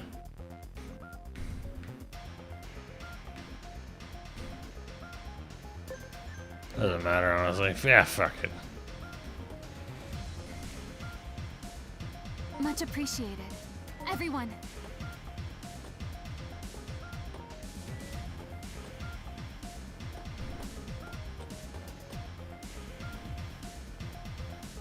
Omnimon.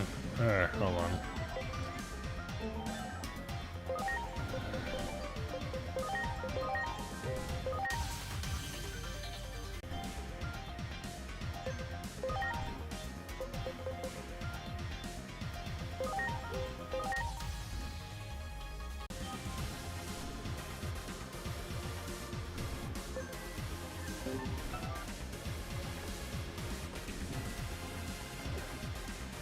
Fifty Shades of Greymon.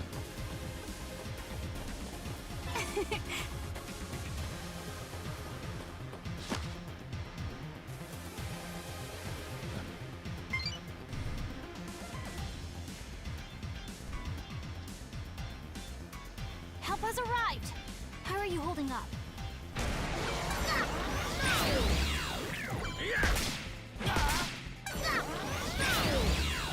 Heck yeah.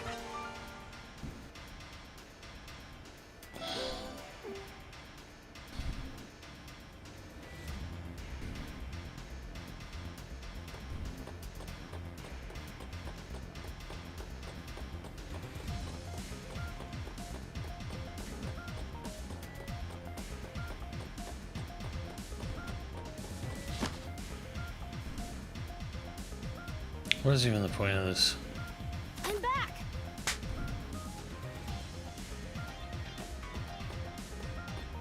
You got it.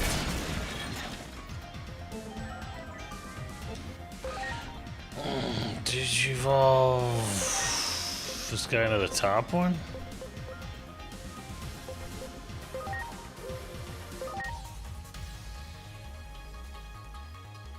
Gatomon. I had a friend who was a furry and this was their favorite Pokemon. Gatomon. There. Do it. Heck yeah. You got it. Ready to go. Oh, wow.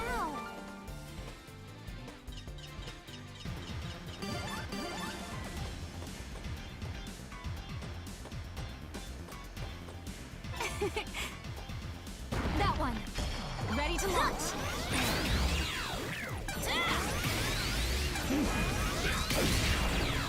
Good. You can ride Greymon?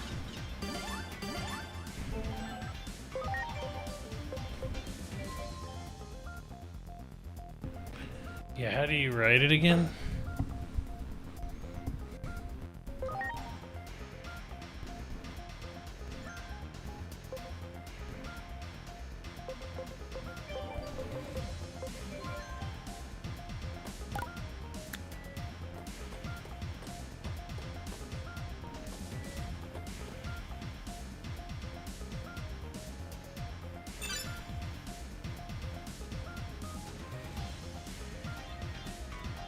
Yes. There. Do it. Preparations complete. Heck yeah. Do it.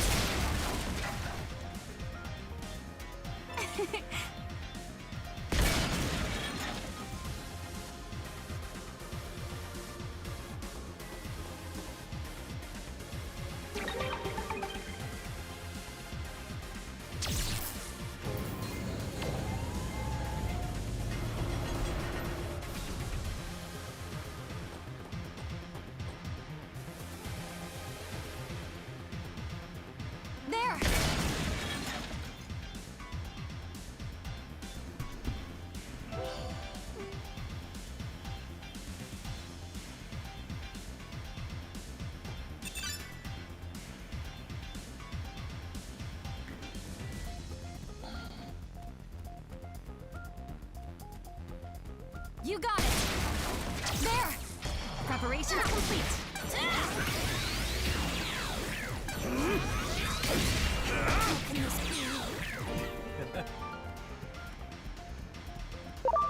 Good, good.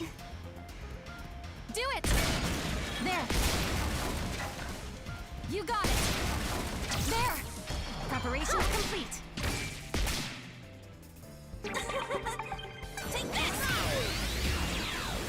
Good.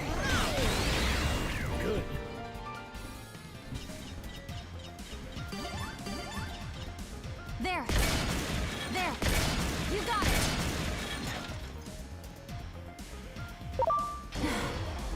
Preparations complete. Here goes! Sunbeat blow! Good. There!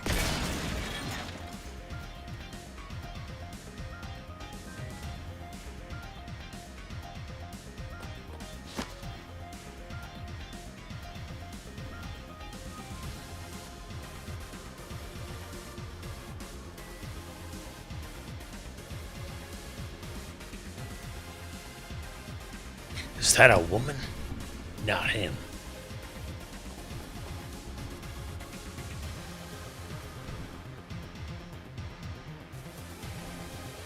This cannot continue. This cannot continue. Heck yeah!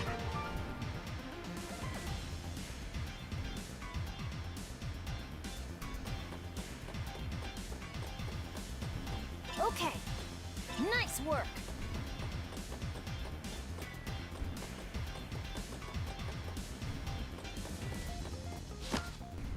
His wondrous grace has become a god.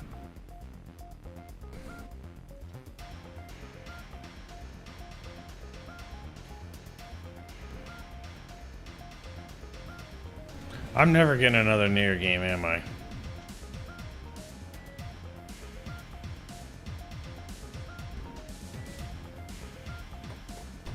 Heck yeah!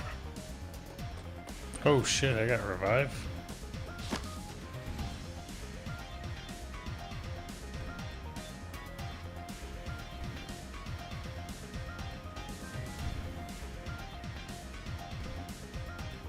Yeah, unfortunately, most of the time the music is like just so thoroughly mediocre in this game.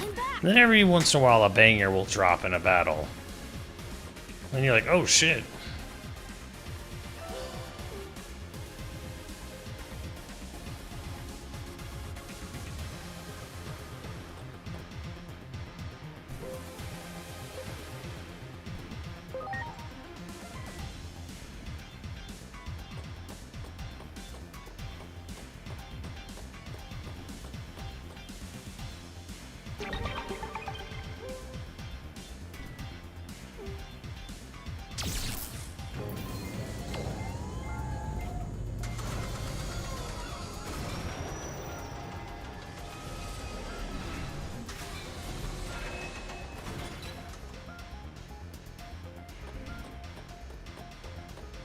There!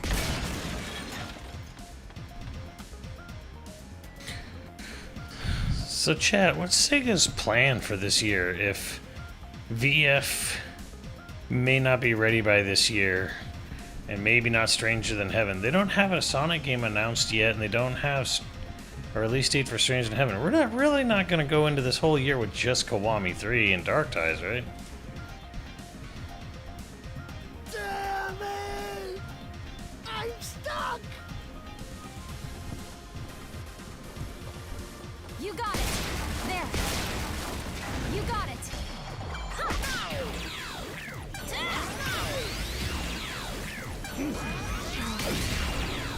Good. Persona 6 ain't coming out this year. There! Persona 6 ain't coming out till like 2030. Alright, chat, hold on. I gotta take a Digi dump.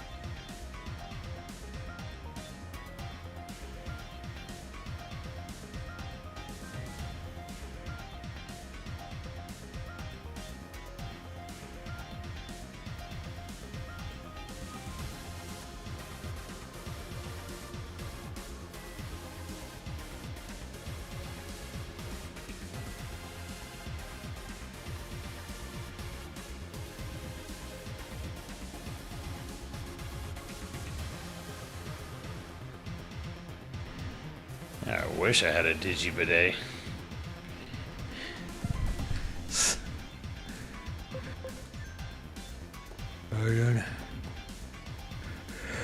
Ready to go. Stun beat blow!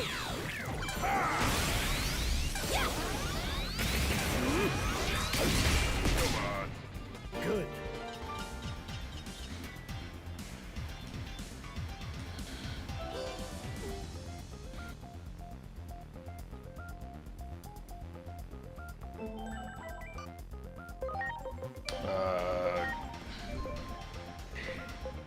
Which one is Angel Woman?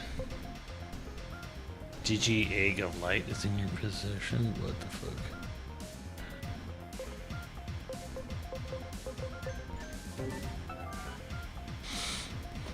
Is Persona 4 remake coming out this year? Was that for this year?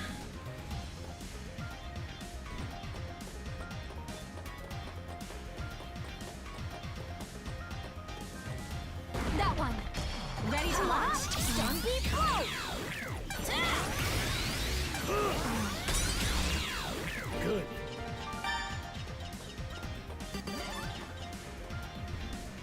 You got it. Ready to launch. Heck yeah. Do it. Ready to launch. Take this. Good.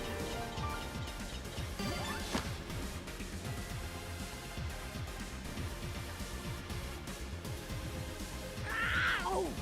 Listen up. You better not push me. You got that? Ouch! That hurts! I told you, no pushing! Don't push! Ow! Don't push!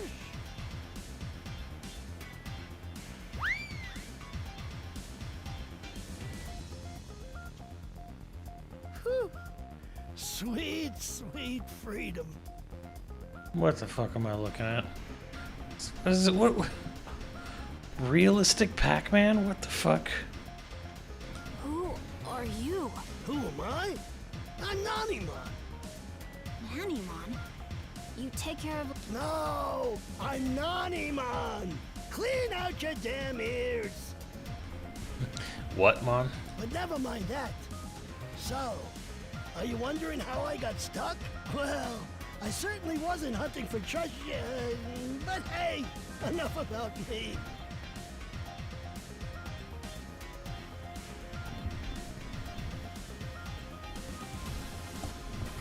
There's no treasure or anything here, so fine.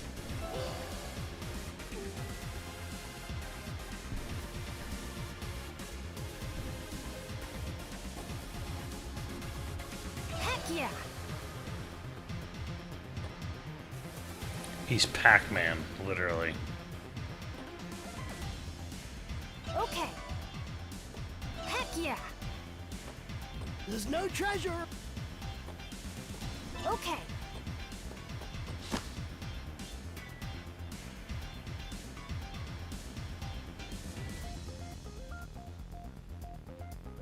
I'm back.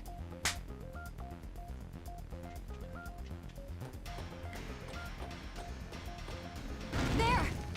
Ready to go. Stun beat blow! Good. There. Ankylosaurus, Mon.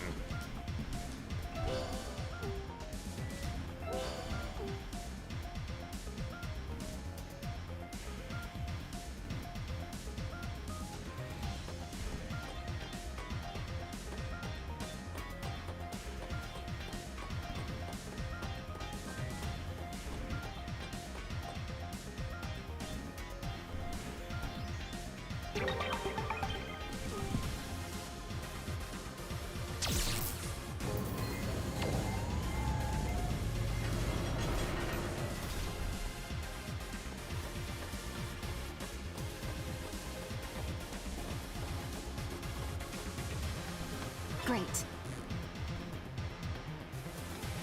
You know, it sucks how there's still like these weird PSP loading zone shit. But you know,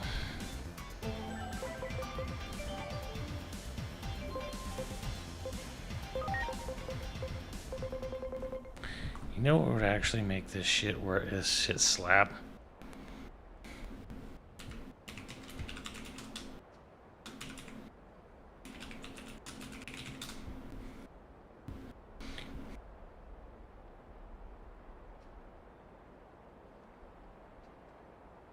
Yeah.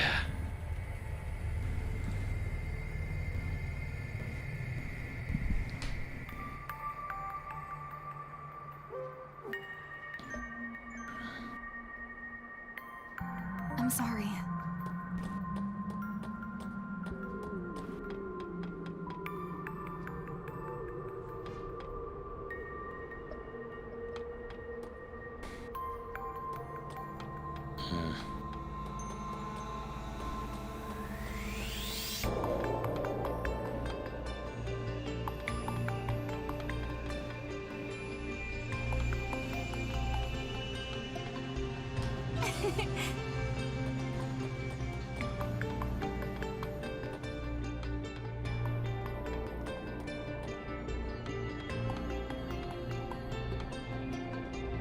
I mean, doesn't it all look like a simpler ass version of Much it? appreciated.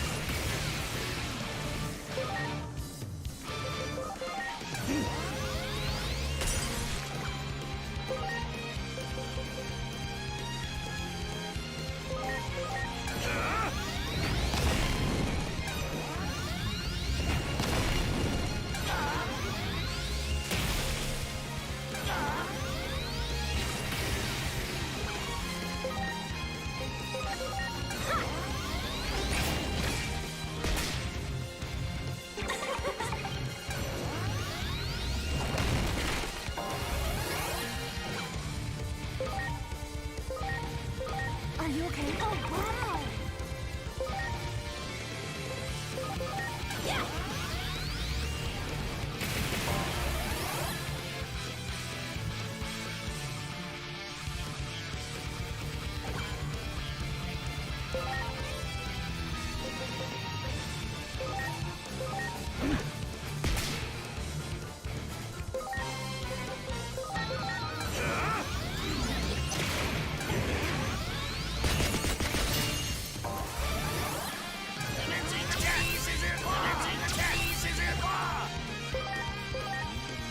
Are you okay?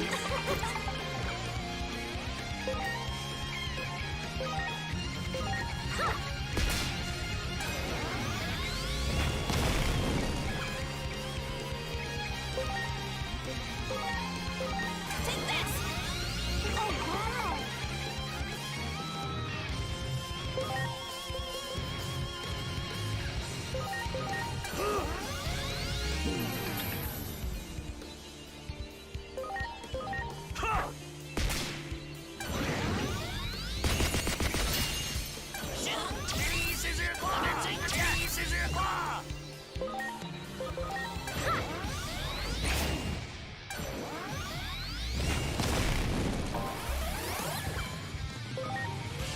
Launching cross arts!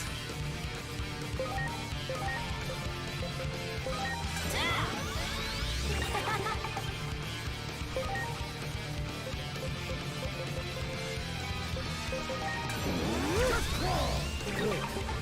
Good.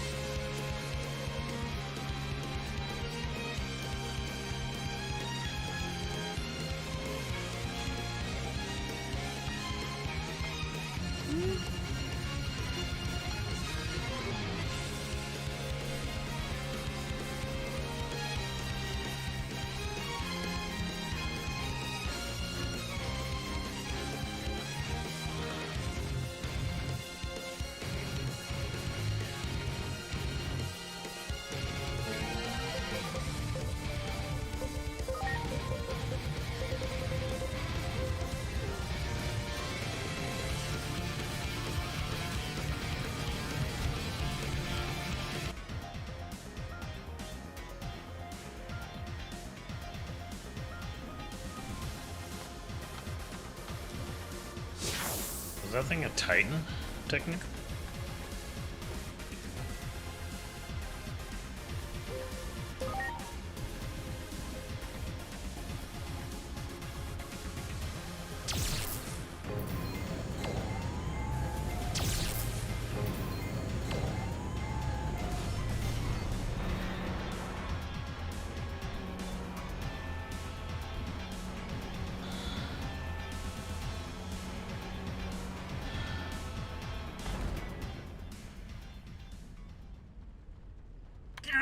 Now there are Titans over here and more Titans over there. No amount of hands is enough to deal with all of this. Ah! Huh? Oh no. Titans here? No, we're... Don't try to deny it. This area is off limits to regular citizens. No one is allowed inside. And yet here you are. So that means you're unauthorized intruders. Enemies! Titans! With this defense system, Divine Arms version Omega, I'll have you fling with your tails tucked between your legs. You've got it all wrong. We aren't Titans. Whoa! Digimon! Inori! No one lays a finger on Inori. I swore to keep her safe. First things first. Those arms need to go. Here they come.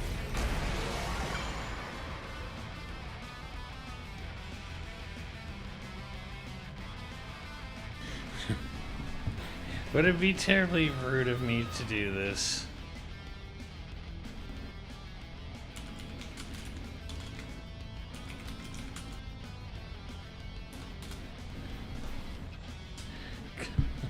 Would it be wrong of me to pull this out?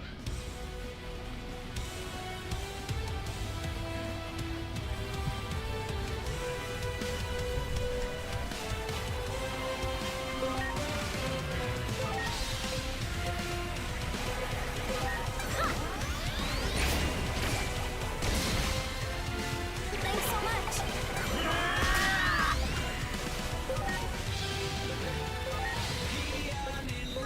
Take this.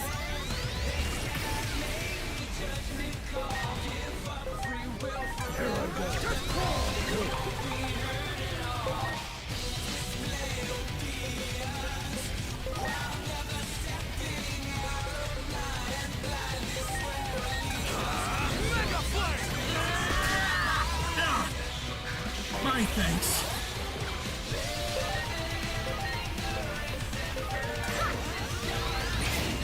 Time to strike.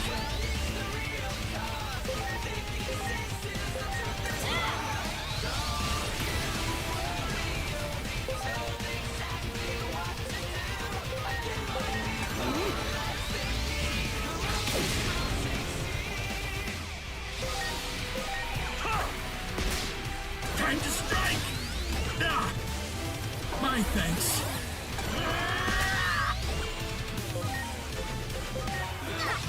Damn it all.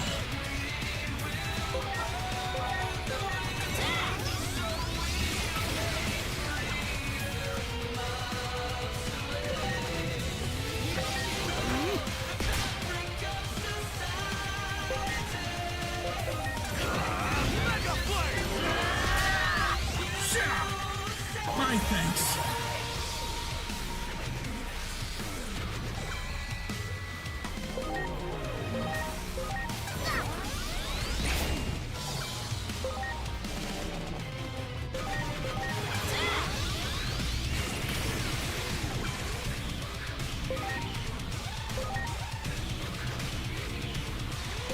Are you okay?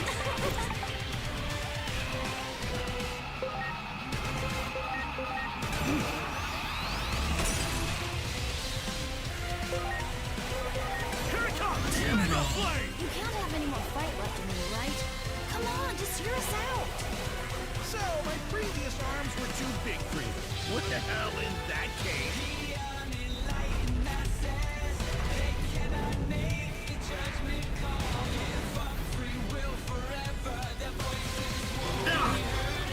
My thanks. Fine. Well done. Time to strike.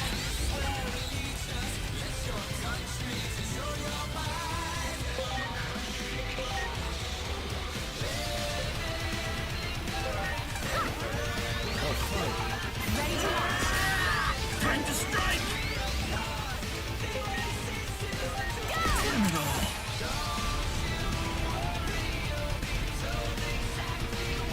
Not even that was enough to stop you, huh? Well, then I'll make arms specially tuned to your ability. Assess, analyze, evaluate.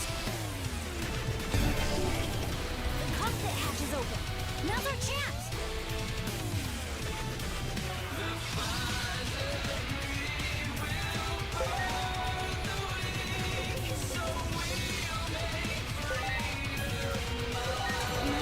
Lightning paw.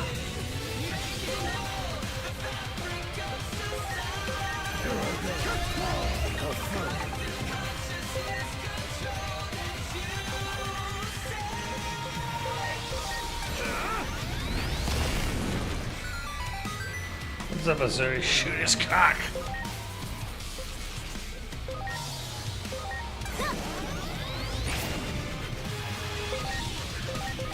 Ready or not, lightning paw.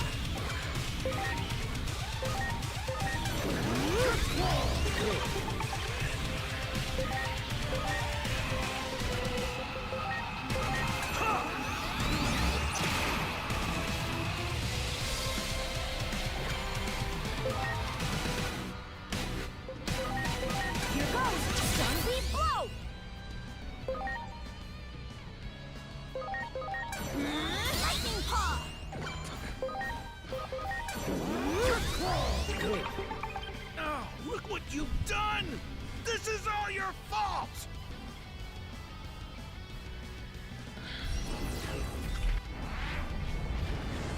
Are you serious? Well done. Are you serious?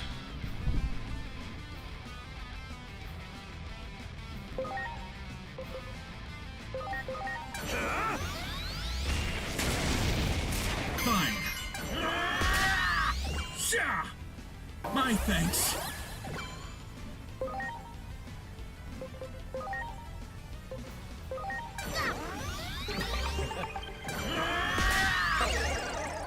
Time to strike!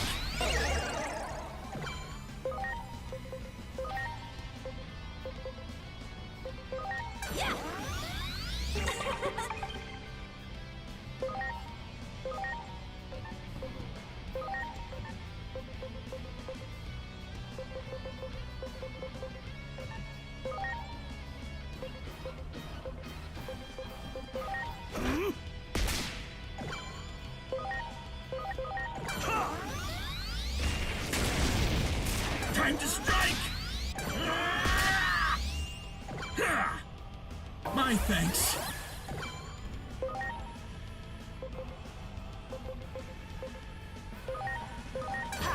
Stun beat blow! Time to strike! Time to strike! Launching robot! Fuck out of here. Who do you think I am? What an annoying boss fight. Ready or not, lightning paw!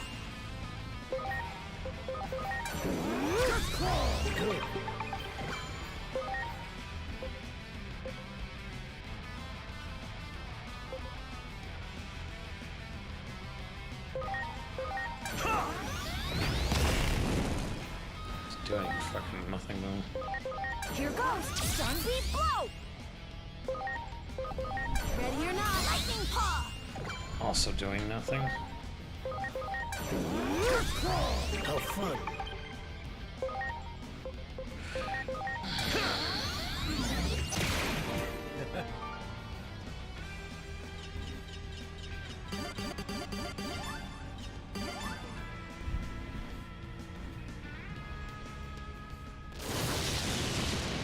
How's this?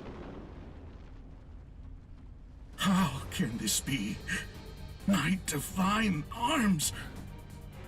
Is this where it all ends? At the very least, let me try to save my treasure!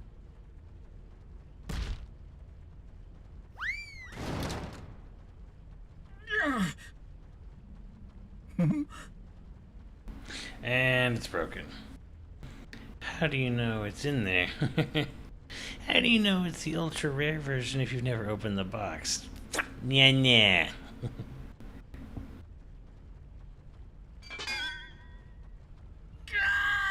No! This can't be! My precious treasure! It's all over. First my divine arms, then my treasure, and now my life. Come on, then. If you're gonna kill me, then do it. You Titan assassins. There's nothing more you could do to me.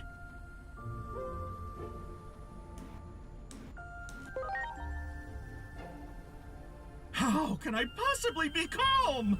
I've lost everything. Isn't that one of those things they sell a bunch of in Akihabara? Wait. Really? You mean to say you've beheld such wonders before? Well, yeah. Back in the human world. Oh Christ, he's a weeb.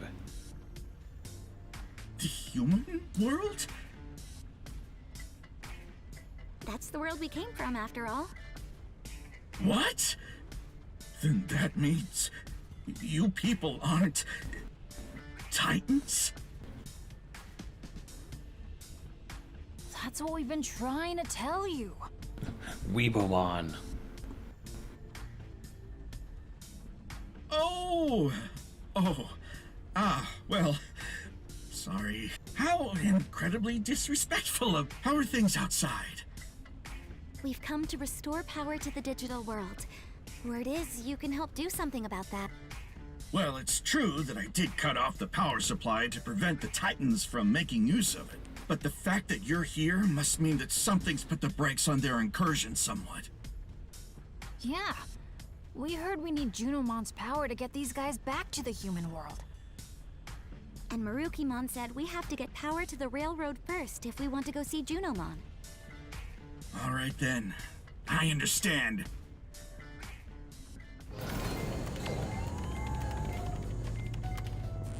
I've restored power to all of Iliad. That should get the railroad up and running again. You should be able to use the elevator right outside now. It'll take you right back up to the village. As for the rest, we'll handle things here. You folks have your own road to travel. Thank you so much, Mr. Volcanismon? No need for Mr. Just Volcanismon is fine. So, will you take the elevator up and explain things to everyone back in the village for me? Then, this is goodbye. I look forward to seeing you all again someday. You know, I'd love to visit the human world someday. Especially if they have wondrous things like my treasure there.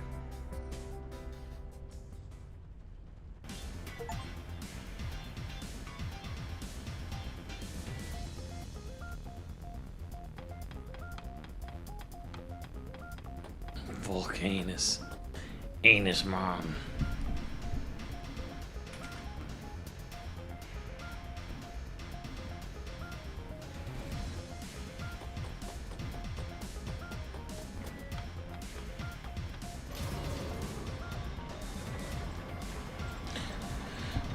It's actually nowhere a lot better than you might expect it to be, but certainly not going to win any awards.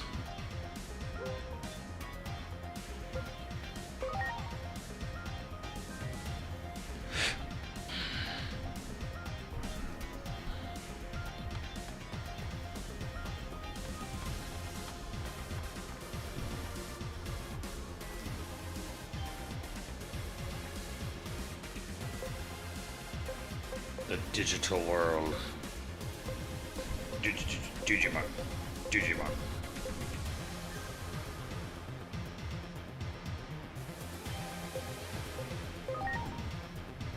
Interesting. This looks like a Kirby map.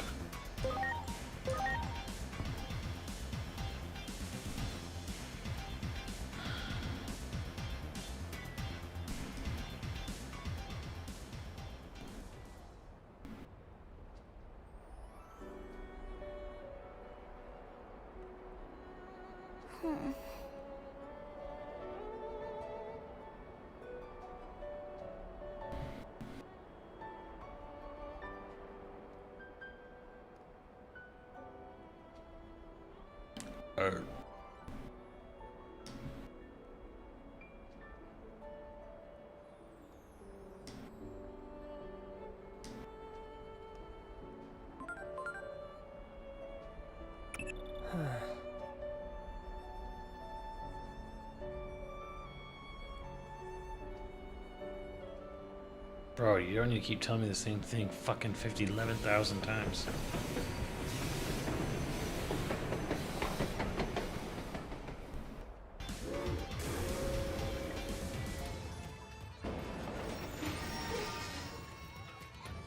I'd be like, bro, unless you figured out some clue as to fixing the future, don't fucking tell me the same shit over and over again. Pumpkinmon. Wow, that's his name. Welcome back. It seems the railroad is once again operational. Now you may venture to Junomon's temple. I'll go along with you guys. I'll introduce you and make a report while I'm at it.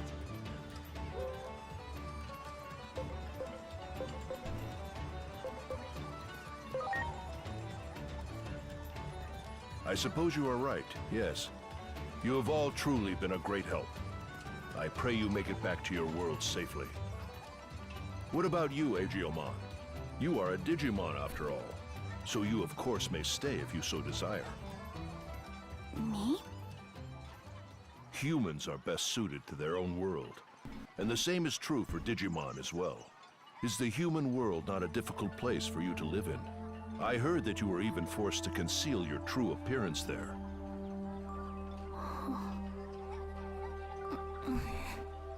I do not expect you to make your decision here and now. I suggest you think long and hard on the matter. For now, let's head to the Guardian Palace. I imagine Junimon might have some unique insights on the matter too.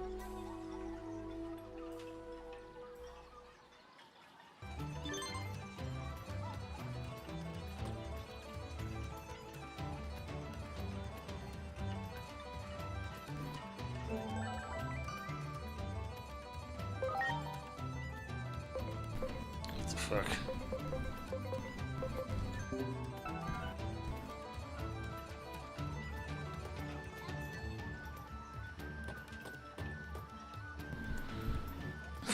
What the fuck? Mummymon. It's gonna be time to digivolve this asshole. Oh well, that's good.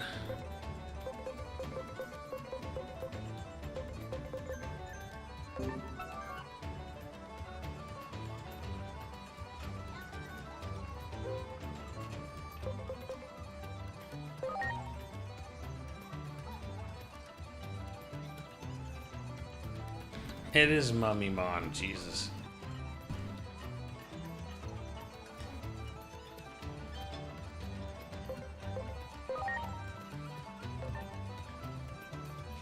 What about the other Digiworlds?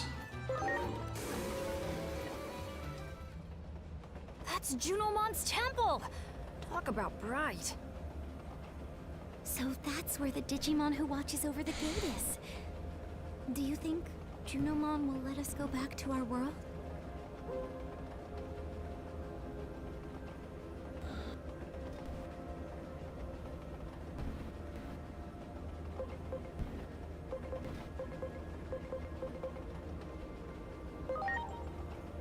Thank you for saying that, Agent.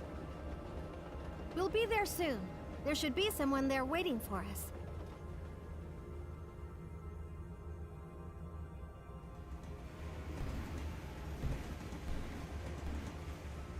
I just want Gunmon.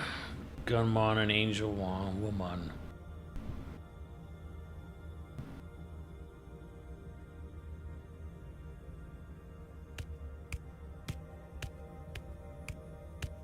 There you are! I'm glad you all made it. We've been hearing stories about your wins out there. You sure are something else.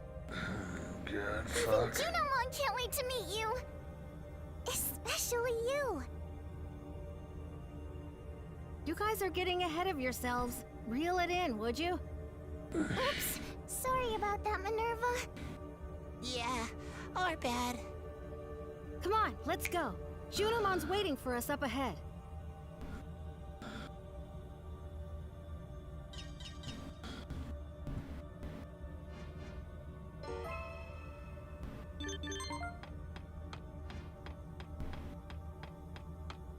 Holy shit, isn't this that thing?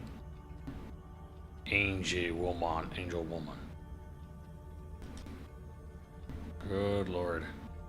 Definitely looks like a Persona character.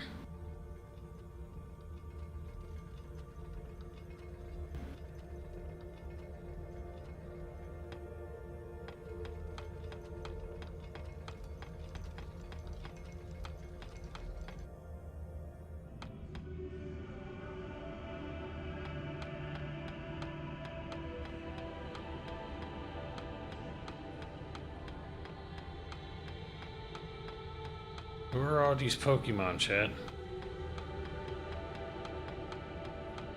Does he have a Keyblade? He has a Keyblade.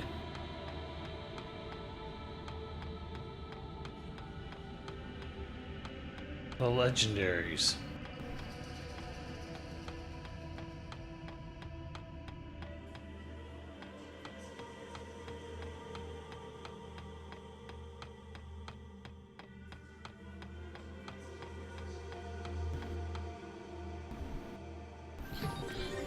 Junimon. Another horny So mon. this is the Great Guardian. Well met, Aegyoman. You have done well to return to this world. So too has Minervamon informed me of your many feats in battle. Surely they are but a mere glimpse of the Great Guardian's true capabilities. A fortuitous day indeed. Huh? What's all this Guardian stuff about? Well, that egg I was looking for had already hatched. And you said you saw the egg when you first opened your eyes. I mean, I've seen your mind-blowing power myself. No doubt about it. You're the Great Guardian born from the egg. Here and now, I officially acknowledge you as the Great Guardian. Now then, Great Guardian Aegyoman, allow me to proceed directly to the main topic at hand. Listen well, for I shall regale you with the legend of the hero Chronomon. Chronomon? I exist as custodian of this tale, all in the hopes of properly guiding the Great Guardian toward its noble cause upon advent into this world. But Iliad was once safeguarded by two beings of absolute power. The wise warden Homeros, overseer of law and order, and the great guardian Chronomon, protector of Iliad's inhabitants. The presence of these two beings allowed for an extended period of peace and prosperity. long ago, two gods fought an Yet endless one day, war. the wicked forces of the Titans conspired to take over Iliad, launching an assault on our domain. The Titans wanted In to order to fight the protect our gods? people, Oh. Chronomon engaged the Titans on the field of battle. After a fierce and terrible conflict, the Titan forces were routed, driven back into the very depths of the earth. What But earth? You're on the Chronomon suffered internet. wounds most fatal.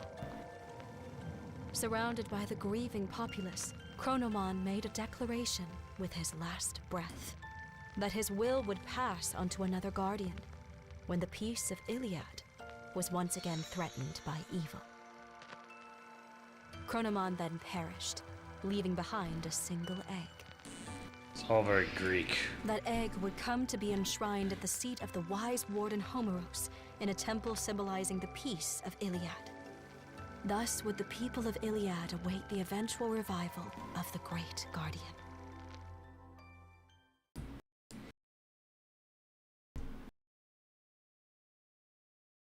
Our care of the legendary egg was unerring, undeviating. The Titans have of late begun making incursions into every corner of our digital world, Iliad. We must protect the world from them, O Great Guardian. For this purpose and this purpose alone were you born.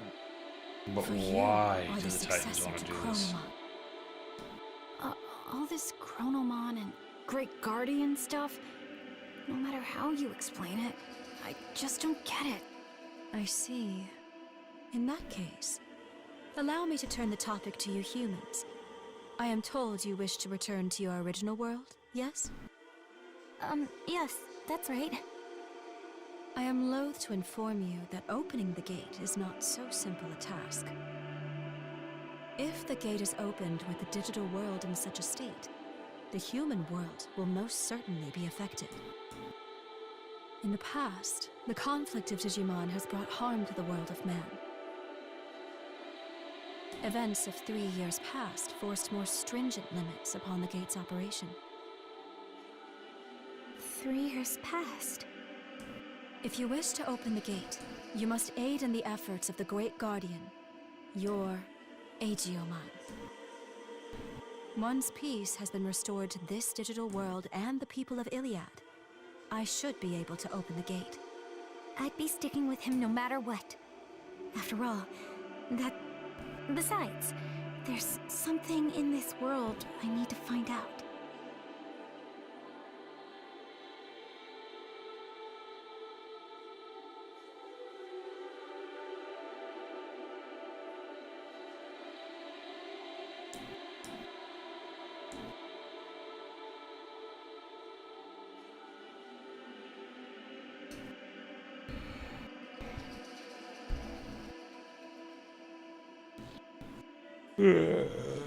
Inori.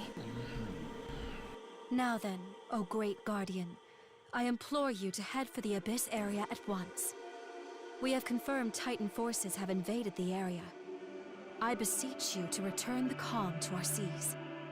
I want you to go and see for yourselves. See just how dire our need for the Great Guardian has become. Wouldn't it be kind of a cool twist if it was like, okay, to save the future, I have to, like, stay in the Digimon world. Like, the idea is that, oh, we did all this shit, and when I went back to my world, I'm the cause for the calamity 8 years in the future by trying to return. Because I think I kill all the Titans, but, like, when I opened the gate, like, you know, a bunch of them in waiting used it to push through. So it's like, and I learned that ahead of time, so it becomes this whole, I have to stay in the Digimon world forever. Like, the way Escaflowne should have ended.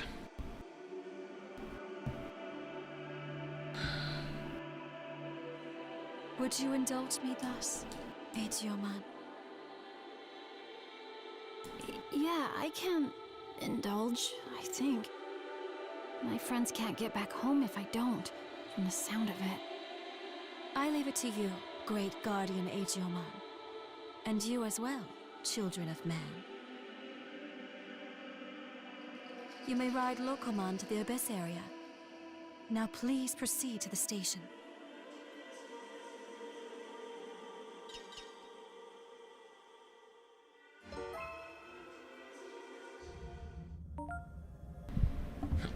Randomly just, go do this instead. Okay.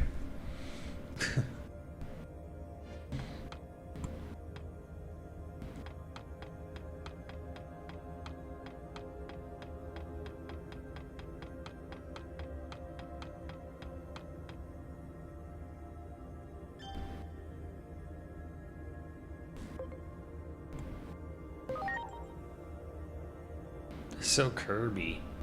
Kirby.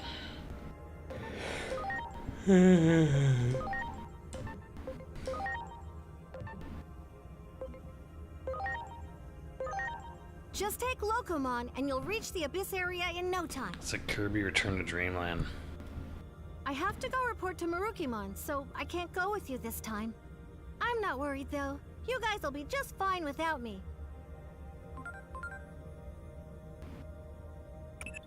We've been verifying the information you sent me. The unsolved cases Adamus has been keeping track of. We feel the majority of them may have been caused by Digimon. Urban legends, folklore, myths, all presumably derived from the words of those who returned from the digital world. If Dr. Yuki were alive, I have to wonder how he would view all this. Your investigation will reveal the truth. Realistically, believing that to be true is our only option.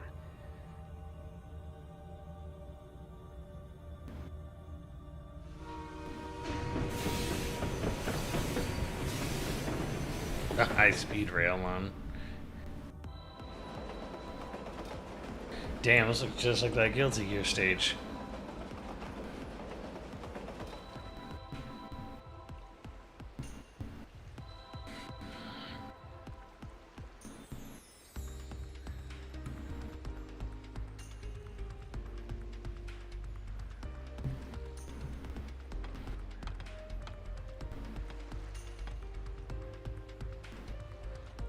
So, I really am this great guardian.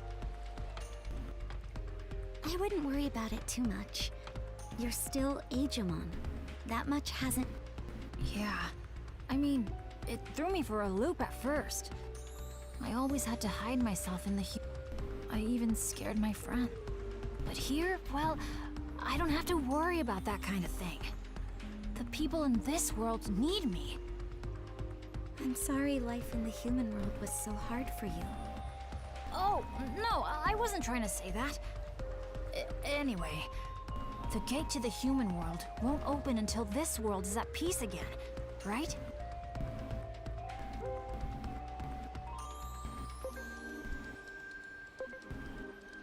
Sounds like a lot of trouble just to open a gate.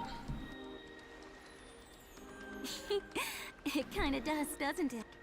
Still, the important stuff usually is. Aegimon, once all this is over, and the gate opens...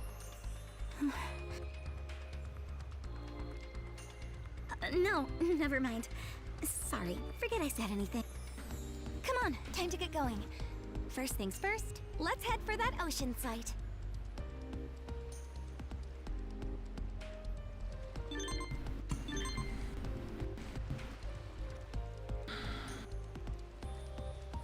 I love there's a fucking dome. Aquamarine.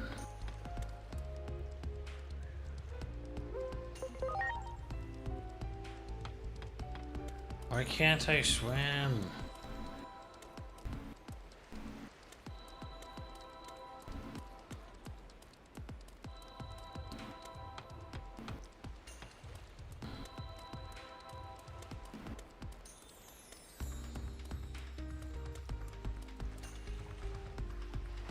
Go on. When you gaze into the abyss stares back at you, Glurp.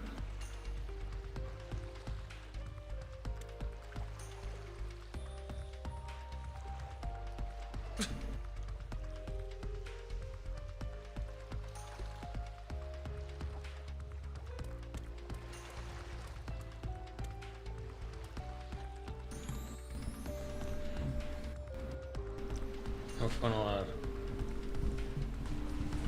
You glide if you jump from a cliff or get lift. Ah. How long is the demo?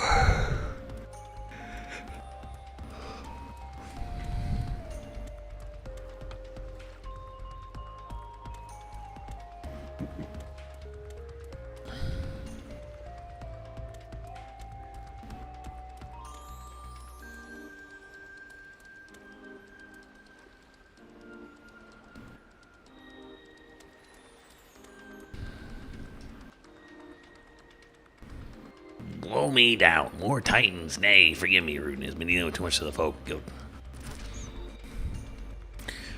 Fine kettle of fish this all be.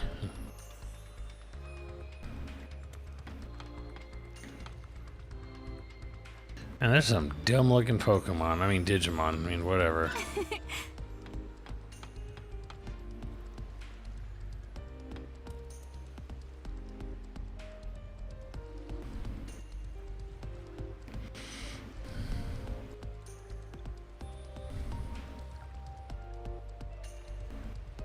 So this is the Ocean Village. They haven't suffered any damage from the Titans yet, from the looks of things. About a couple hours or a few.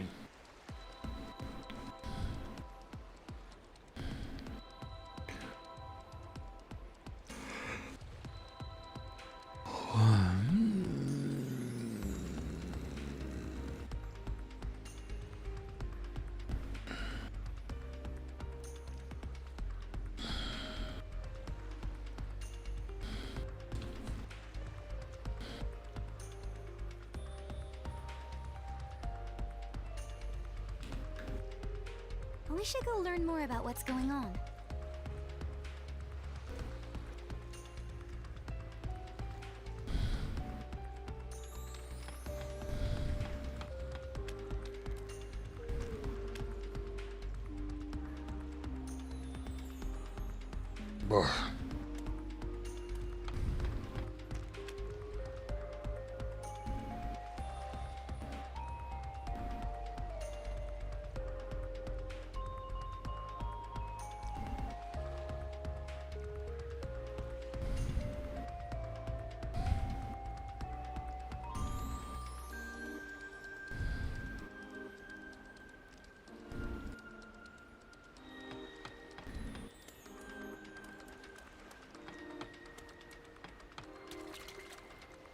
There you go.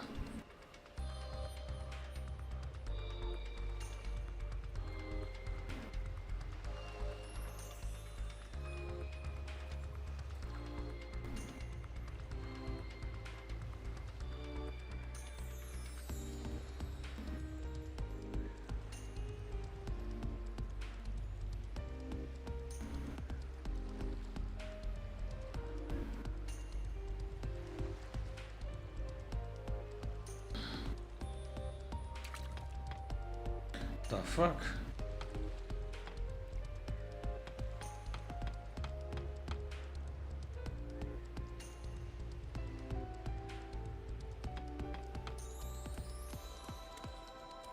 Defertilize that rock.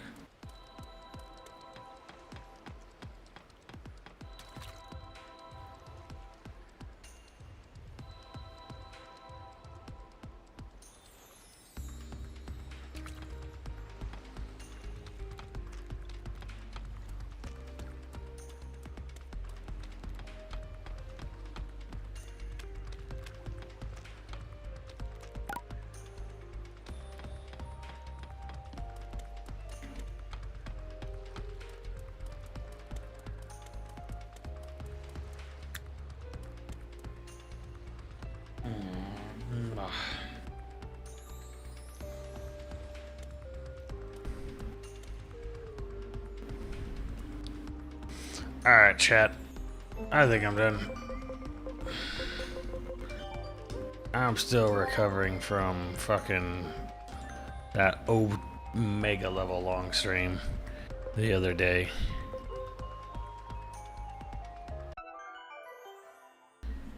That looks like a nice area though to find or to go to eventually. But yeah. But yeah, that's gonna do it I think for me tonight. It hit 1 a.m. It is actually like, yeah, it's actually finally starting to look nice in some areas, and not all Tokyo sewers. Yeah, maybe Sorcery demo next stream. Yeah, I'm recovering from Hot Towered. I'm recovering from Nintendo thinking that was a good idea to end it on. Jesus.